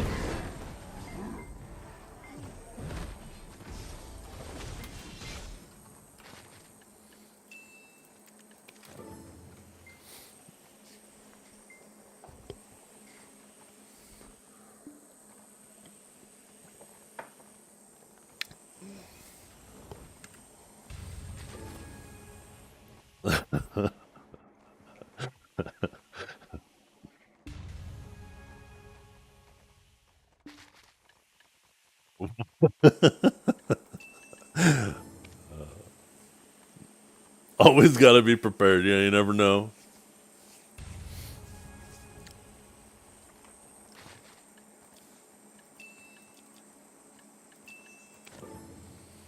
Did I close the cave? I know. I want to fucking eat lunch. It's 20 after 12. I'm trying to close it.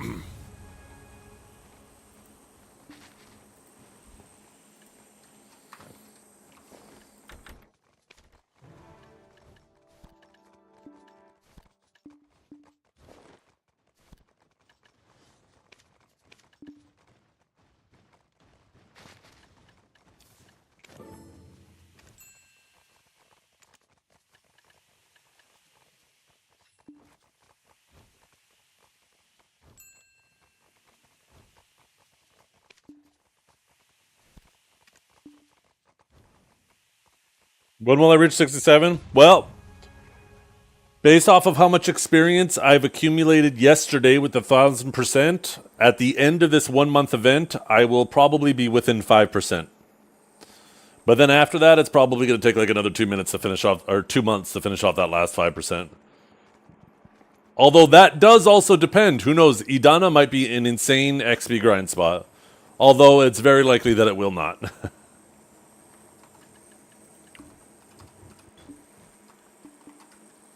Okay, chat, I volunteer myself right now to fall upon the sword for you all and close this cave. This will be the run. New Dexter season in 2 weeks? I saw that! They're doing like a Dexter Rebirth or Reborn or some bullshit. That was a sick show, though. That's good. My wife and I need something new to watch, so. And she loved Dexter. She was into it way more than I was.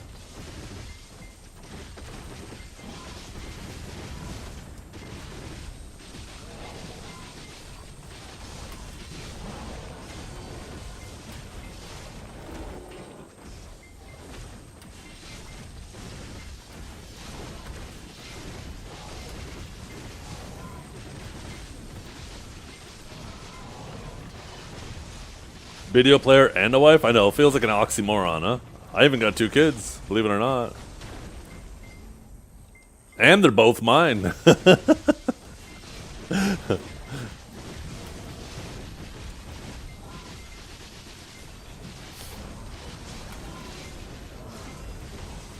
Just researching ideas? Oh shit.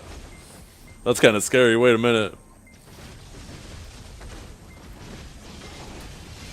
Righteous Gemstones. Oh my god, I completely forgot about that. I think Kinjara told me about that show.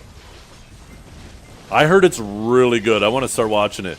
That's the one with John Goodman in it, right? And who else was in it? I completely forgot about it. That is something that's on my list to watch.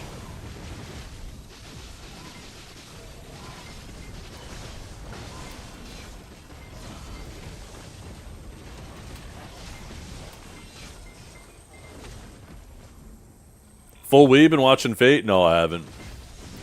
You're kidding me? I have no time. I gotta grind for these stones. Look at this. I got a Sovereign offhand and an Alchemy stone to prepare for. I need a Shining Alchemy stone.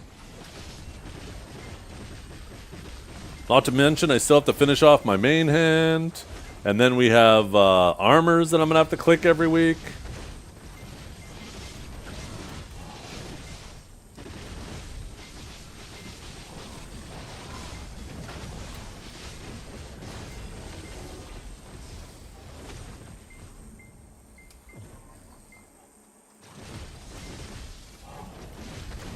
Just to 5-tap everything? I hope so. That'd be sick.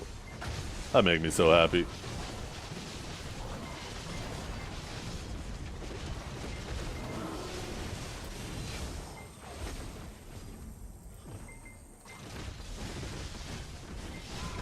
Yeah, you're gonna be able to cron Alchemy stones.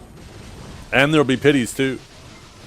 So, everybody's about to upgrade their Vels to Splendid stones. And if they don't allow us to put a Vel's concentrated magic on our stones, Vel's hearts are about to start sitting on the market min price. Because even a Splendid stone, even with an extra 5 AP per sheet AP, monster AP per sheet AP, the attack speed is just far too valuable.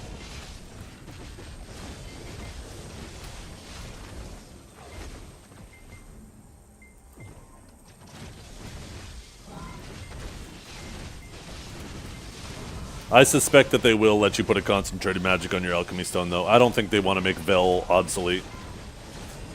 More AP bracket soon? They might have to, because I'm going to be awfully close after the extra 6 AP we're getting. Eventually, the 1 AP journal that we'll get for the 10th anniversary next year for NA. The 23 or so AP Bond, let's go. That we're going to get from the offhand. Fuck, man. I am legit going to be pretty damn close to 390 AP. We're about to be 900 gear score, pushing 1,000.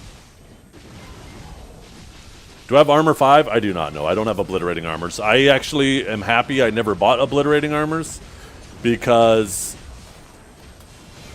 the time gate, it looks like the additional cost of an obliterating is just to bypass the time gate, but it's not to bypass an effort gate, right? If it was like to bypass a bunch of effort as well as time, then I would definitely be about it. But I'm not about to throw away hundreds and hundreds and hundreds of hours of grinding for something that...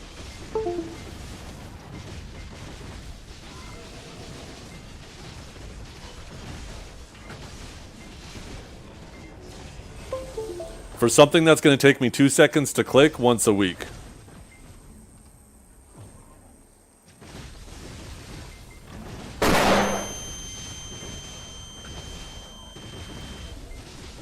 You guys are rats, you know that? Every last one of you. You can't just let me chill in peace. You can't just let me have a proper conversation.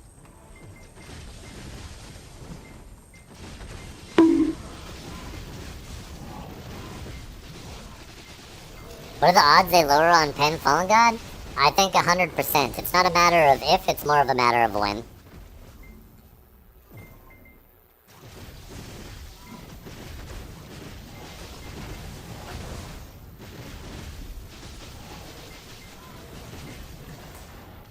You done a downgrade on fail? Yeah, but you'll use crons. And splaga blaga blaga blaga blaga blaga blaga blaga blom blom blom blom beam beam beam beam spiggity bomb boom. Yes, yes, yes, yes. I don't know what you mean by if you have the crons. They showed the crons, and it is super cheap. It's actually cheaper to get a Oct Idana armor than it is to make a Pen Blackstar.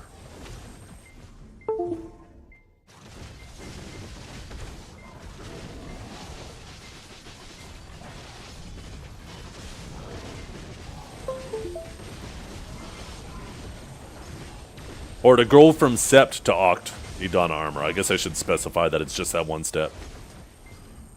Once again, I genuinely feel like everybody who either made or invested, unless they got lucky clicking it, everybody who bought a pen Fallen God, I genuinely feel like they got hosed. A bunch of effort got thrown out the window. But at least they'll have a cool glow. Can you extract the upgrade from Vel? No, I don't believe you can. These are all things that if they decide to do stuff like that, they'll have to do, right? Don't go making any rash decisions yet. The Alchemy Stone update isn't for 2 months. They're probably working on all those logistics, right? All the little nuanced things that they're going to have to address. Oh, you mean extract that? I was thinking like extract the concentrated magic. Yeah, that stuff you can extract from it. You can remove it from it. You don't really extract it, right?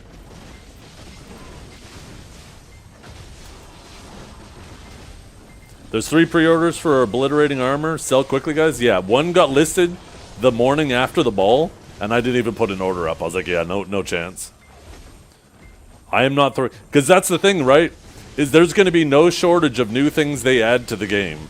And I'm not throwing away thousands and thousands and thousands of hours of grinding just to avoid having to click something that takes 2 seconds once a week. There will be new items added to the game where I can use that wealth for that.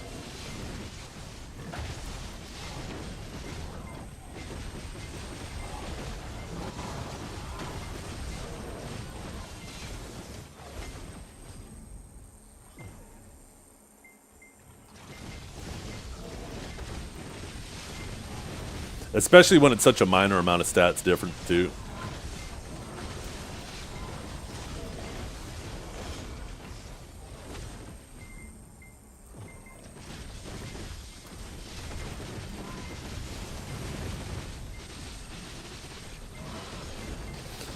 Should I cancel my Vel pre-order and just sit on a Taurus until a release? I don't think so, no. Like I said, I genuinely believe that they're going to incorporate a Vel's Heart into the Splendid Stones. I don't think they're going to want to make Vel obsolete.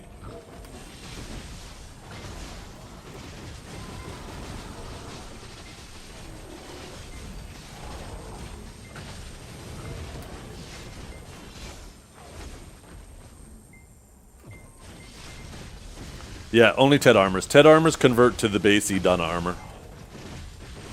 Pen armors convert to Oct.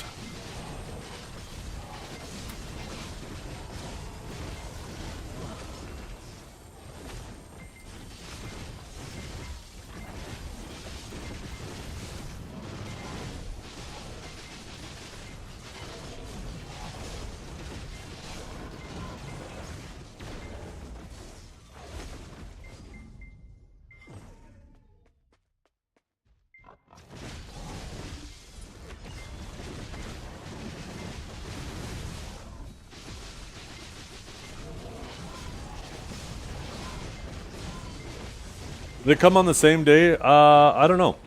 We have this command here. All of the dates are listed there. I don't remember off the top of my head. It might show there. I think it does show the Sovereign Offhand coming the same week as Idana. And Idana is coming with the armors. So I think that does mean they're all coming at the same time.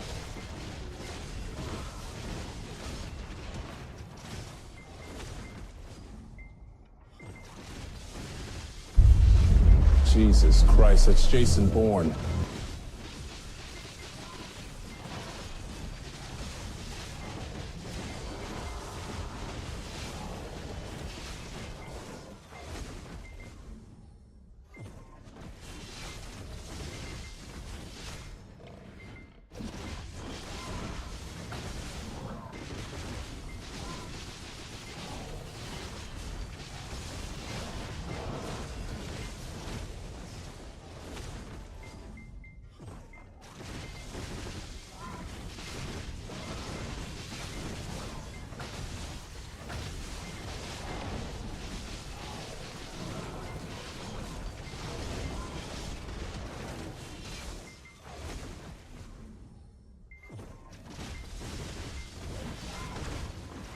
Where's the THS? We got rid of that. It was too long. There's some other sound effects that I might get rid of.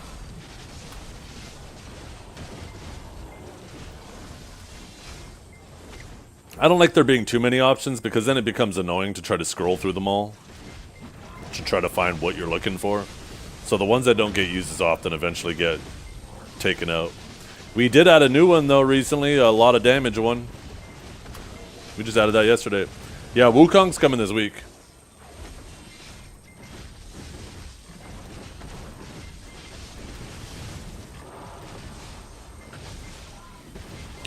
You sound like you had 10 matches on Tinder. What does that even mean? Oh, too many options, got you. Well, it becomes annoying to scroll through it. I know how you guys are. You guys don't want to scroll through it. You guys don't even want to scroll down to the bottom of my stream just to read the stream title. Never mind fucking scroll through 50 different sound effect options. Are you kidding me?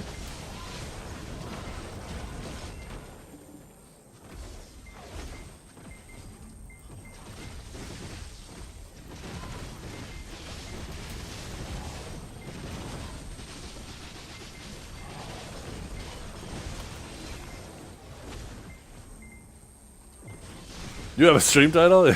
See?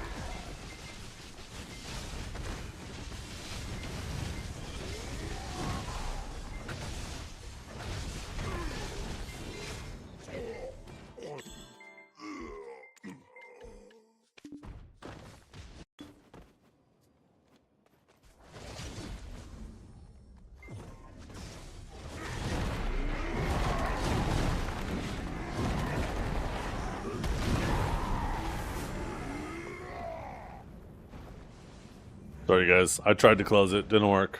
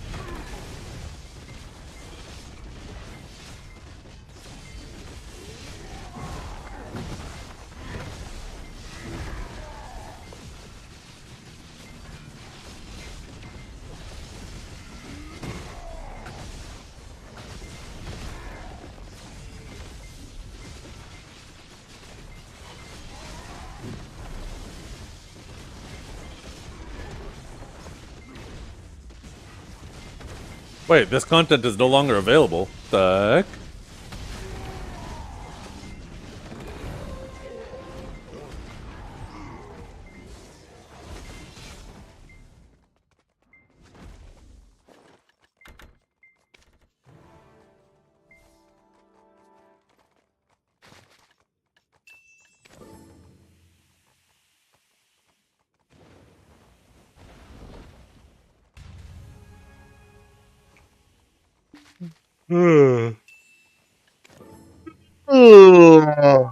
Yeah.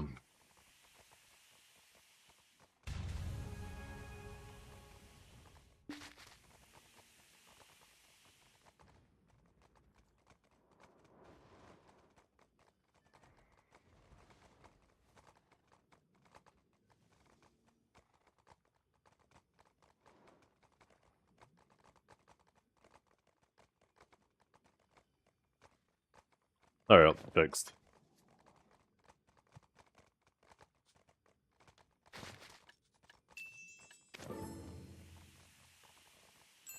Yep.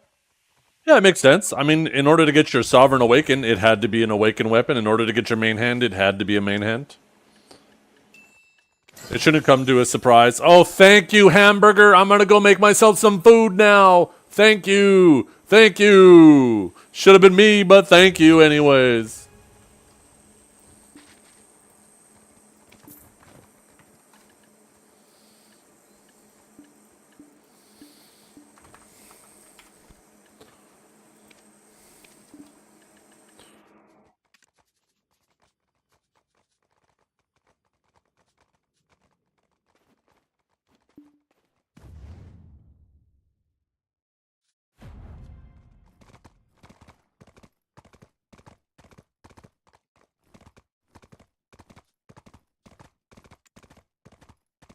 Okay, chat, I will be back. I am going to go make myself some lunch. This shouldn't take too long. I'm just going to fry an egg, a slice of cheese, maybe a slice of bologna or bacon, depending on what I have. And I'm going to make myself a nice little sandwich. So I will be back. Where the fuck is my bareback screen? There we go.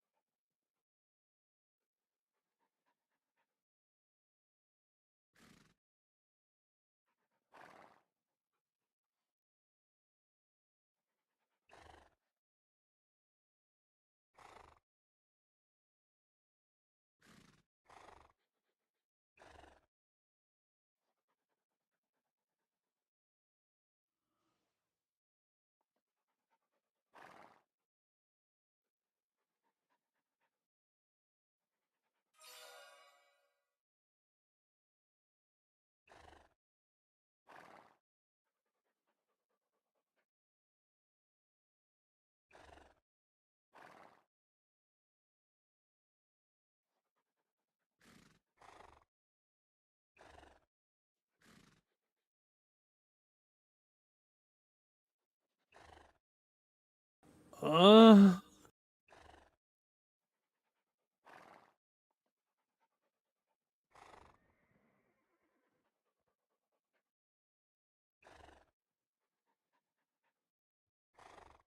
okay, chap, I'm back.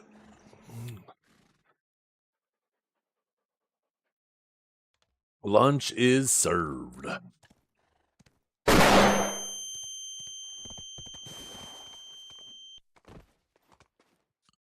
Uh,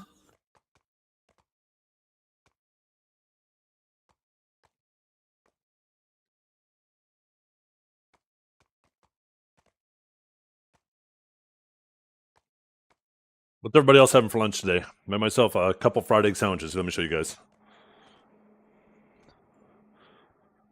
Look at that. On English muffin, cheese, egg, some what do we call it? Inflation bacon, where you take a piece of bologna and you fry it instead of real bacon because everything's getting too damn fucking expensive. You got a sushi dinner tonight? Oh hell yeah! Build that appetite. I respect it.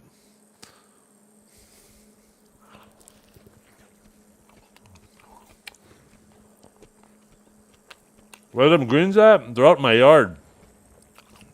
Growing. I should have threw something on the inside though. I should have chopped up like some peppers.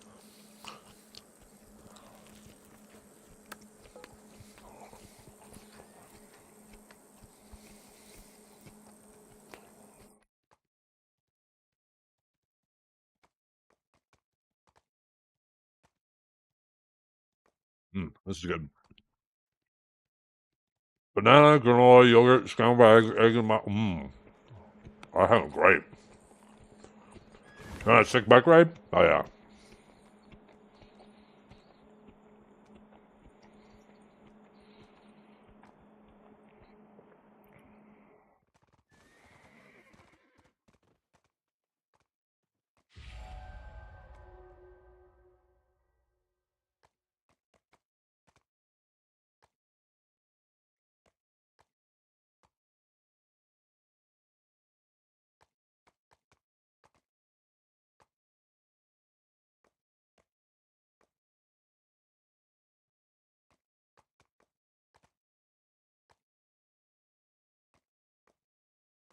I hope everybody has their hands ready to play the drums on their desk. I know half you guys are ready.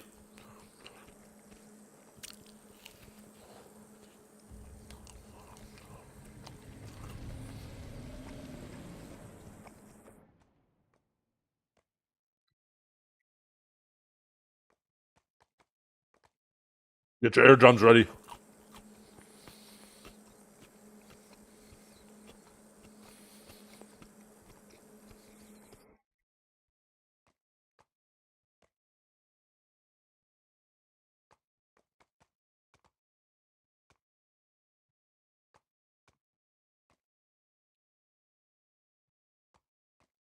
Yeah.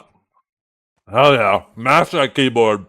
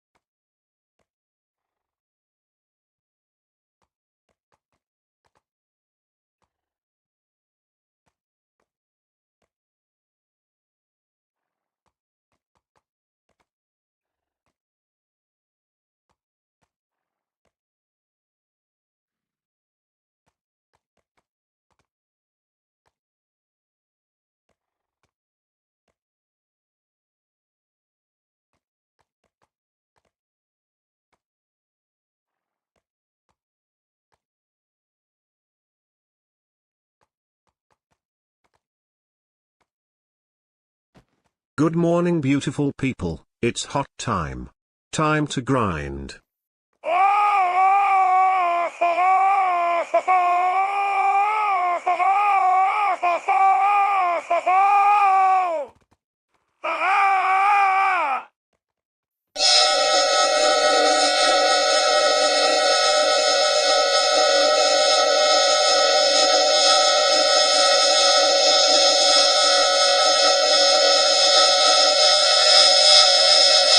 Shut up, bitch! That's a lot of damage. Shut up, bitch!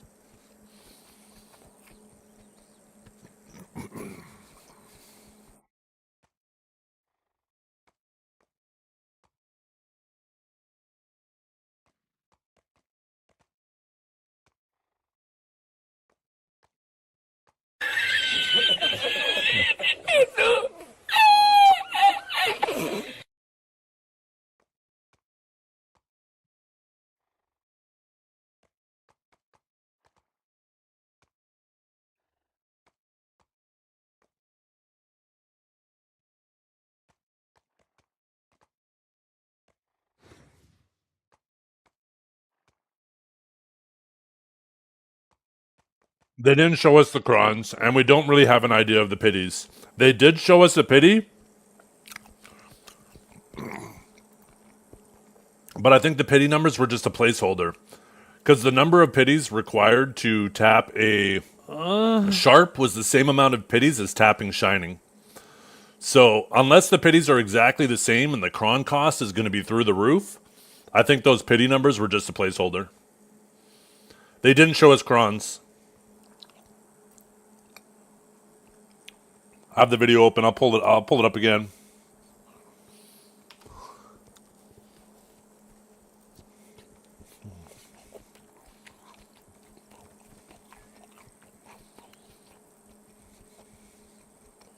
Yeah, there's no crons. I legit still have the tab open. They showed the crons for the armors. They never showed the crons for the elk zones.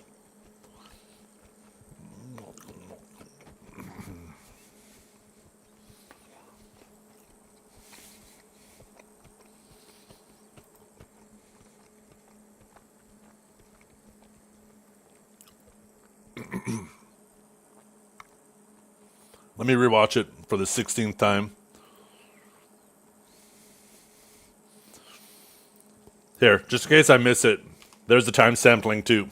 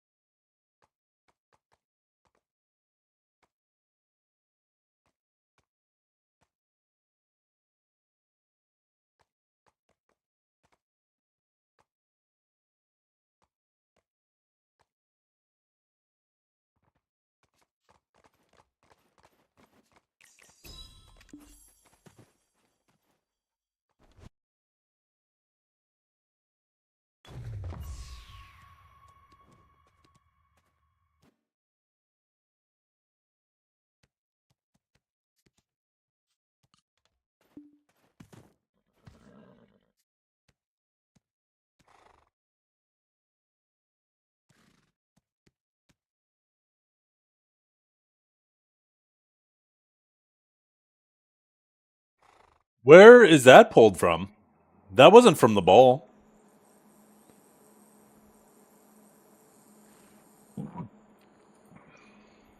There's no way that's real. There's no way that's real. That means getting a Shining Alchemy Stone is equivalent of getting a Pen Black Star. That's the same amount of crons required as going for a Pen Black Star. And with only a pity of 35? Well, I guess that's easier than old Black Star, not new Black Star. Basically, everybody's going to have a Shining. If it's that cheap. That is fucking cheap. I think that even further goes to my point that those are just placeholders.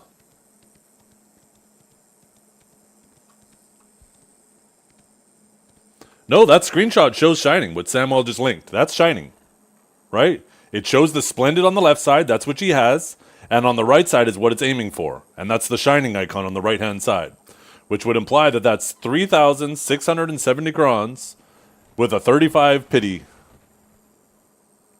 But I don't know where that picture is from. Is that something new from the website? Because that screenshot right there wasn't shown in the ball.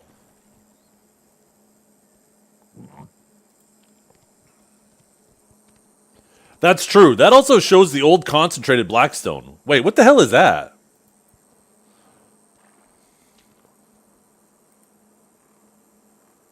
Yeah, that's straight from the KR site, though. Wait a minute.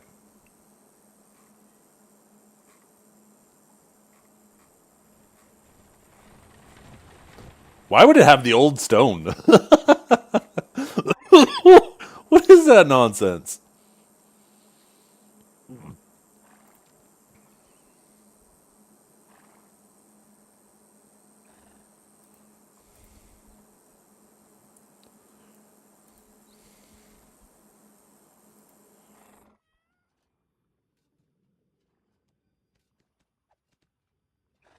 Yeah, I think a lot of that is just placeholders. I think that's an image they threw together because the Alchemy Stone revamp is 2 months away. I think that's just something they threw together of how they're planning on doing it. Stone system years ago, they just didn't want to show it. No, I don't think that's the case at all either. I think that's legit just them being like, okay, we're going to redo this, but we need something to show them. So let's quickly throw together an image of how we plan on designing it, even though it's not implemented yet or built yet. Because we're going to make it 2 months away, and that gives us lots of time to work on it.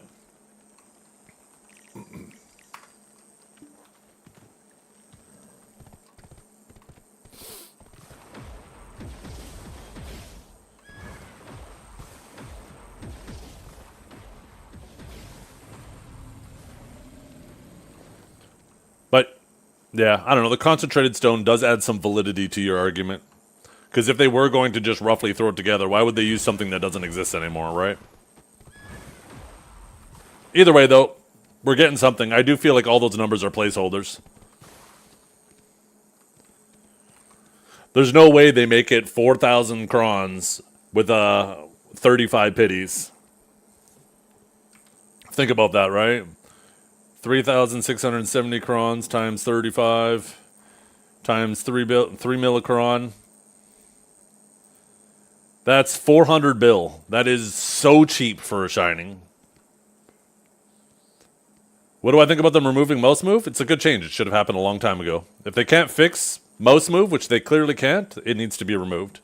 And if you're one of those classes that uses a lot of mouse move, I hope that you get proper compensation.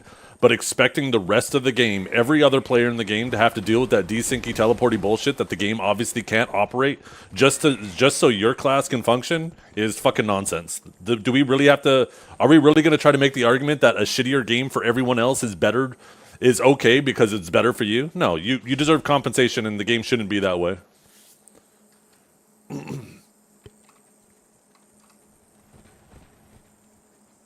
I mean, that is true, right? That's 10 times the cost of this. So maybe they actually... maybe that does end up being the new price. That'd be hilarious.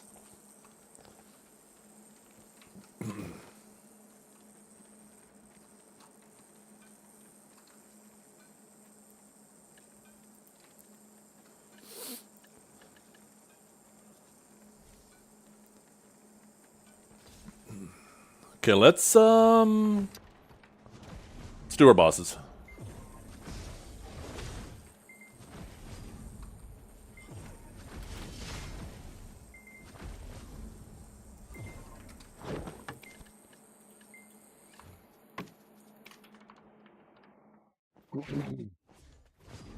To be clear, I would much prefer to stay in the game if they could fix it. I think anything that adds to skill expression is a good thing.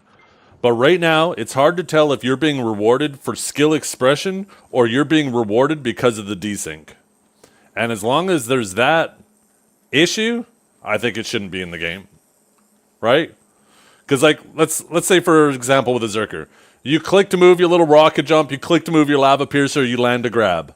Okay, that sounds great. You moved in a way that typically wouldn't have been capable of without click to move, and it was successful.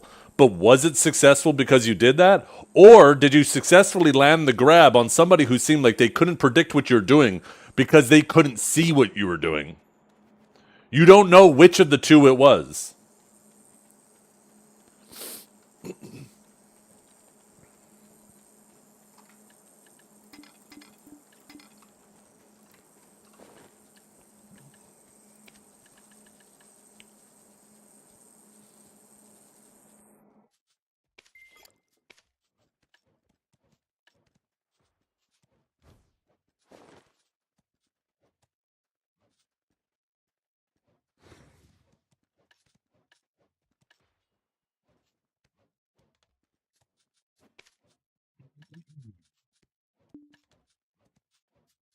Okay, let's do our bosses.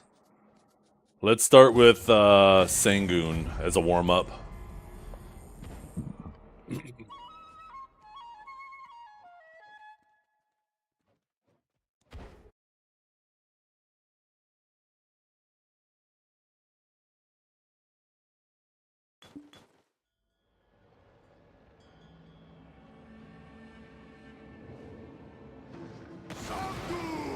Sangoon!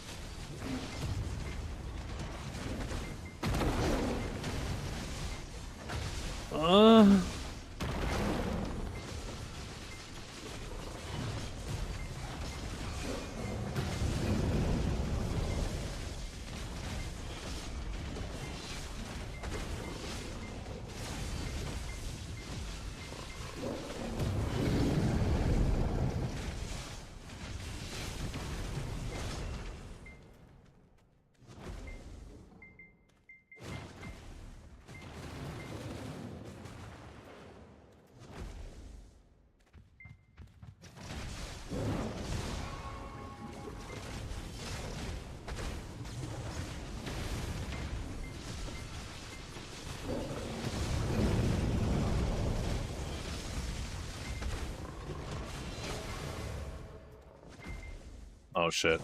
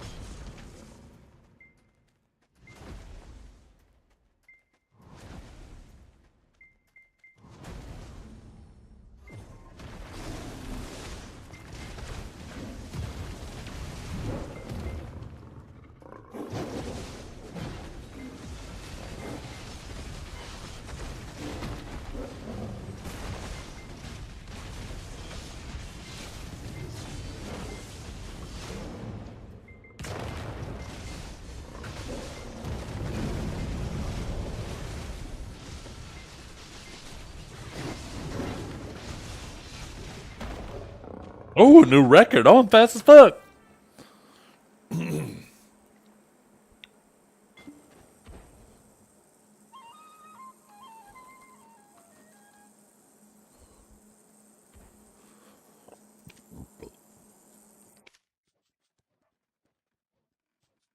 Not that fast, though.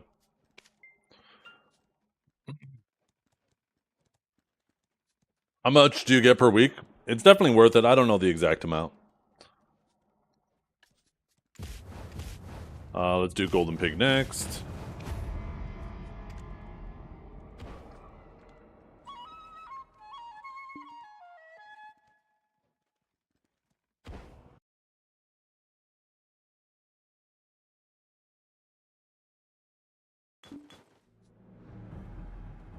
Man, big ball? Yep. Big ball, man. Man, big man ball.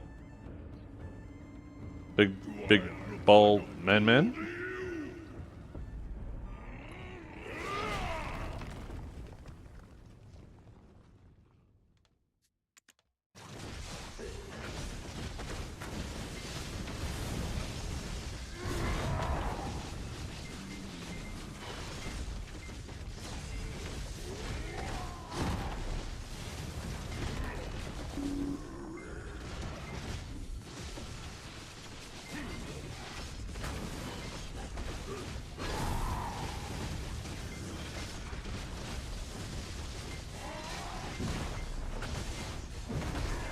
Oops.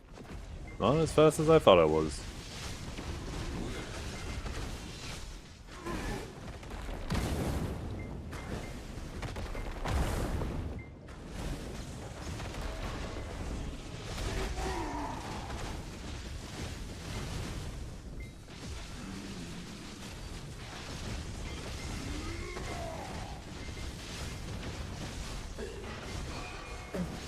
Why did that just bring me so far? Are you kidding me? Holy crap!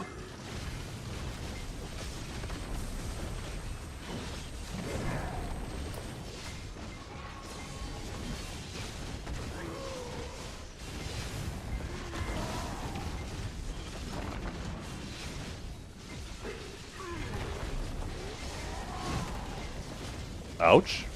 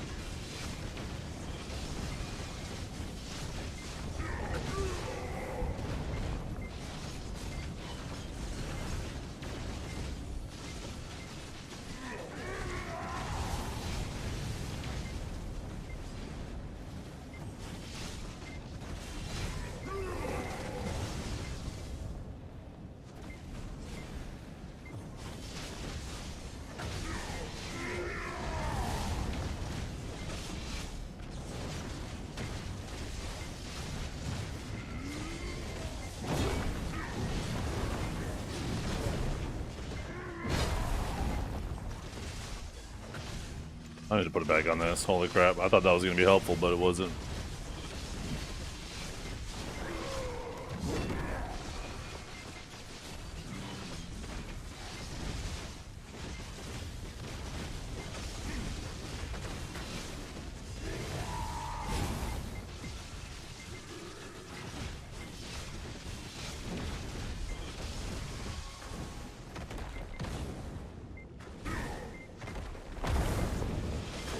Oh shit, I just fucked up, I think.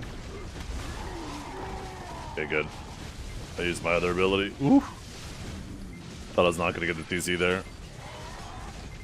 Went to try something new.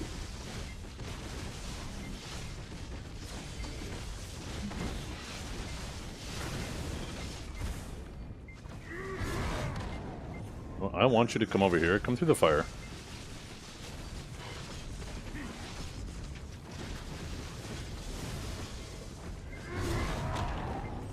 Okay. A little bit more over this way, please. Please, little piggy.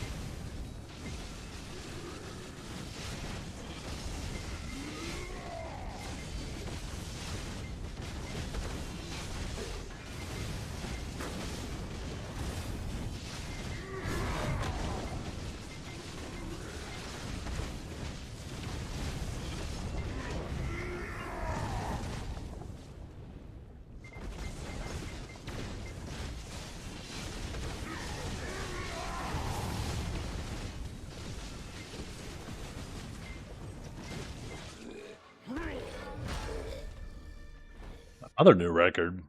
Am I smoking today?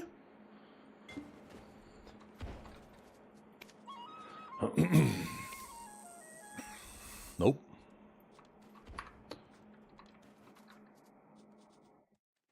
Okay. On to Mr. Gumi. I'm gonna actually... No.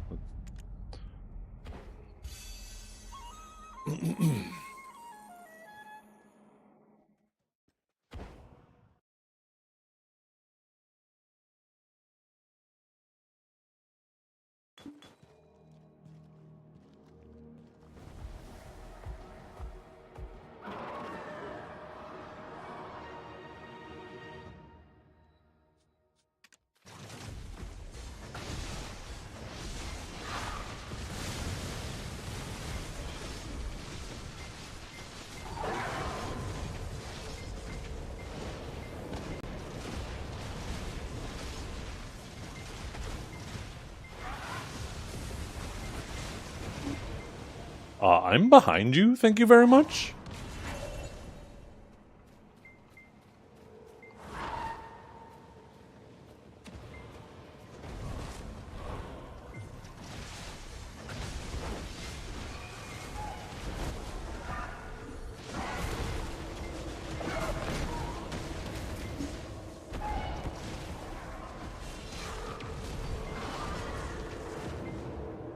I hate when he does that, and I was accidentally fucking impalinged out of my lightning prison, and then when I went to go hit Radiant, I ended up interrogating instead. Please show your video? No, I'm fine.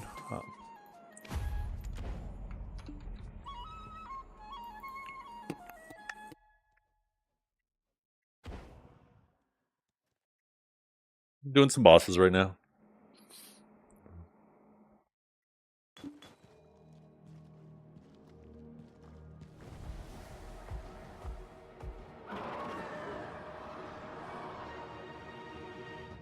I want to get these done while I'm still feeling sharp.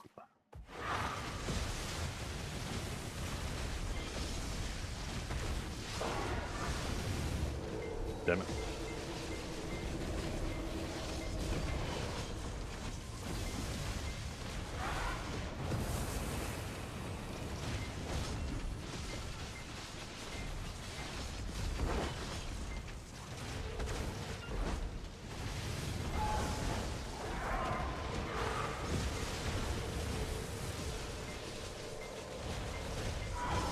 Wanna be tapping? Wanna be tapping what?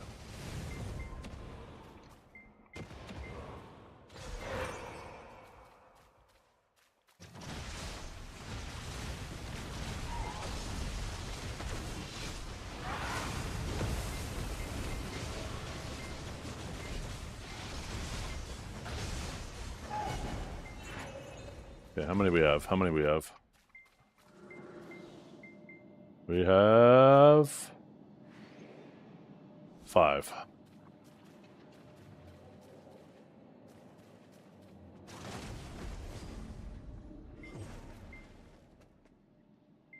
One. Oh, okay. I did not mean to chain lightning. I suck. 2. 3. No, no. Wait, are those going to go in? 3. Okay. 4. And 5. Okay, no, I'm fucking chain lightning again. Oh my goodness. There's 5. Holy crap. I cannot lift my my fingers off of S.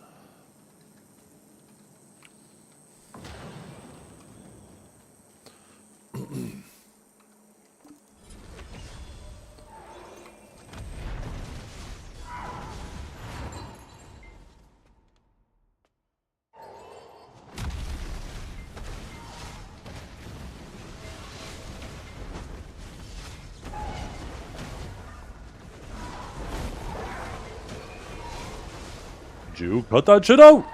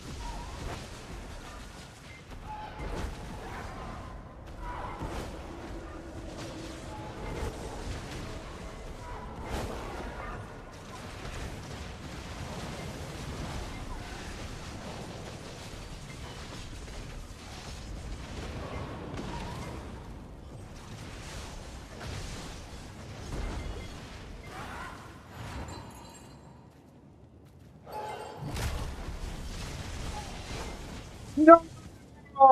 I was behind him! Oh, that was fucking horseshit.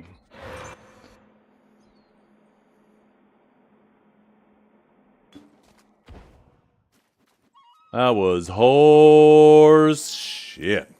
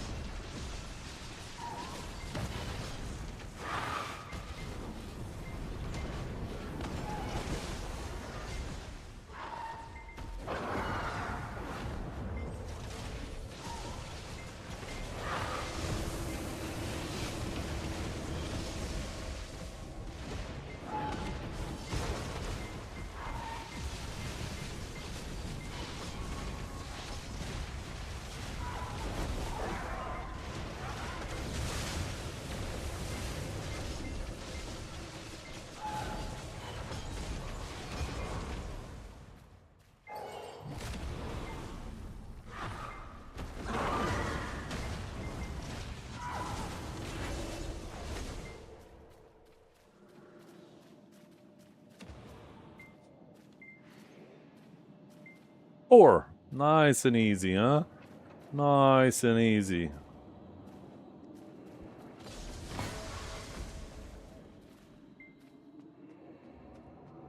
One. Well, is that gonna go in? It might go in. Pay attention. Yeah, it went in. How many did I say? 4? Yeah. Alright.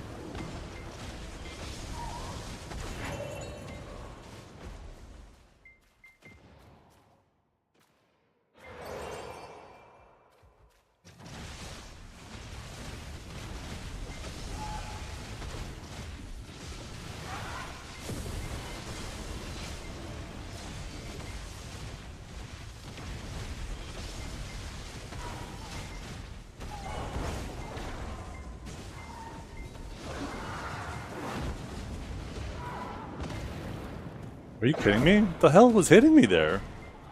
I died before he even touched the ground.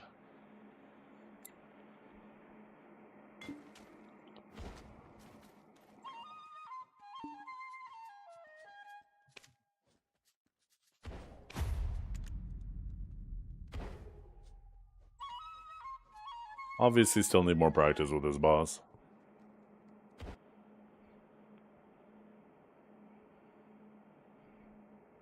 Did you? You dropped that banana peel there? God damn it.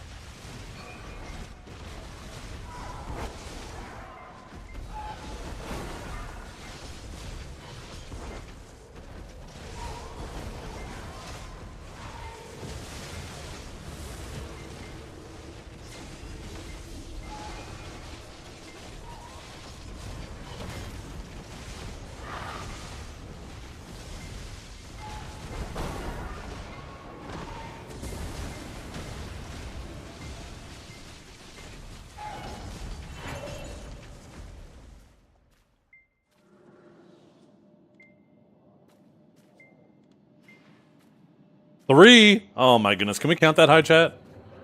Where do we start? I think 1, right? 1. And then I think 2. Yeah, that's right. That's right. And then 4. Oh fuck. God damn it. Was that 4 or 3? Maybe that was 5.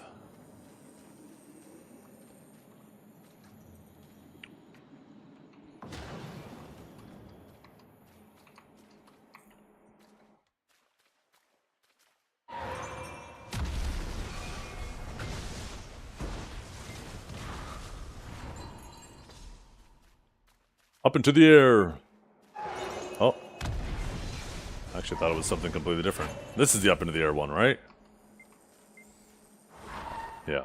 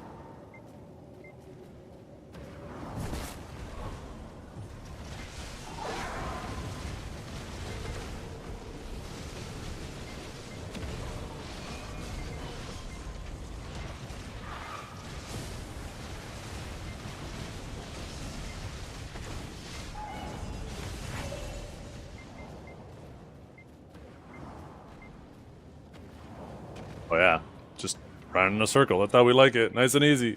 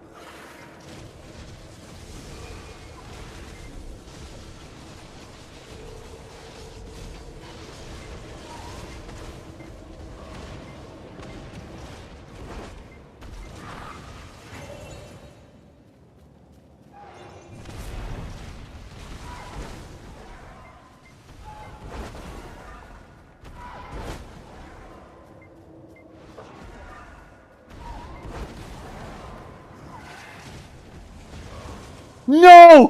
What just blasted me in the back? Why? Why? What just hit me in the back? God damn. Do I gotta turn effects up? Is that the fucking problem?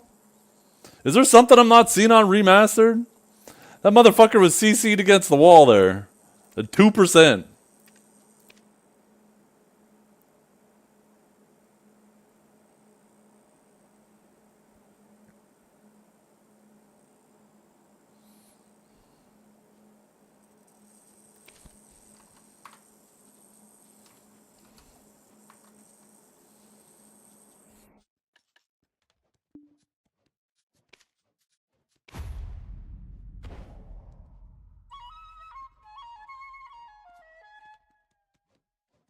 Well, the first time I was behind him, but he did that charge thing, and I guess I underestimated how big the AoE was on it, that even if you're, like, directly behind him, it's a problem.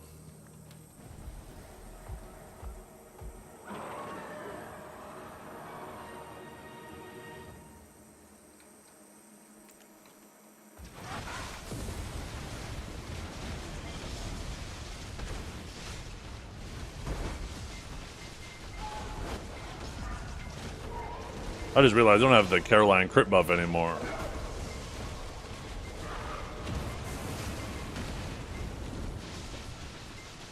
That could have been the difference there.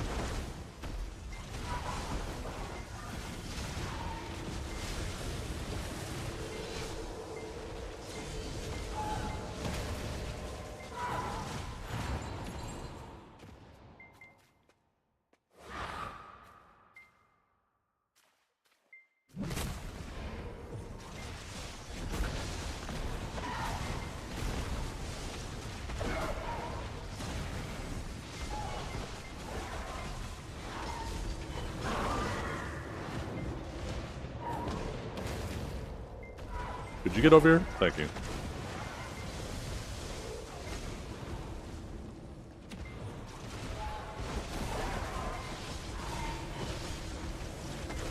I don't like you doing this shit. Get over here. He's gonna do that AoE shit, isn't he? Oh, fucker. Fine, I get it. You don't like me away from you.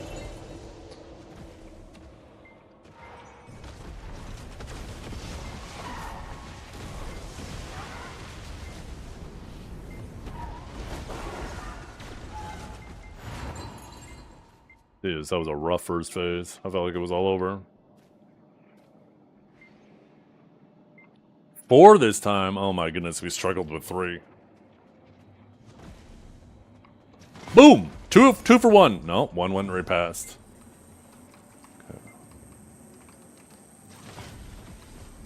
Okay, 2. Let's see if we can get both of these at once. Boom! Damn, the other one went right through. Let's see which path it takes first. Okay, we're good. Sometimes they'll take like a really weird path.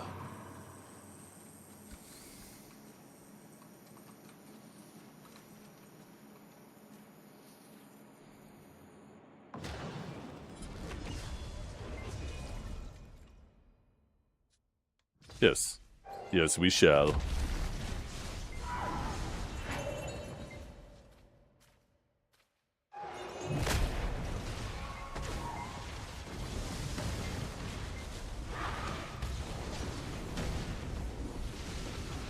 Oh, are you kidding me? Okay. Apparently 1 judgment and bolt is not enough distance to be out of that. We're learning, chat. We're learning.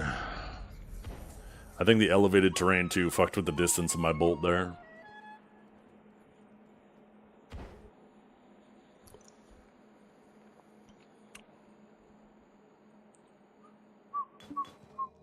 You kidding me? Norelio couldn't fight his way out of a wet paper bag.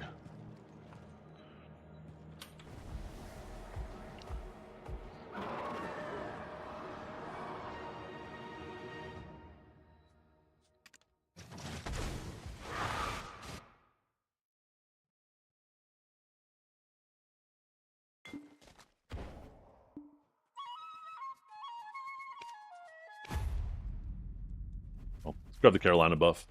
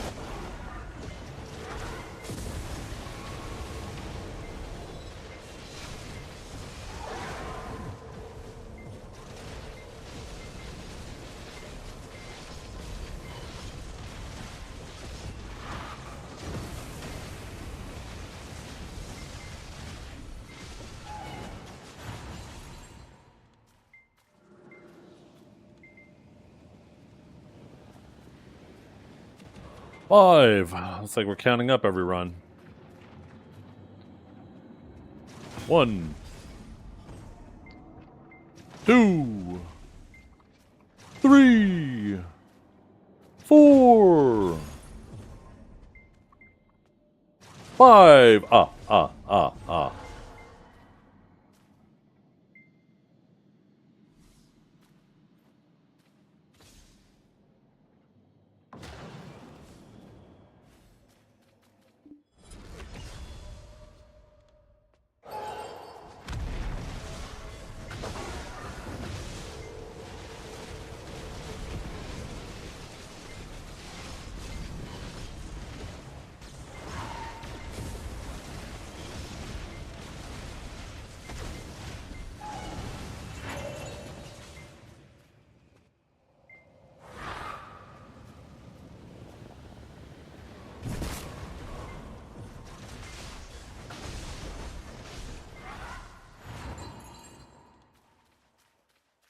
Three foxes? I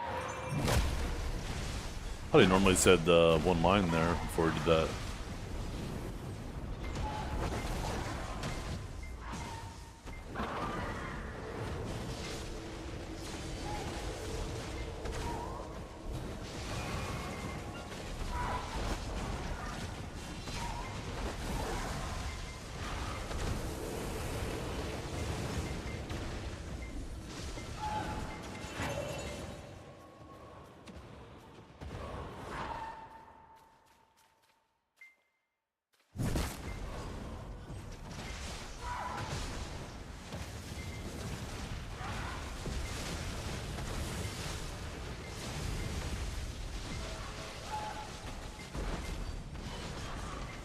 Oh.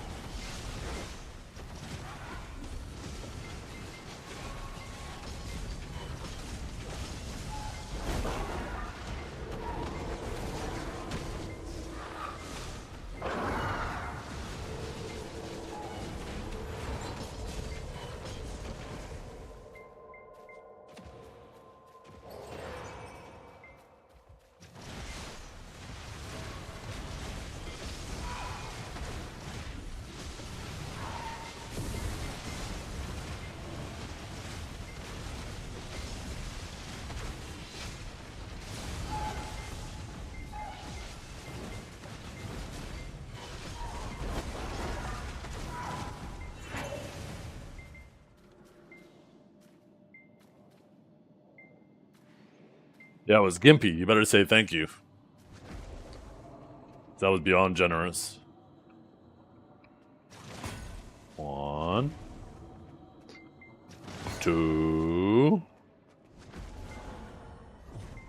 See if we can get both these at the same time. There we go. That was easy. One just ran in there on its own.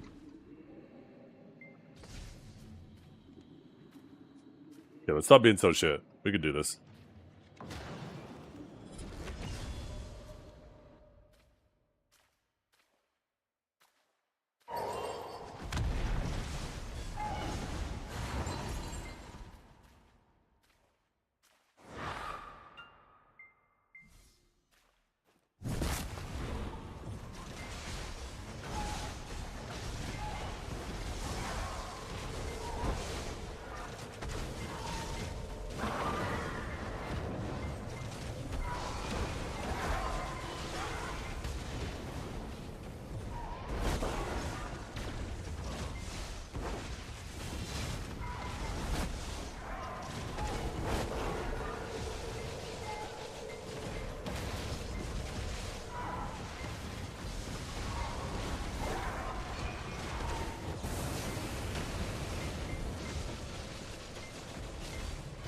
You could stop dropping these flames, that'd be fantastic.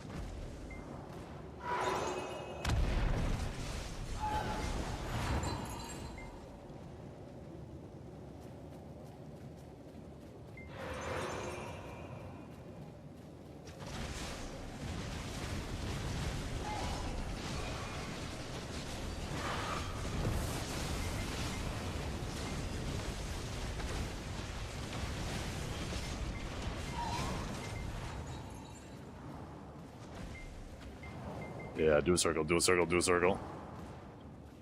Nice and easy for Sage to understand.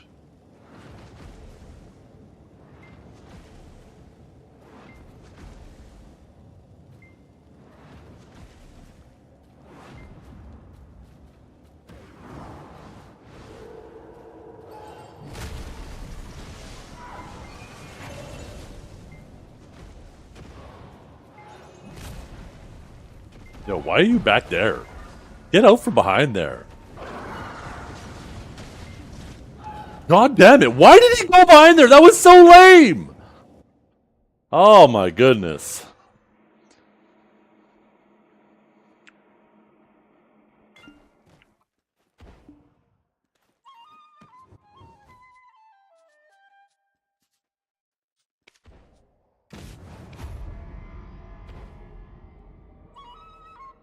The room too. I'm feeling it.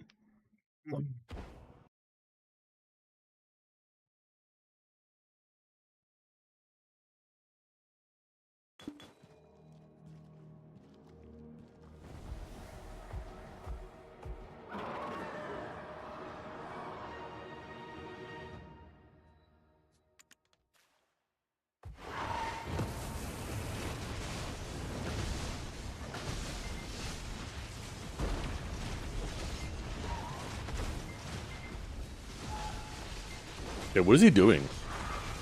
Stop being a dumbass, please.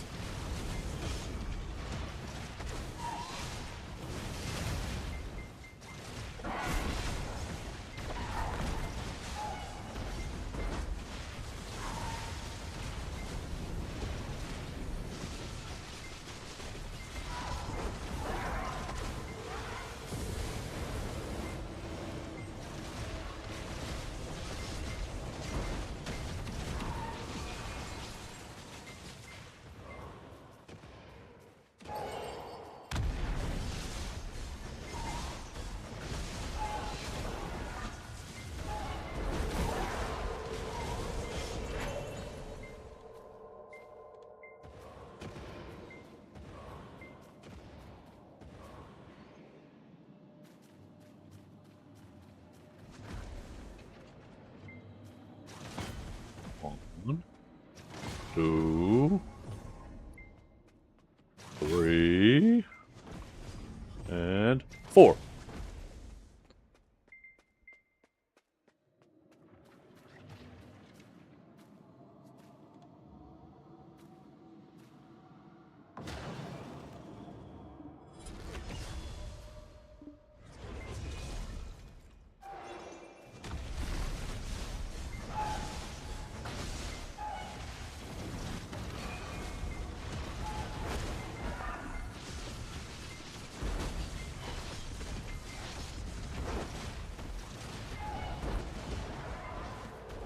Bad time to Taurus bomb.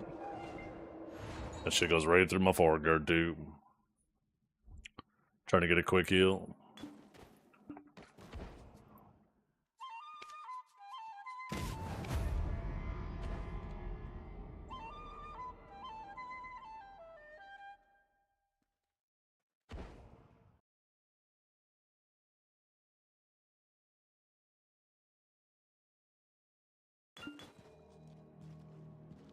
I wonder if they're gonna remember to readjust these bosses when they give us 500 more AP.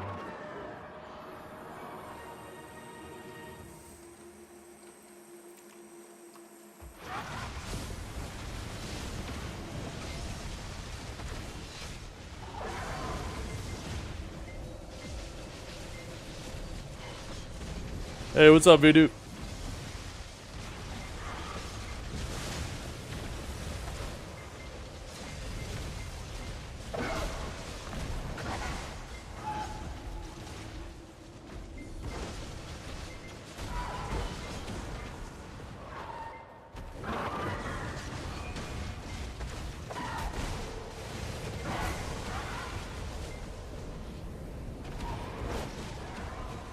I'm getting smoked by this fire right now.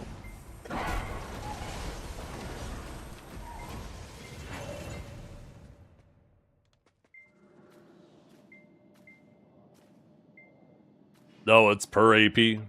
That's what they said. 3.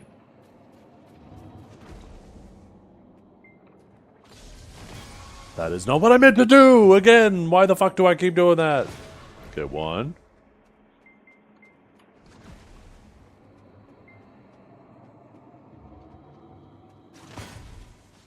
Zero. Oh, no, no, no, no. You don't come over here! Don't come over here! Don't you dare! Don't you dare! Don't you dare! Yeah, that's right.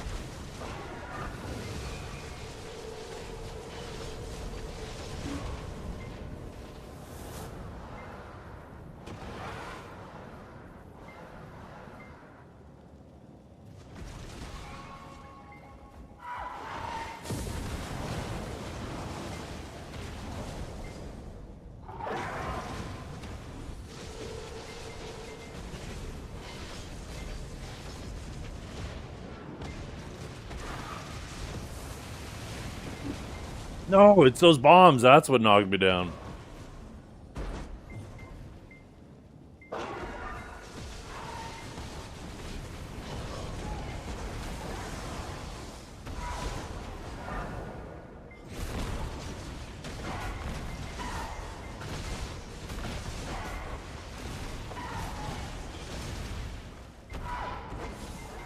Are you kidding me? Did I just get double CC'd? How did that knockback last so long?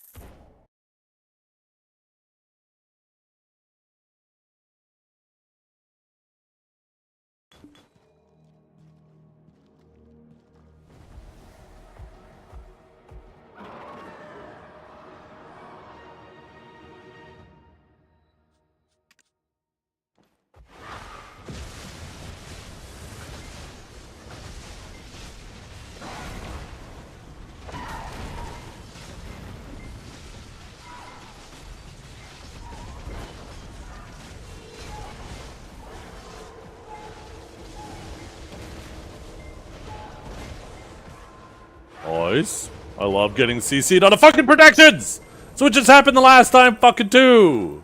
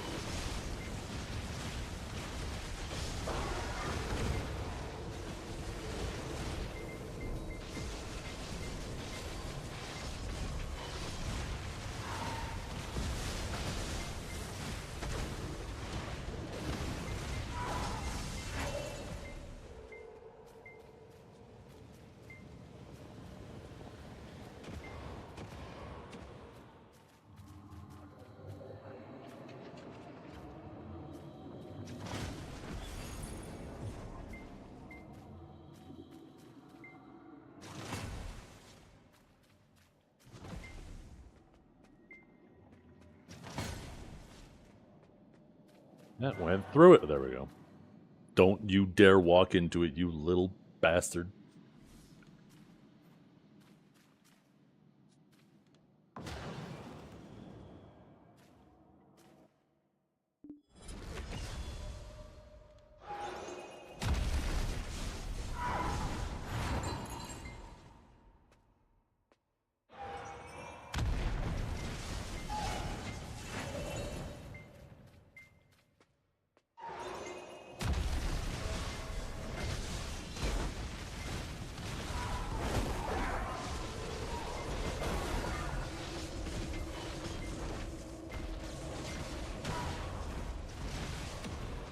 You little rat.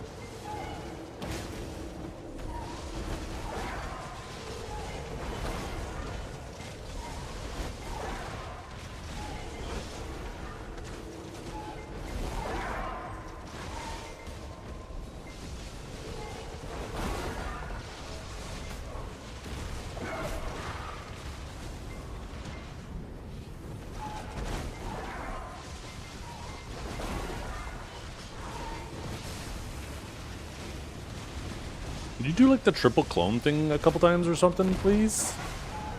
I like that move. Well, the thing, yeah, do that. I like that. Or breathe fire, that works.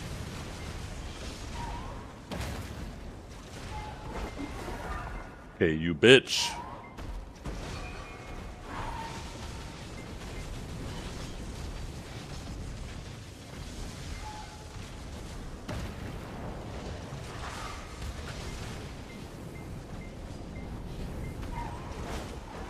I am so dead. Oh.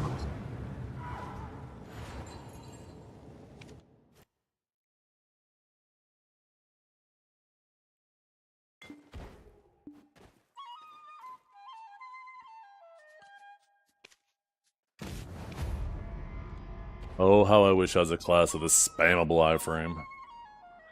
And just fucking smash buttons. Smash R&B.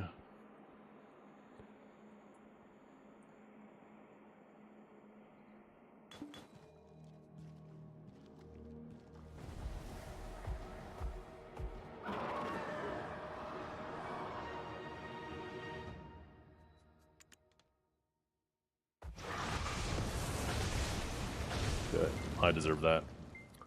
I fucking deserve that.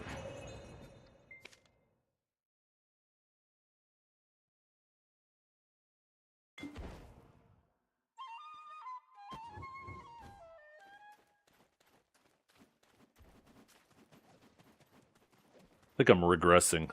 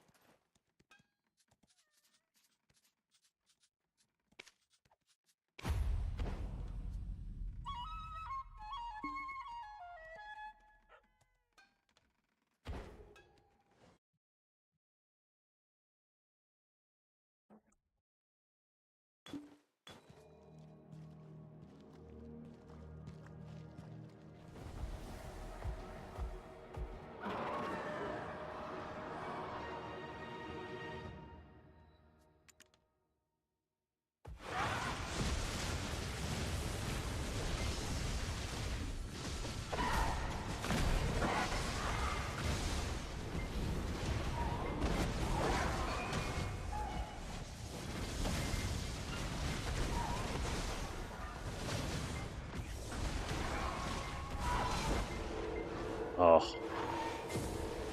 Ah.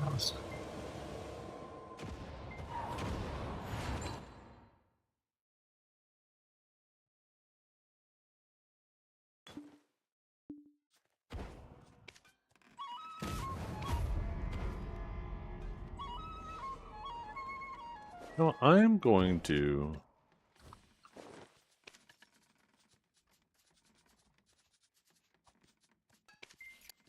get some of my DR back.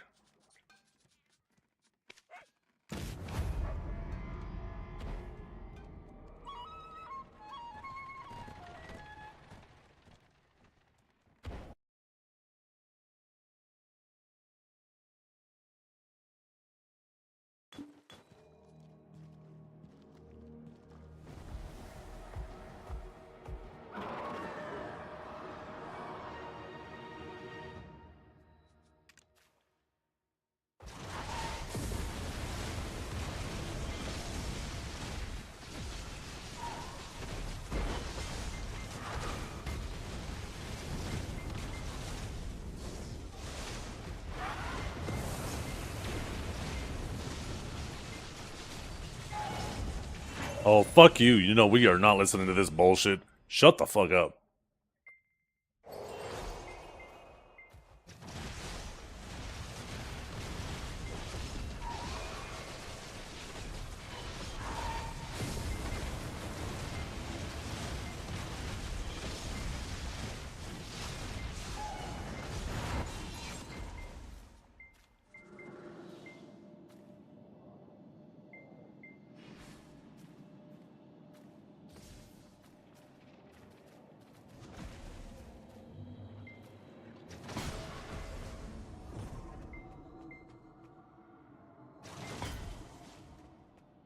I missed. Going the right way, though. Let's wait till it hits. Perfect.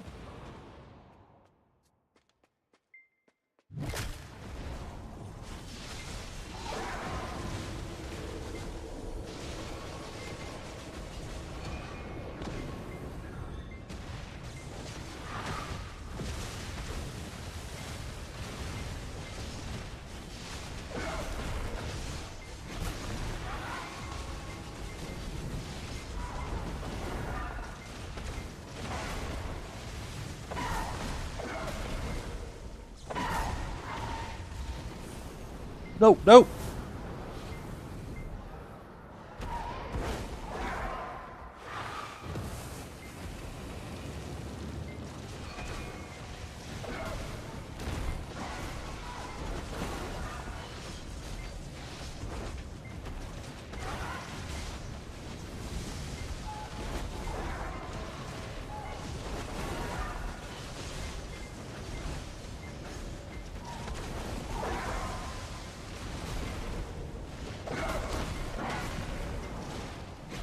Oh yeah, I love fall animations. Thank you.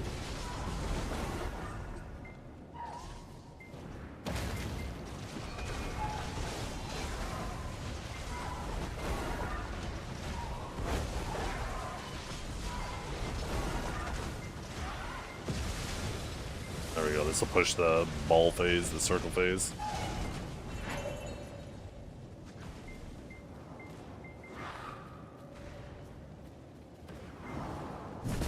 Oh. I think I understand how that works now. It hits the middle, and then slowly out more, and then out more, and then back to the middle.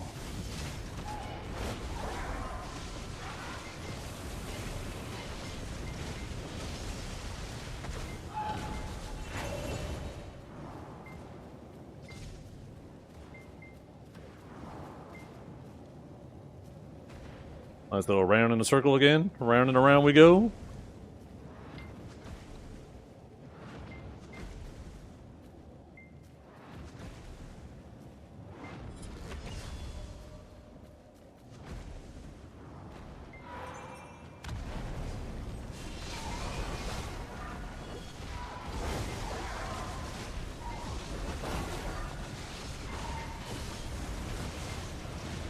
Can I get like the triple clone thing? I haven't got that a single time this run.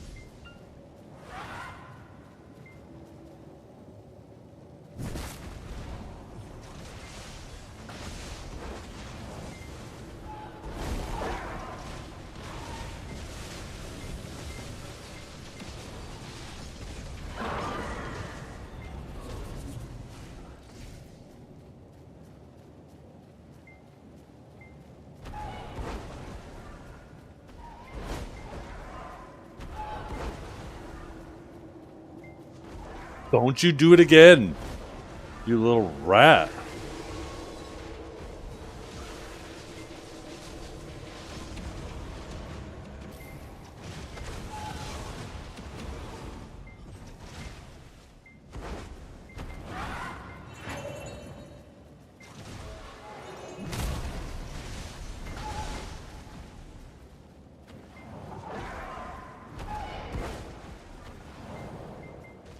No! Why did that look so delayed? Holy fuck. This guy is pissing me off today.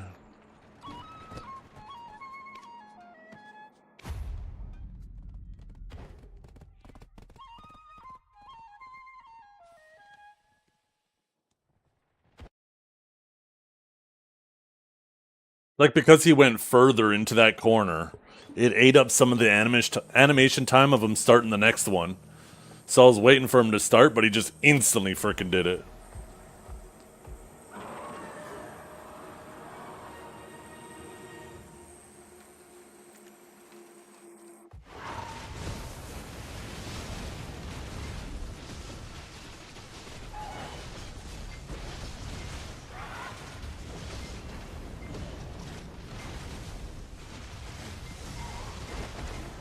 Okay, I ain't got shit. Not if I'm gonna let him fucking spiral through me.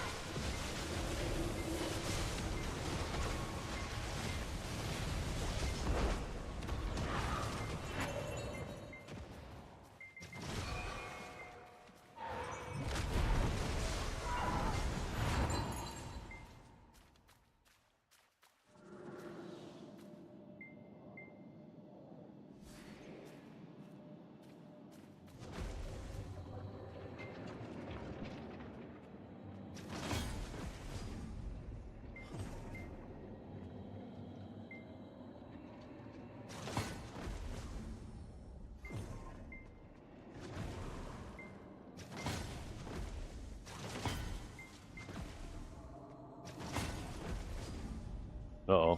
You gonna go in? You gonna go in? Yeah, you can go in.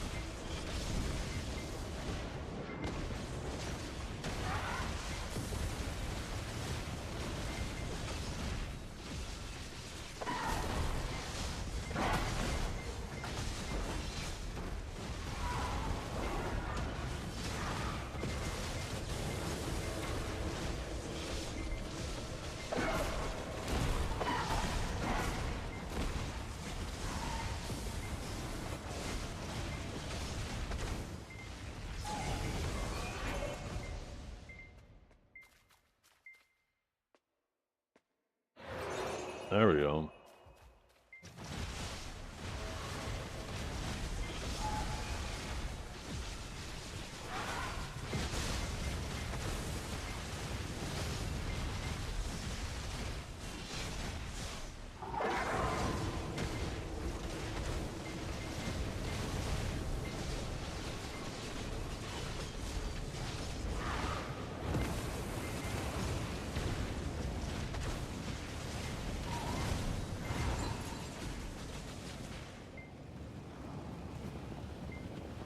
I don't like these fires right here.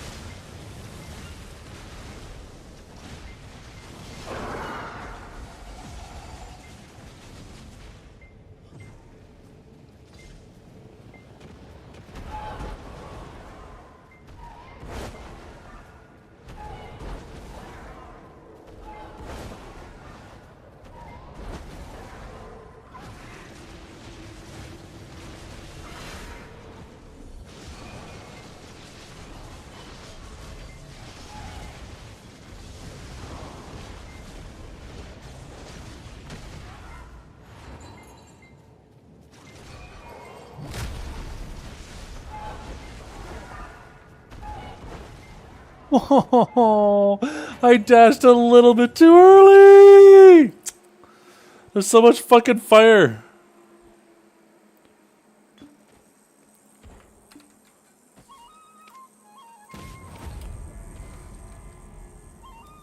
God, I wish I could just fucking hold R and B in that phase. Life would be so fucking easy.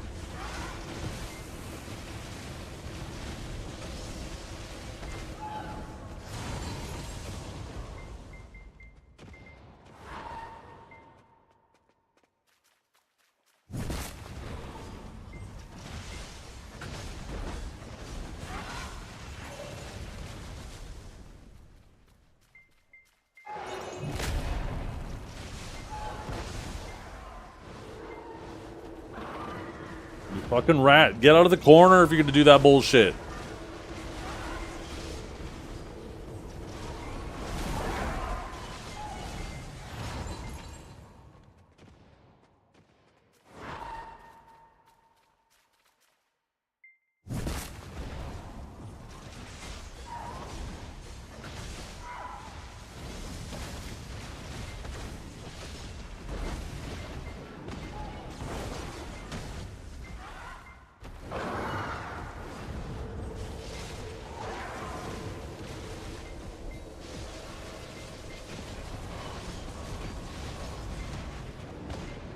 Holy fuck! There's so much fucking AoE!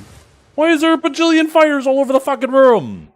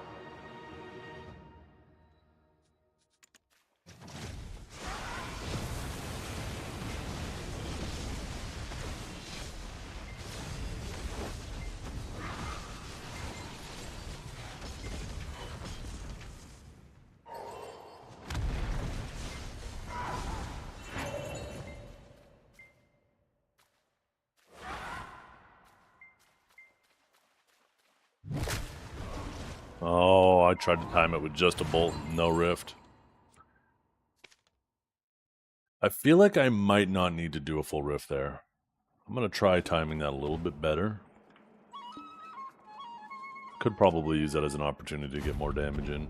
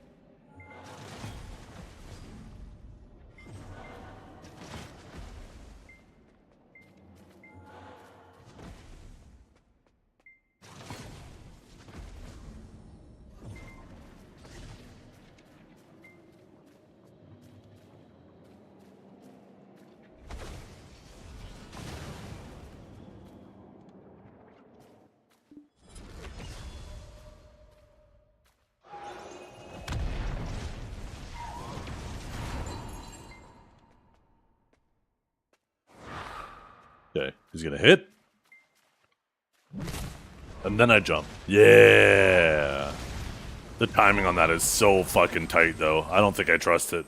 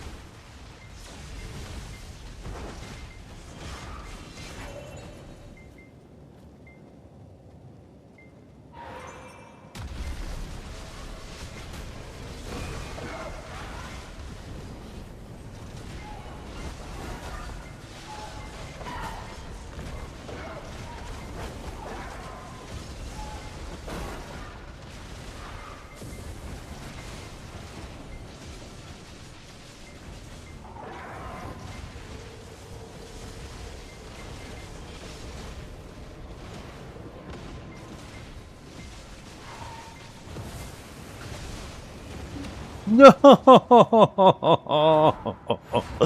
I should have bolted it, put me right on that fire. I thought I could get an enlightened off first.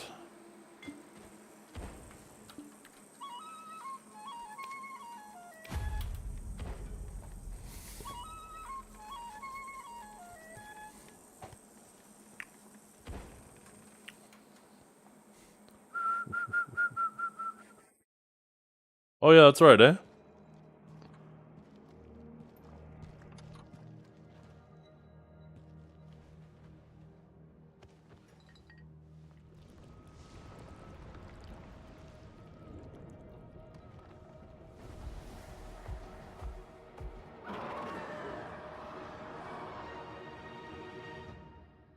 I don't think using Vicious Shadows is helping me out a whole lot. I'm gonna keep it a buck.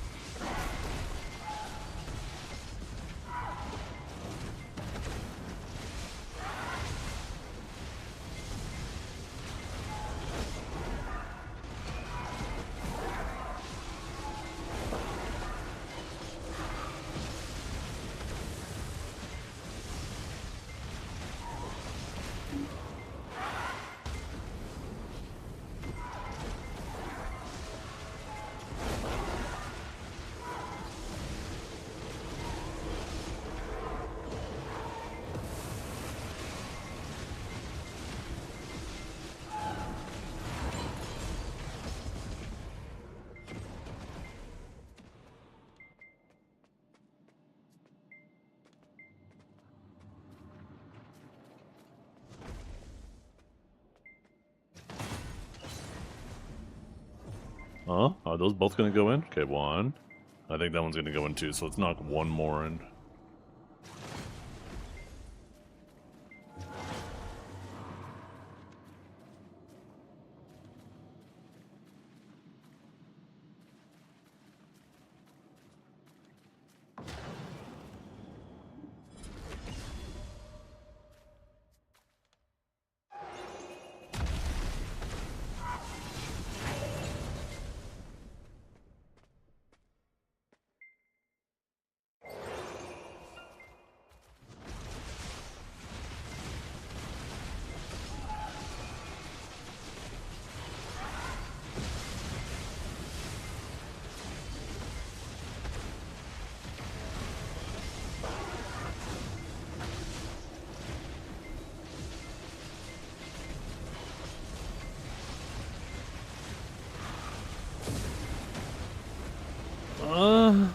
Zethine, at first I was like, alert, then I was like, boom, fail.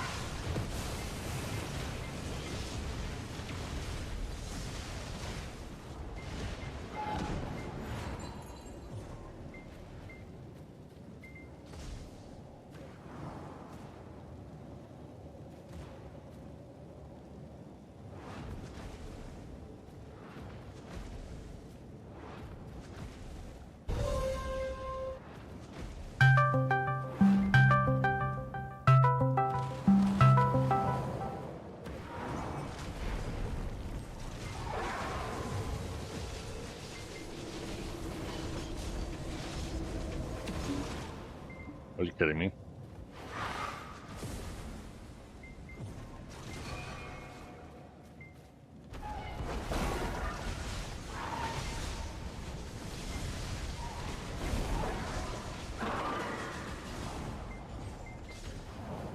Oh, that's a lot of damage!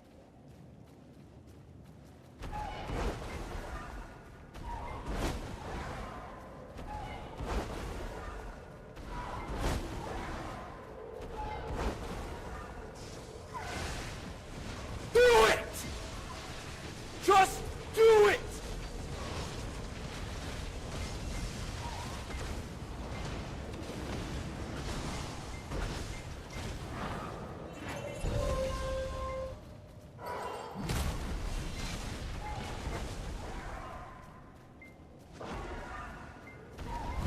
Emotional damage!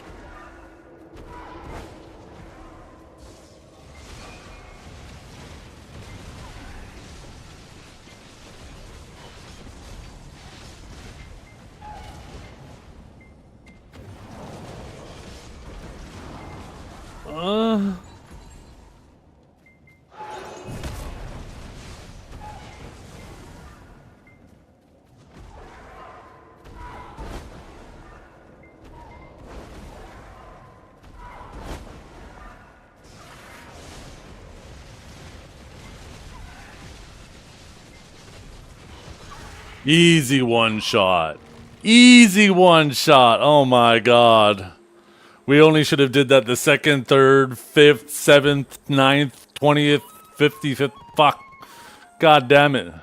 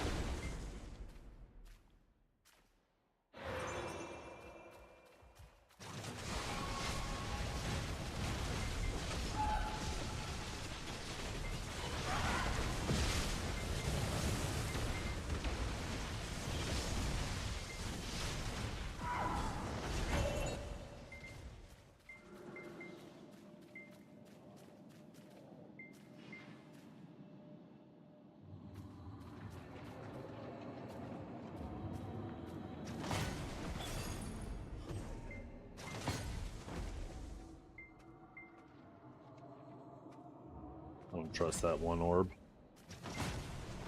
You little bastard. Which way are you going? He's going right into it, isn't he? Yeah, I better not hit another one.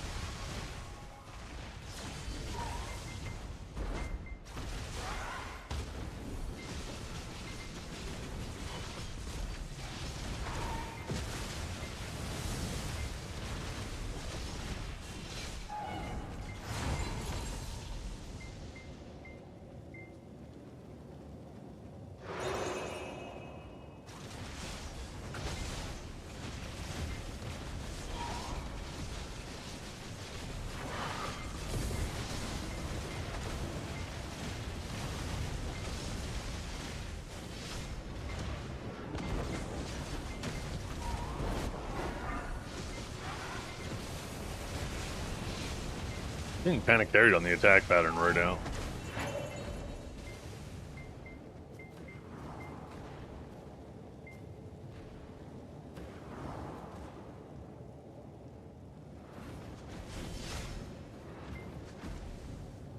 Shit, which one was it? I think it was this one, right?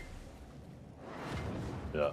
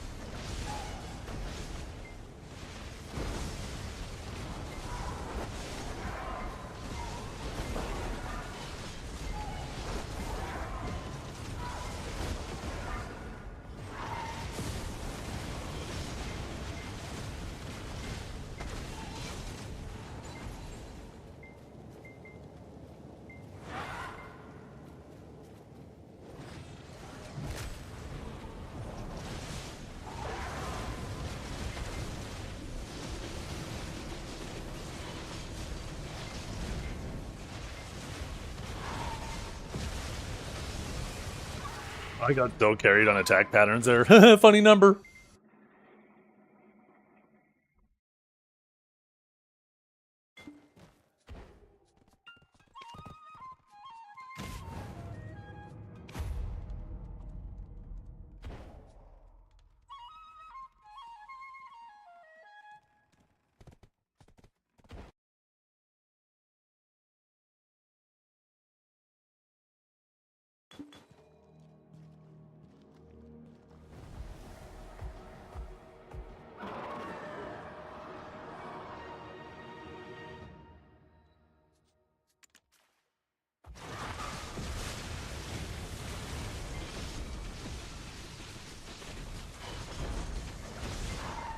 Oh, I'm stuck in something? No.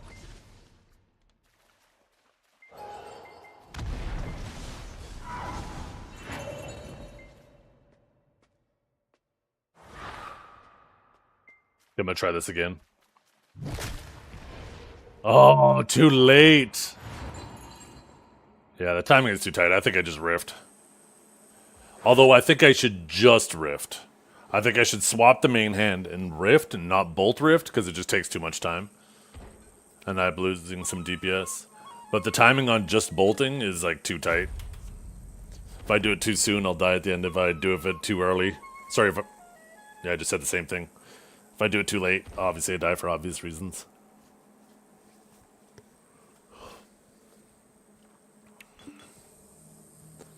WQ? No, WQ's probably a better option, actually.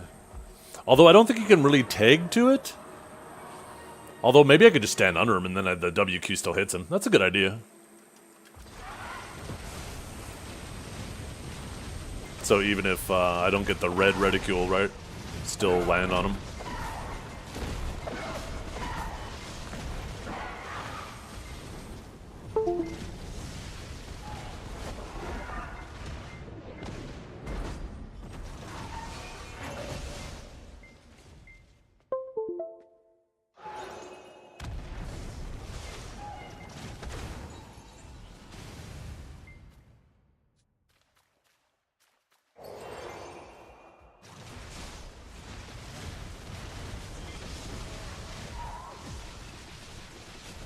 Imagine you get one of these runs where you get like 3 of those phases in a row. That could be like the whole damn fight.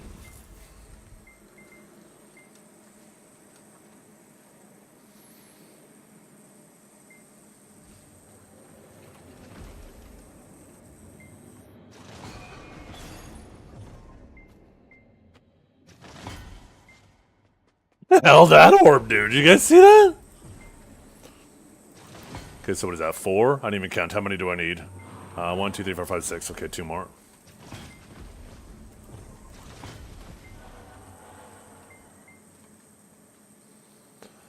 I'm gonna laugh though if when they give us all the extra stats from the offhand, from the armors, from the extra monster AP. If they don't adjust these bosses, we're gonna come in here just like 24, 453, C8 is gonna, or C10 is gonna feel like C8 currently does.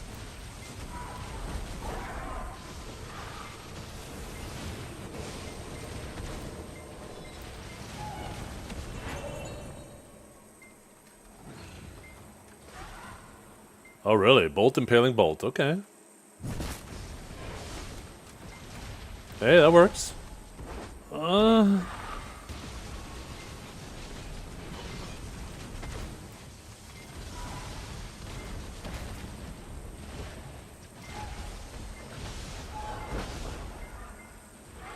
I was gonna say, I don't think it's the same thing with Judgment, right? I don't think Bolt's Judgment Bolt is full iframe too. I'm pretty sure there was a little gap at the beginning of the Judgment.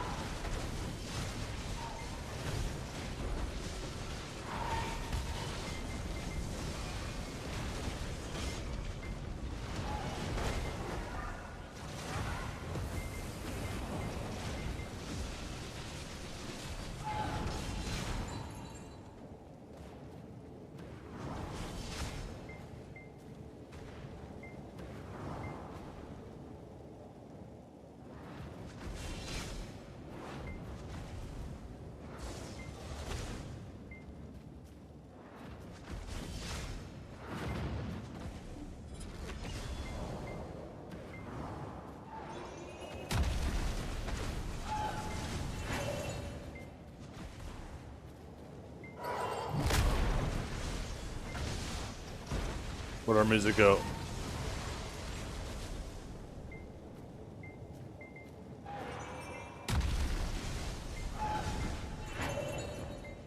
My God, you're being so annoying right now. I don't want to sit here in silence. I'm alone with my thoughts. It's fucking terrifying.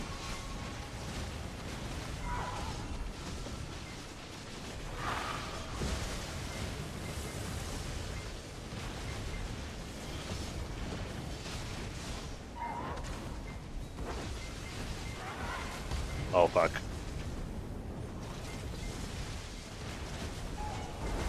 Oh,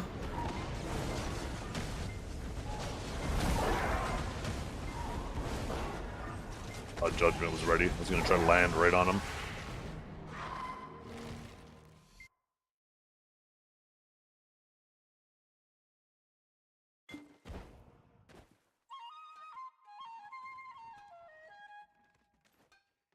They won't adjust them? That is yet to be seen. Maybe. I hope they do. I think the bosses kind of become meaningless if they don't, but I mean, at the same time, I wouldn't put it past them. There's a lot to change, right? Man, just think about the overhaul they have to do with like every grind spot in the game. It's kind of wild. Okay, we have that done now. I am done my bosses. I just got to do my group bosses later. We'll be doing that with Mr. Kinjar, Huntler, Tom, and hopefully Daza. If Daza isn't around, we could probably at Medozin. I don't know if Medozin's still around. I know it's kind of late his time.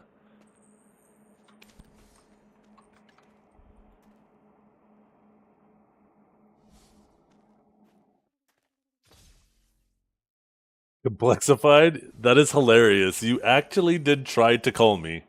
I thought that was the Twitch redemption.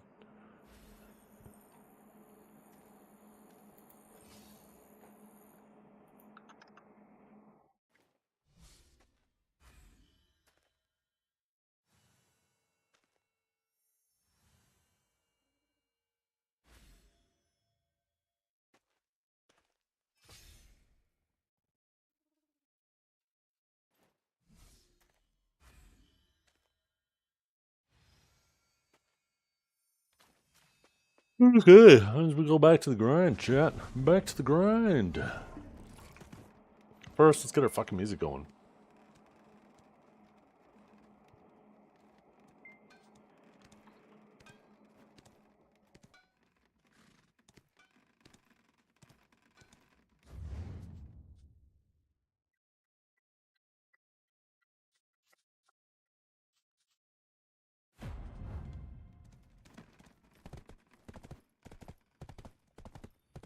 Yeah, but at least full aerial combat requires button pushing, unlike just hitting Q and sitting there. Ha ha! Warriors, am I right, guys?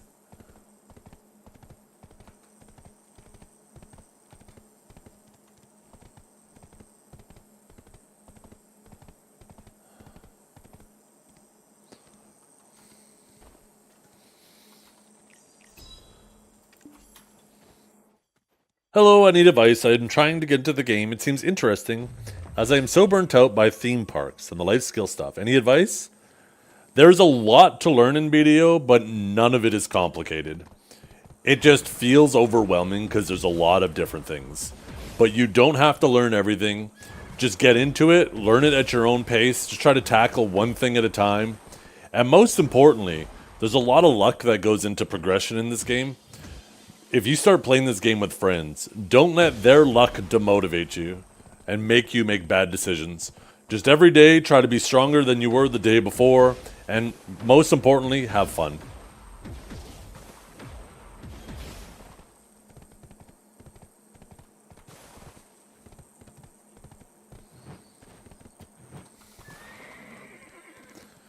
Like 13 sages on top 100 compared to 3 warriors? Yeah.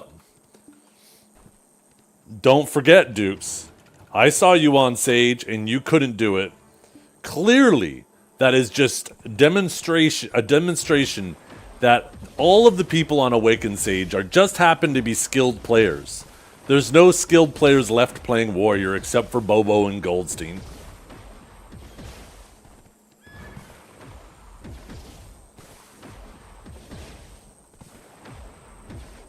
By the way, I'm kidding before anybody gets mad.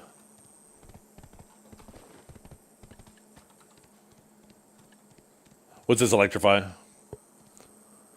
Yo,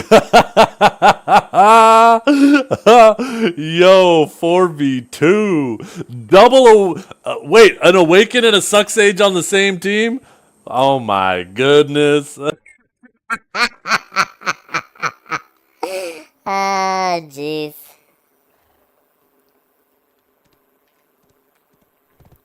1v1 you on Sage real quick? Oh, with pleasure. Are you kidding me? Where do you want to go?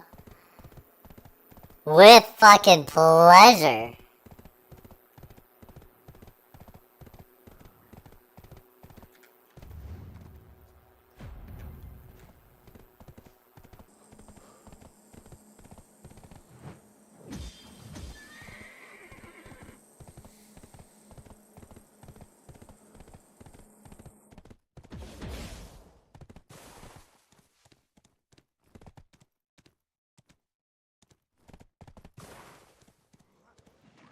Linux to Reborn.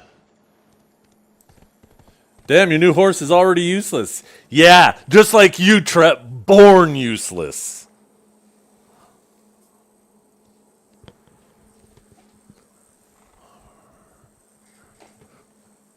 Guys, I'm shaking, I'm fucking shaking.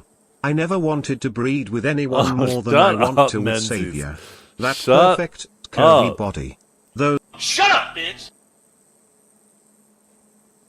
You know, Trep, it is kind of ridiculous.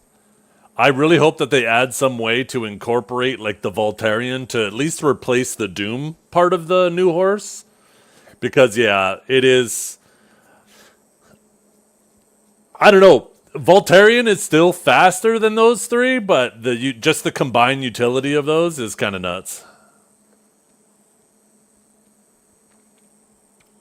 If you could replace the Doom, like if you have Voltarian, if you could do a quest that reskins the Doom into Voltarian, that'd be sick.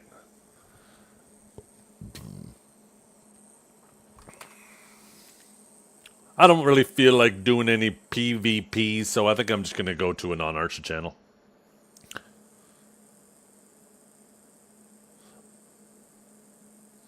A little lightning, what? Why do you guys say these words? Why can't you just be like, type it out and then at least read it and then backspace it?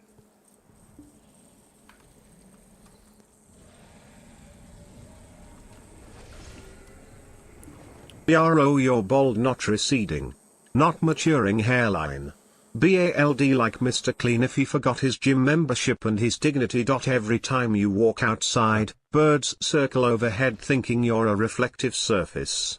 You ever been blinded because by the your lance own is scalp stupid, glaring Brett. selfie? Great Couldn't sword be me. You is dropped great. something on Lance the floor, is stupid. lean over to grab it. I've and always boom, said if they ever you make just a Awakened Velk flashbanged with a anything small but a child lance, I'm across playing the it. room with that chrome dome. Barbers see you walk in and just hand you a tissue and a hug.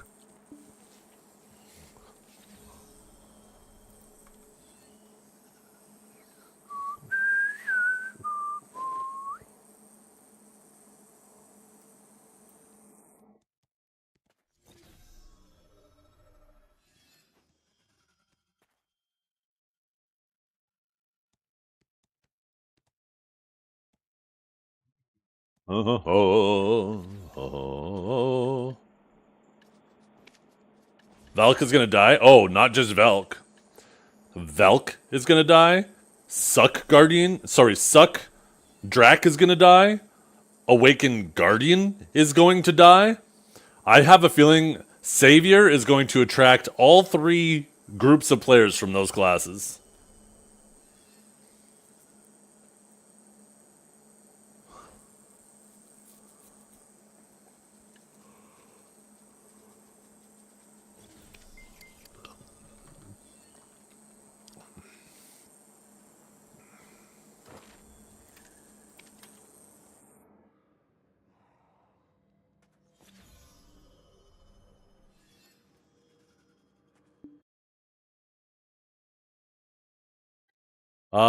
Just want to say thank you because the stream today and the good vibes. I grind for 5 hours and don't notice. For me, life skiller, that's huge. Thank you. I appreciate that. That's, you know what? That's exactly why I stream too. Oh, great sword, mommy. Tall and thick, crush foes with thighs and make it quick. Then turn to me, my final plea. Crush me next and set me free. Oh my god, I fucking love it. That is pure poetry. No, that's exactly why I stream. Not for you guys, though. Don't get me wrong. I'm gonna don't do it for you guys.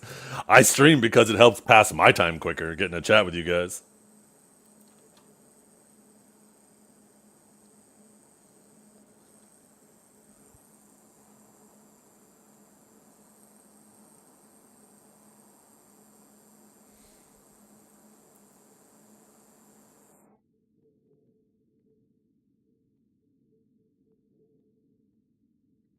I realized my camera was off the whole time. You guys didn't even get to see me molding. You just had to hear it.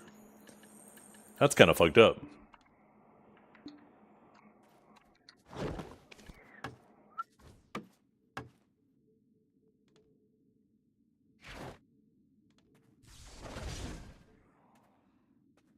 Yeah.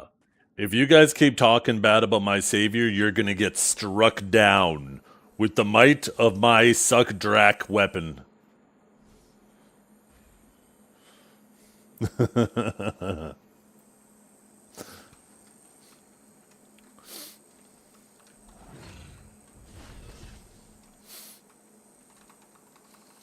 Okay. What am I doing again? I'm grinding. What do I need? Loot scroll. Boom. Fuck it. Let's load 2 of them.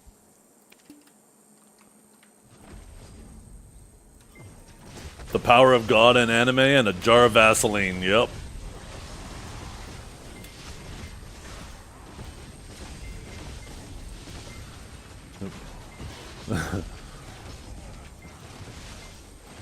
With the power of God and anime? No, with the power of Satan and hentai. I'm sorry, chat. I'm sorry.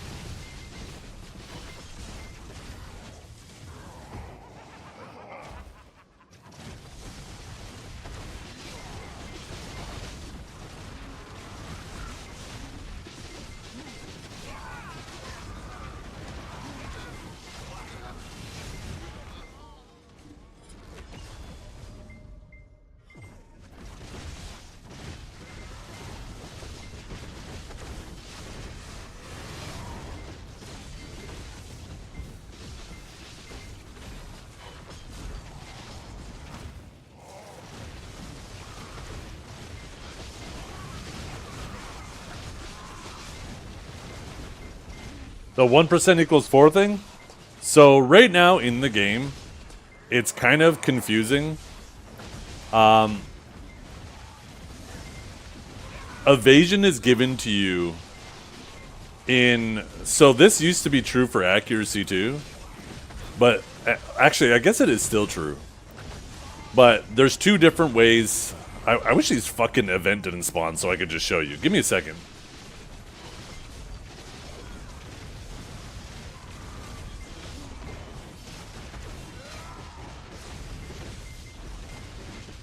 One second, let me finish this event and then I'll just show you.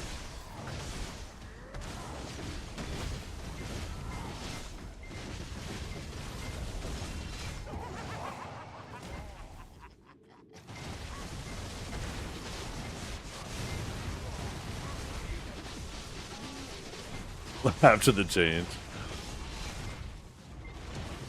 Host up warrior. Host OP warrior. Overpowered. Gotcha. Makes sense. Okay. What was I showing again? Oh yeah, that's right. Okay, so like there's two different ways you're given accuracy, right? So if you take a look at an ability, for example, like let's take a look at Radiant Annihilation, right? There's a buff on there that gives plus 6% accuracy. But then if you take a look at an item, for example, like a accuracy crystal, it gives 60 accuracy. So what this 60 accuracy is this is the same thing as percentage, but you got to divide it by 4 to come up with the percentage. They go either way, right? So 6% accuracy is 24 accuracy stat points, or 60 accuracy is 15 accuracy percentage, right? They go back and forth. There's a 4-to-1 conversion between percentage and just the flat stat. And the evasion is the same way. You know what's funny, Divios? Remember how you and I used to always say that it doesn't make sense that evasion's 5-to-1 and accuracy's 4-to-1? And then when the horse buff was in the stats sheet showing a percentage instead of flat stats, that confirmed what you and I were saying.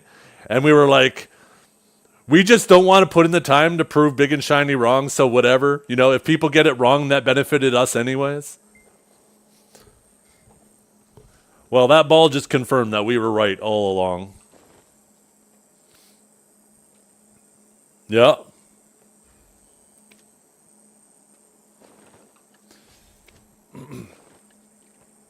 So, yeah, it seems like they're just going to streamline those stats. So instead of having percentages and flat stat numbers, I think they're just going to be doing flat stat numbers because it'll make it a lot more palatable if it's all the same. Instead of having two different stats to basically do the exact same thing. And they've been doing that with other things in the game too, right? I don't know if they've managed to get rid of all of it, but a lot of classes lost their specific DP shreds. And like magic damage reduction, magic damage reduction, melee damage reduction, and range damage reduction. They got rid of that on a lot of classes and then just gave them more flat damage reduction.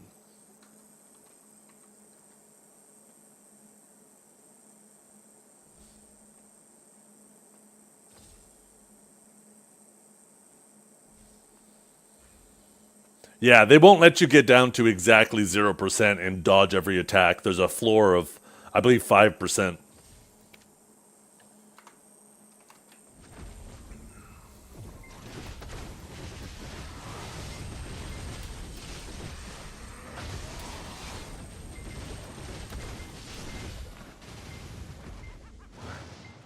I believe there's a floor for 5% damage reduction on DR too, right? Like you can't get so much DR that you take 0 damage.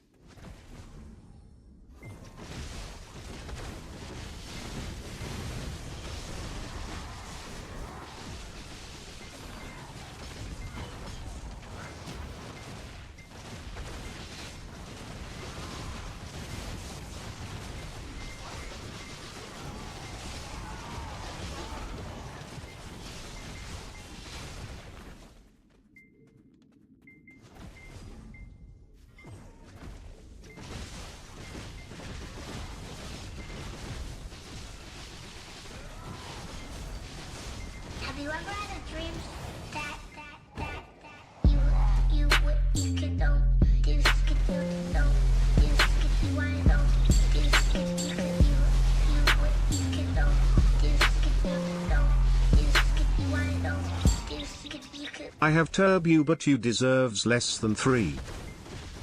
Yo, I appreciate that very much. Thank you very much.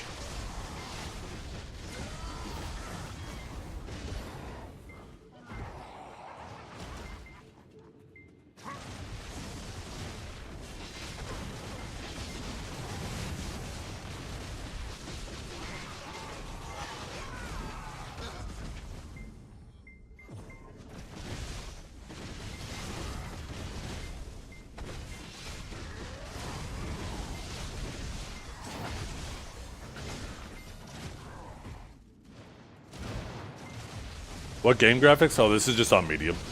I typically play with high textures and medium settings. I feel like it's a nice balance of still good visual quality. I have people all the time be like, are you playing on remastered? I'm like, no, it's a medium. I feel like medium is a good balance. Remastered, unfortunately, like sometimes of the day, it just like the lighting is overwhelming.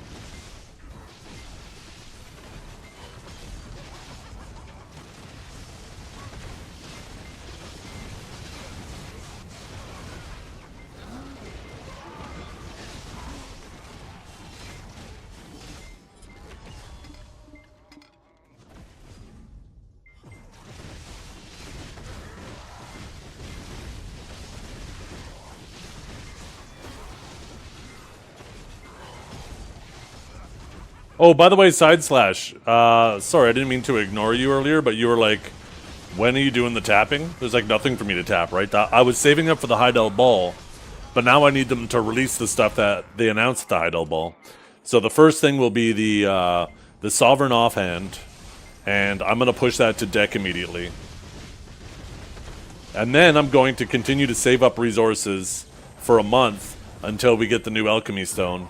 And then I'm going to go crazy with that. And then whatever I have left, assuming I have anything left, then that'll go into my main hand. Yeah, I got my 20k Kaffers. I got my Nuver, right? I already have my 2-pen Black Stars. I have the one I'm equipping. I have one in a box. And then I have my C20 Nuver. I can extract this. I'll get 30k Kaffers.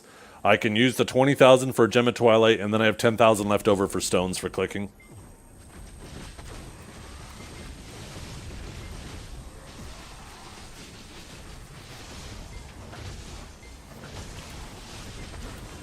The main hand's coming, Juicy. The Alchemy Stone and the Sovereign Offhand are way more important.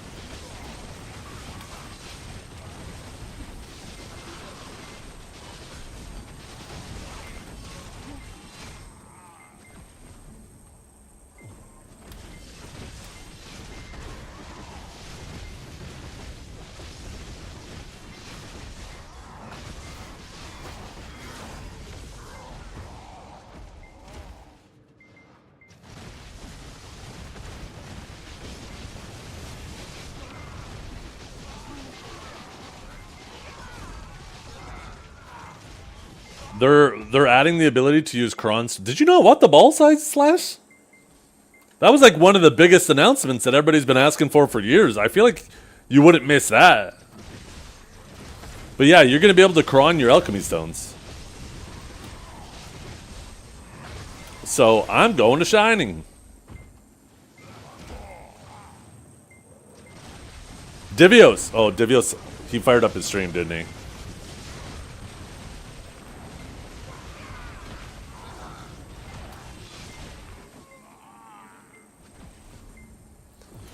No, it's not good downgrade.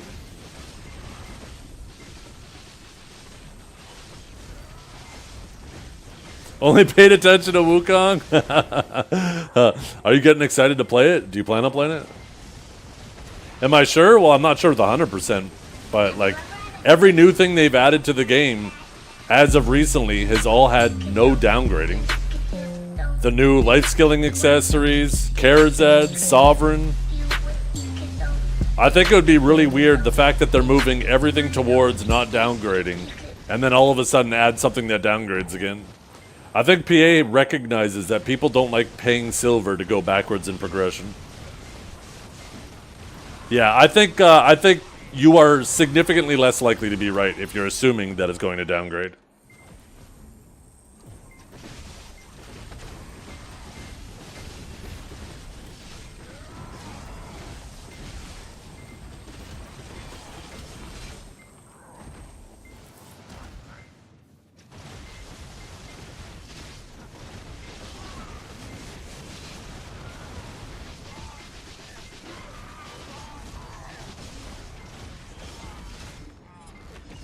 I think it's going to be crazy expensive per click, considering it's a 3% chance and they didn't mention reducing the chance. I think they're going to end up making it like 25,000 crons per click. But it also depends, what does PA value a Shining Alchemy Stone of Destruction at?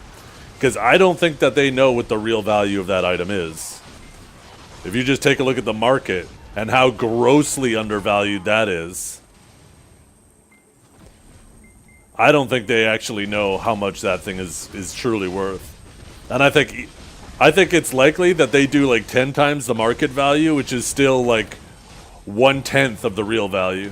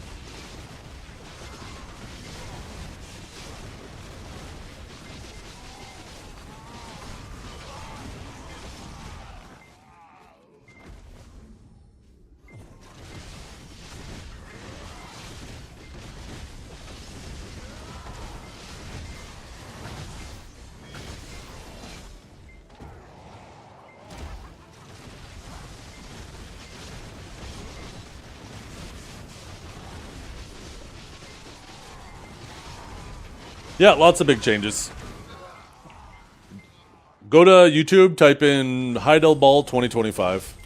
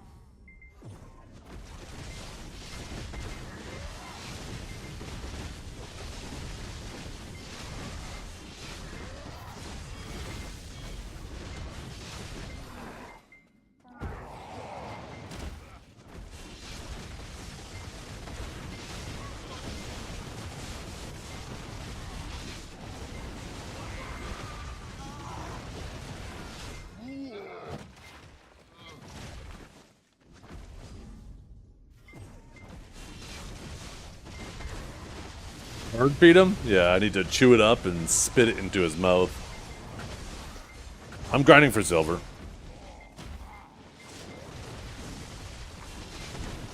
And XP.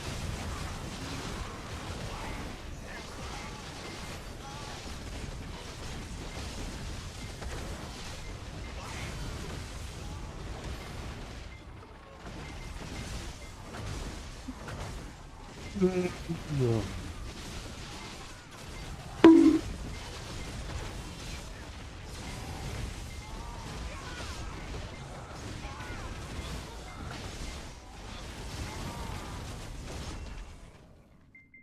Madozin, are you around?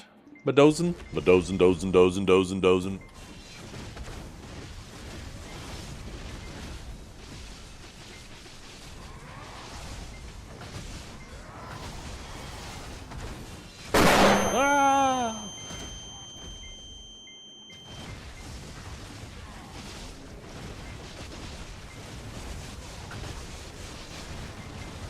0.12%?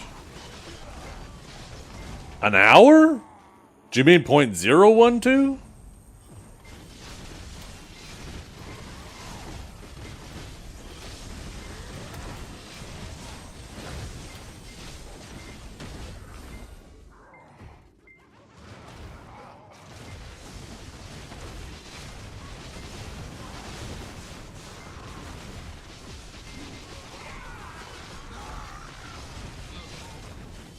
No shot. You'd be getting like a percentage a day.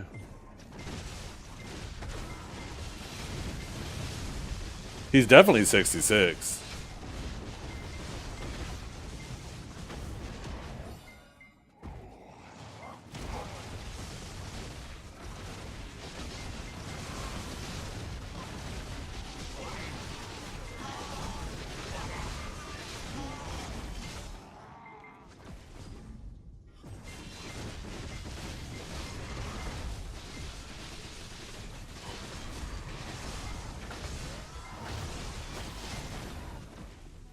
Are you in a party with other people too? Like, are you doing that tech where people are at pillars within range of each other?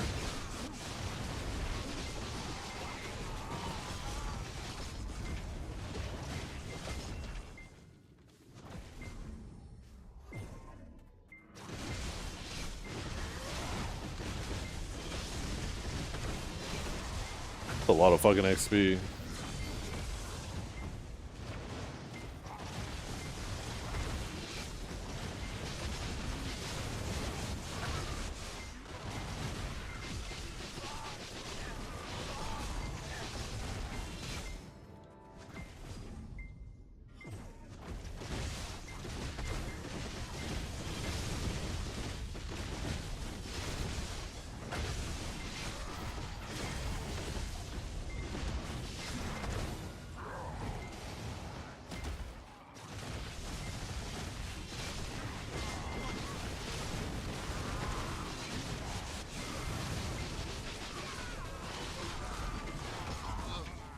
Makes me want to do it. 2 weeks to get level 67?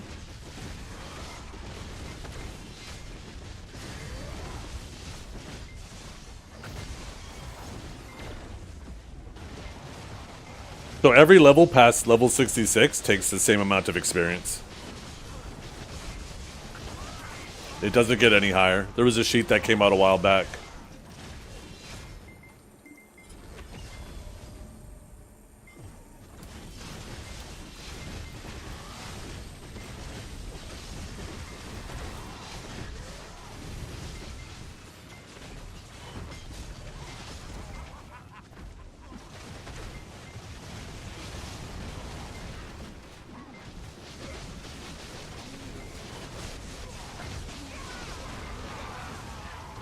What channel are you on, Lycroshan? I want to come grab a spot right beside you. Let's do it in a party. Let's see how much XP we get. Just imagine if we could get like 3 of us.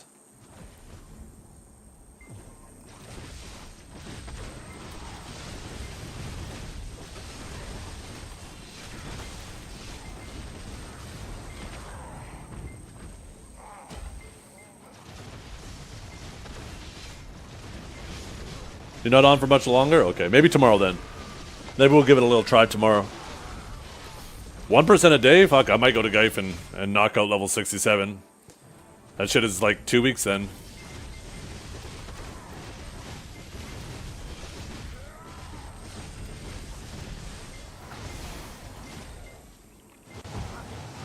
Oh, hell yeah. I love ribs. I love ribs when they're cooked to the point where they are pull off the bone but not fall off the bone. You know what I mean? They have that nice, like they can hold their structural integrity, but they melt in your mouth and easily pull off the bone. Nice and clean. Why do you keep losing 2 crystals when you die? You probably don't have max karma.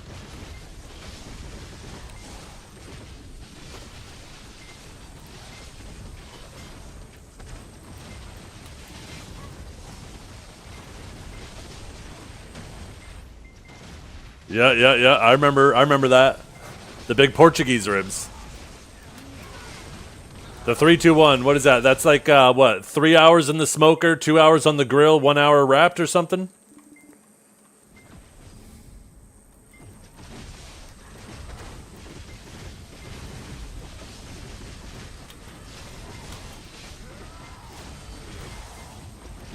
Or no, 3 on the smoker, 2 wrapped, 1 on the grill.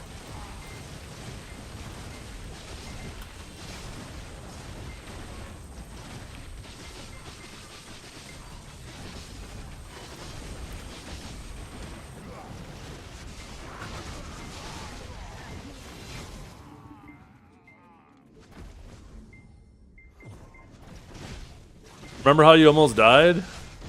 No.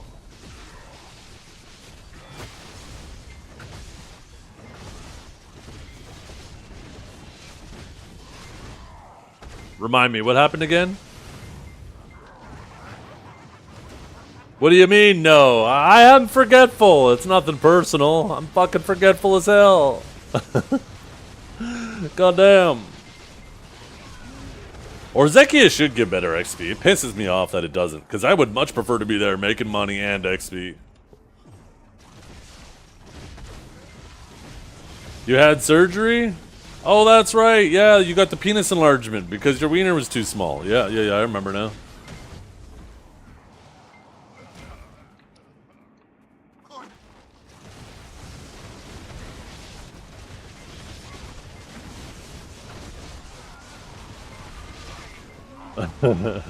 There is no more peen.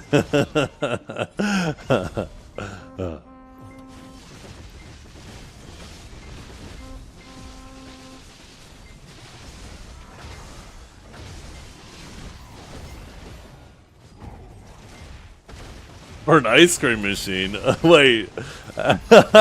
You know, that sounds funny, but I'm trying to picture it in my head and it looks kind of nasty. An ice cream machine?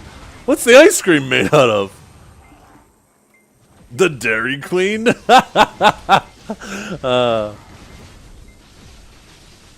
I've been only eating ice cream for the past 4 weeks. I love ice cream though. Ice cream sandwiches? Oh my goodness, I want one now. I got a freezer full of them.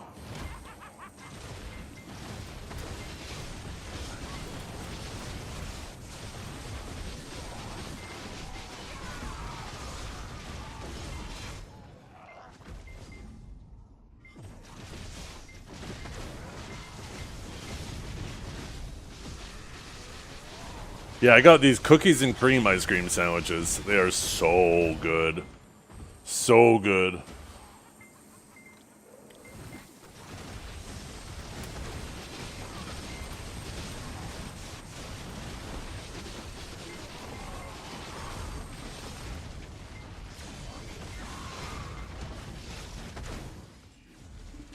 I don't know if I'd necessarily call them high quality, but I mean, it doesn't stick to the roof of my mouth, so... But no, they're the no name brand. It was a good price too. It was 25 sandwiches for $10. That's like 50 cents a sandwich. 40 cents a sandwich.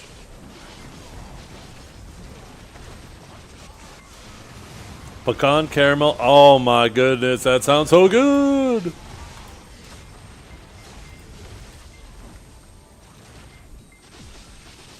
Uh-oh.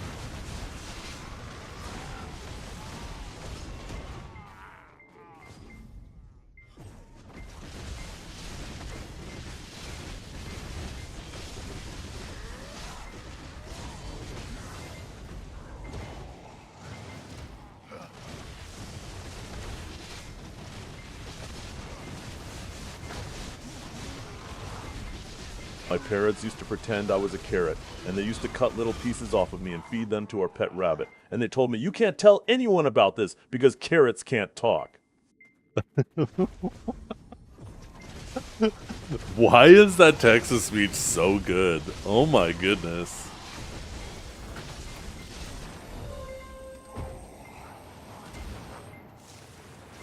I like got passionate about it for a second.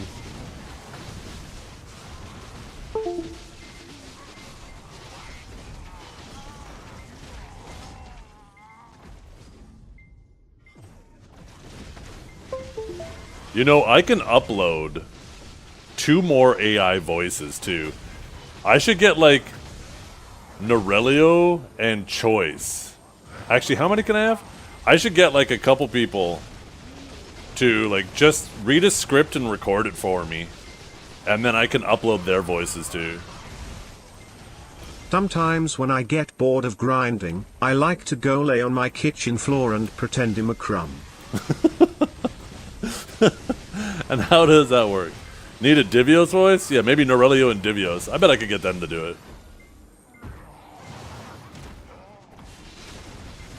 A TTS of Mrs. Zeth.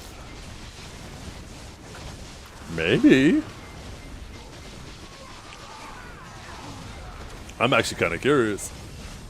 Let me see how many I can upload again. I can't remember. I'm pretty sure it's 3, and then obviously I'm one of them.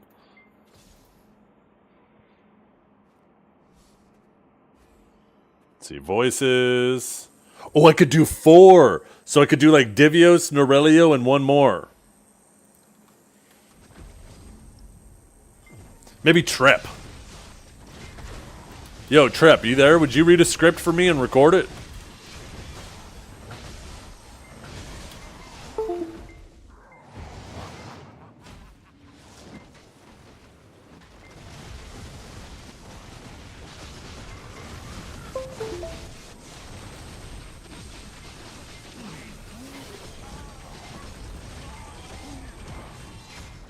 Oogly googly, oogly googly, oogly googly, oogly googly, oogly googly, oogly googly, oogly googly, oogly googly, oogly googly, oogly googly, oogly googly, googly googly, googly googly, googly googly, googly googly, googly googly, googly googly.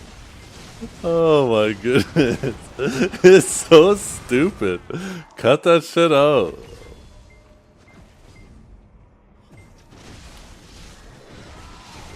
Got a little sussy in the middle.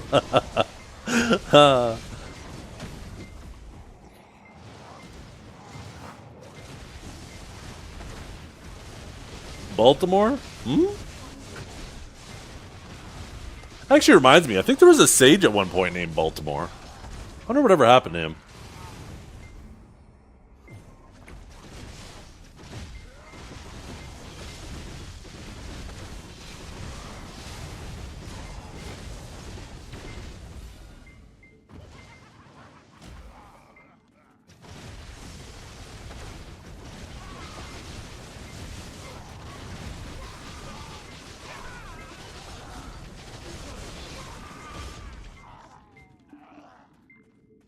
Lawnmower goes Shershi ear rear vavavoom shara rear and rice burners go wow wow wow wow wow wow wow wow wow wow wow wow wow.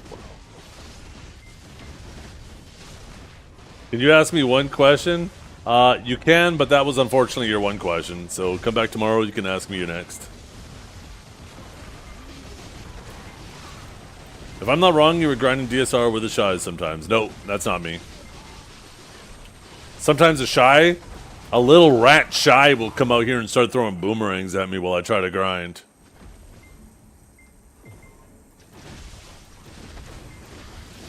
But, yeah, I don't grind out here with the shy. There's no need to.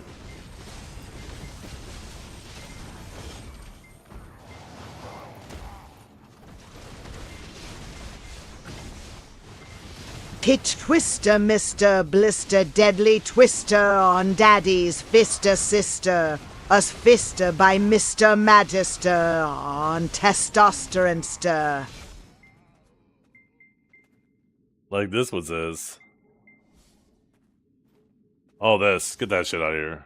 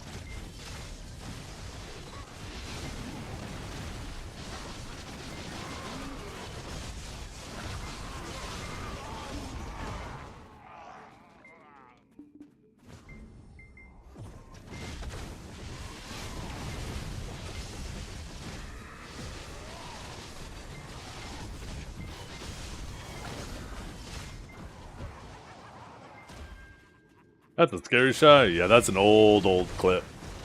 There's some missing context not included in that clip. I took off, like, I switched to full blast. And this was also back when Awakened Sage... Actually, I wonder even what Impaling Flash we had at that time. I think we still even had the old Impaling Flash and No Judgment. But yeah, I wasn't in my proper gear setup there. I was just fucking around. I'm actually curious what our old abilities look like.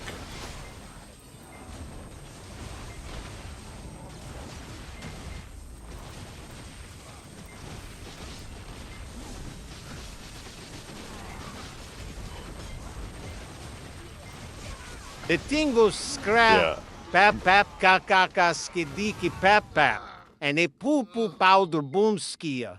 Do do coo coo doom Yeah, doom. no judgment or anything. Oh my god, our class looks so now. different. I know, Old Sage does look weird. No judgment, Impaling Flash is ass too. Can't use Lightning Surge because it's unprotected, unless it's in a combo.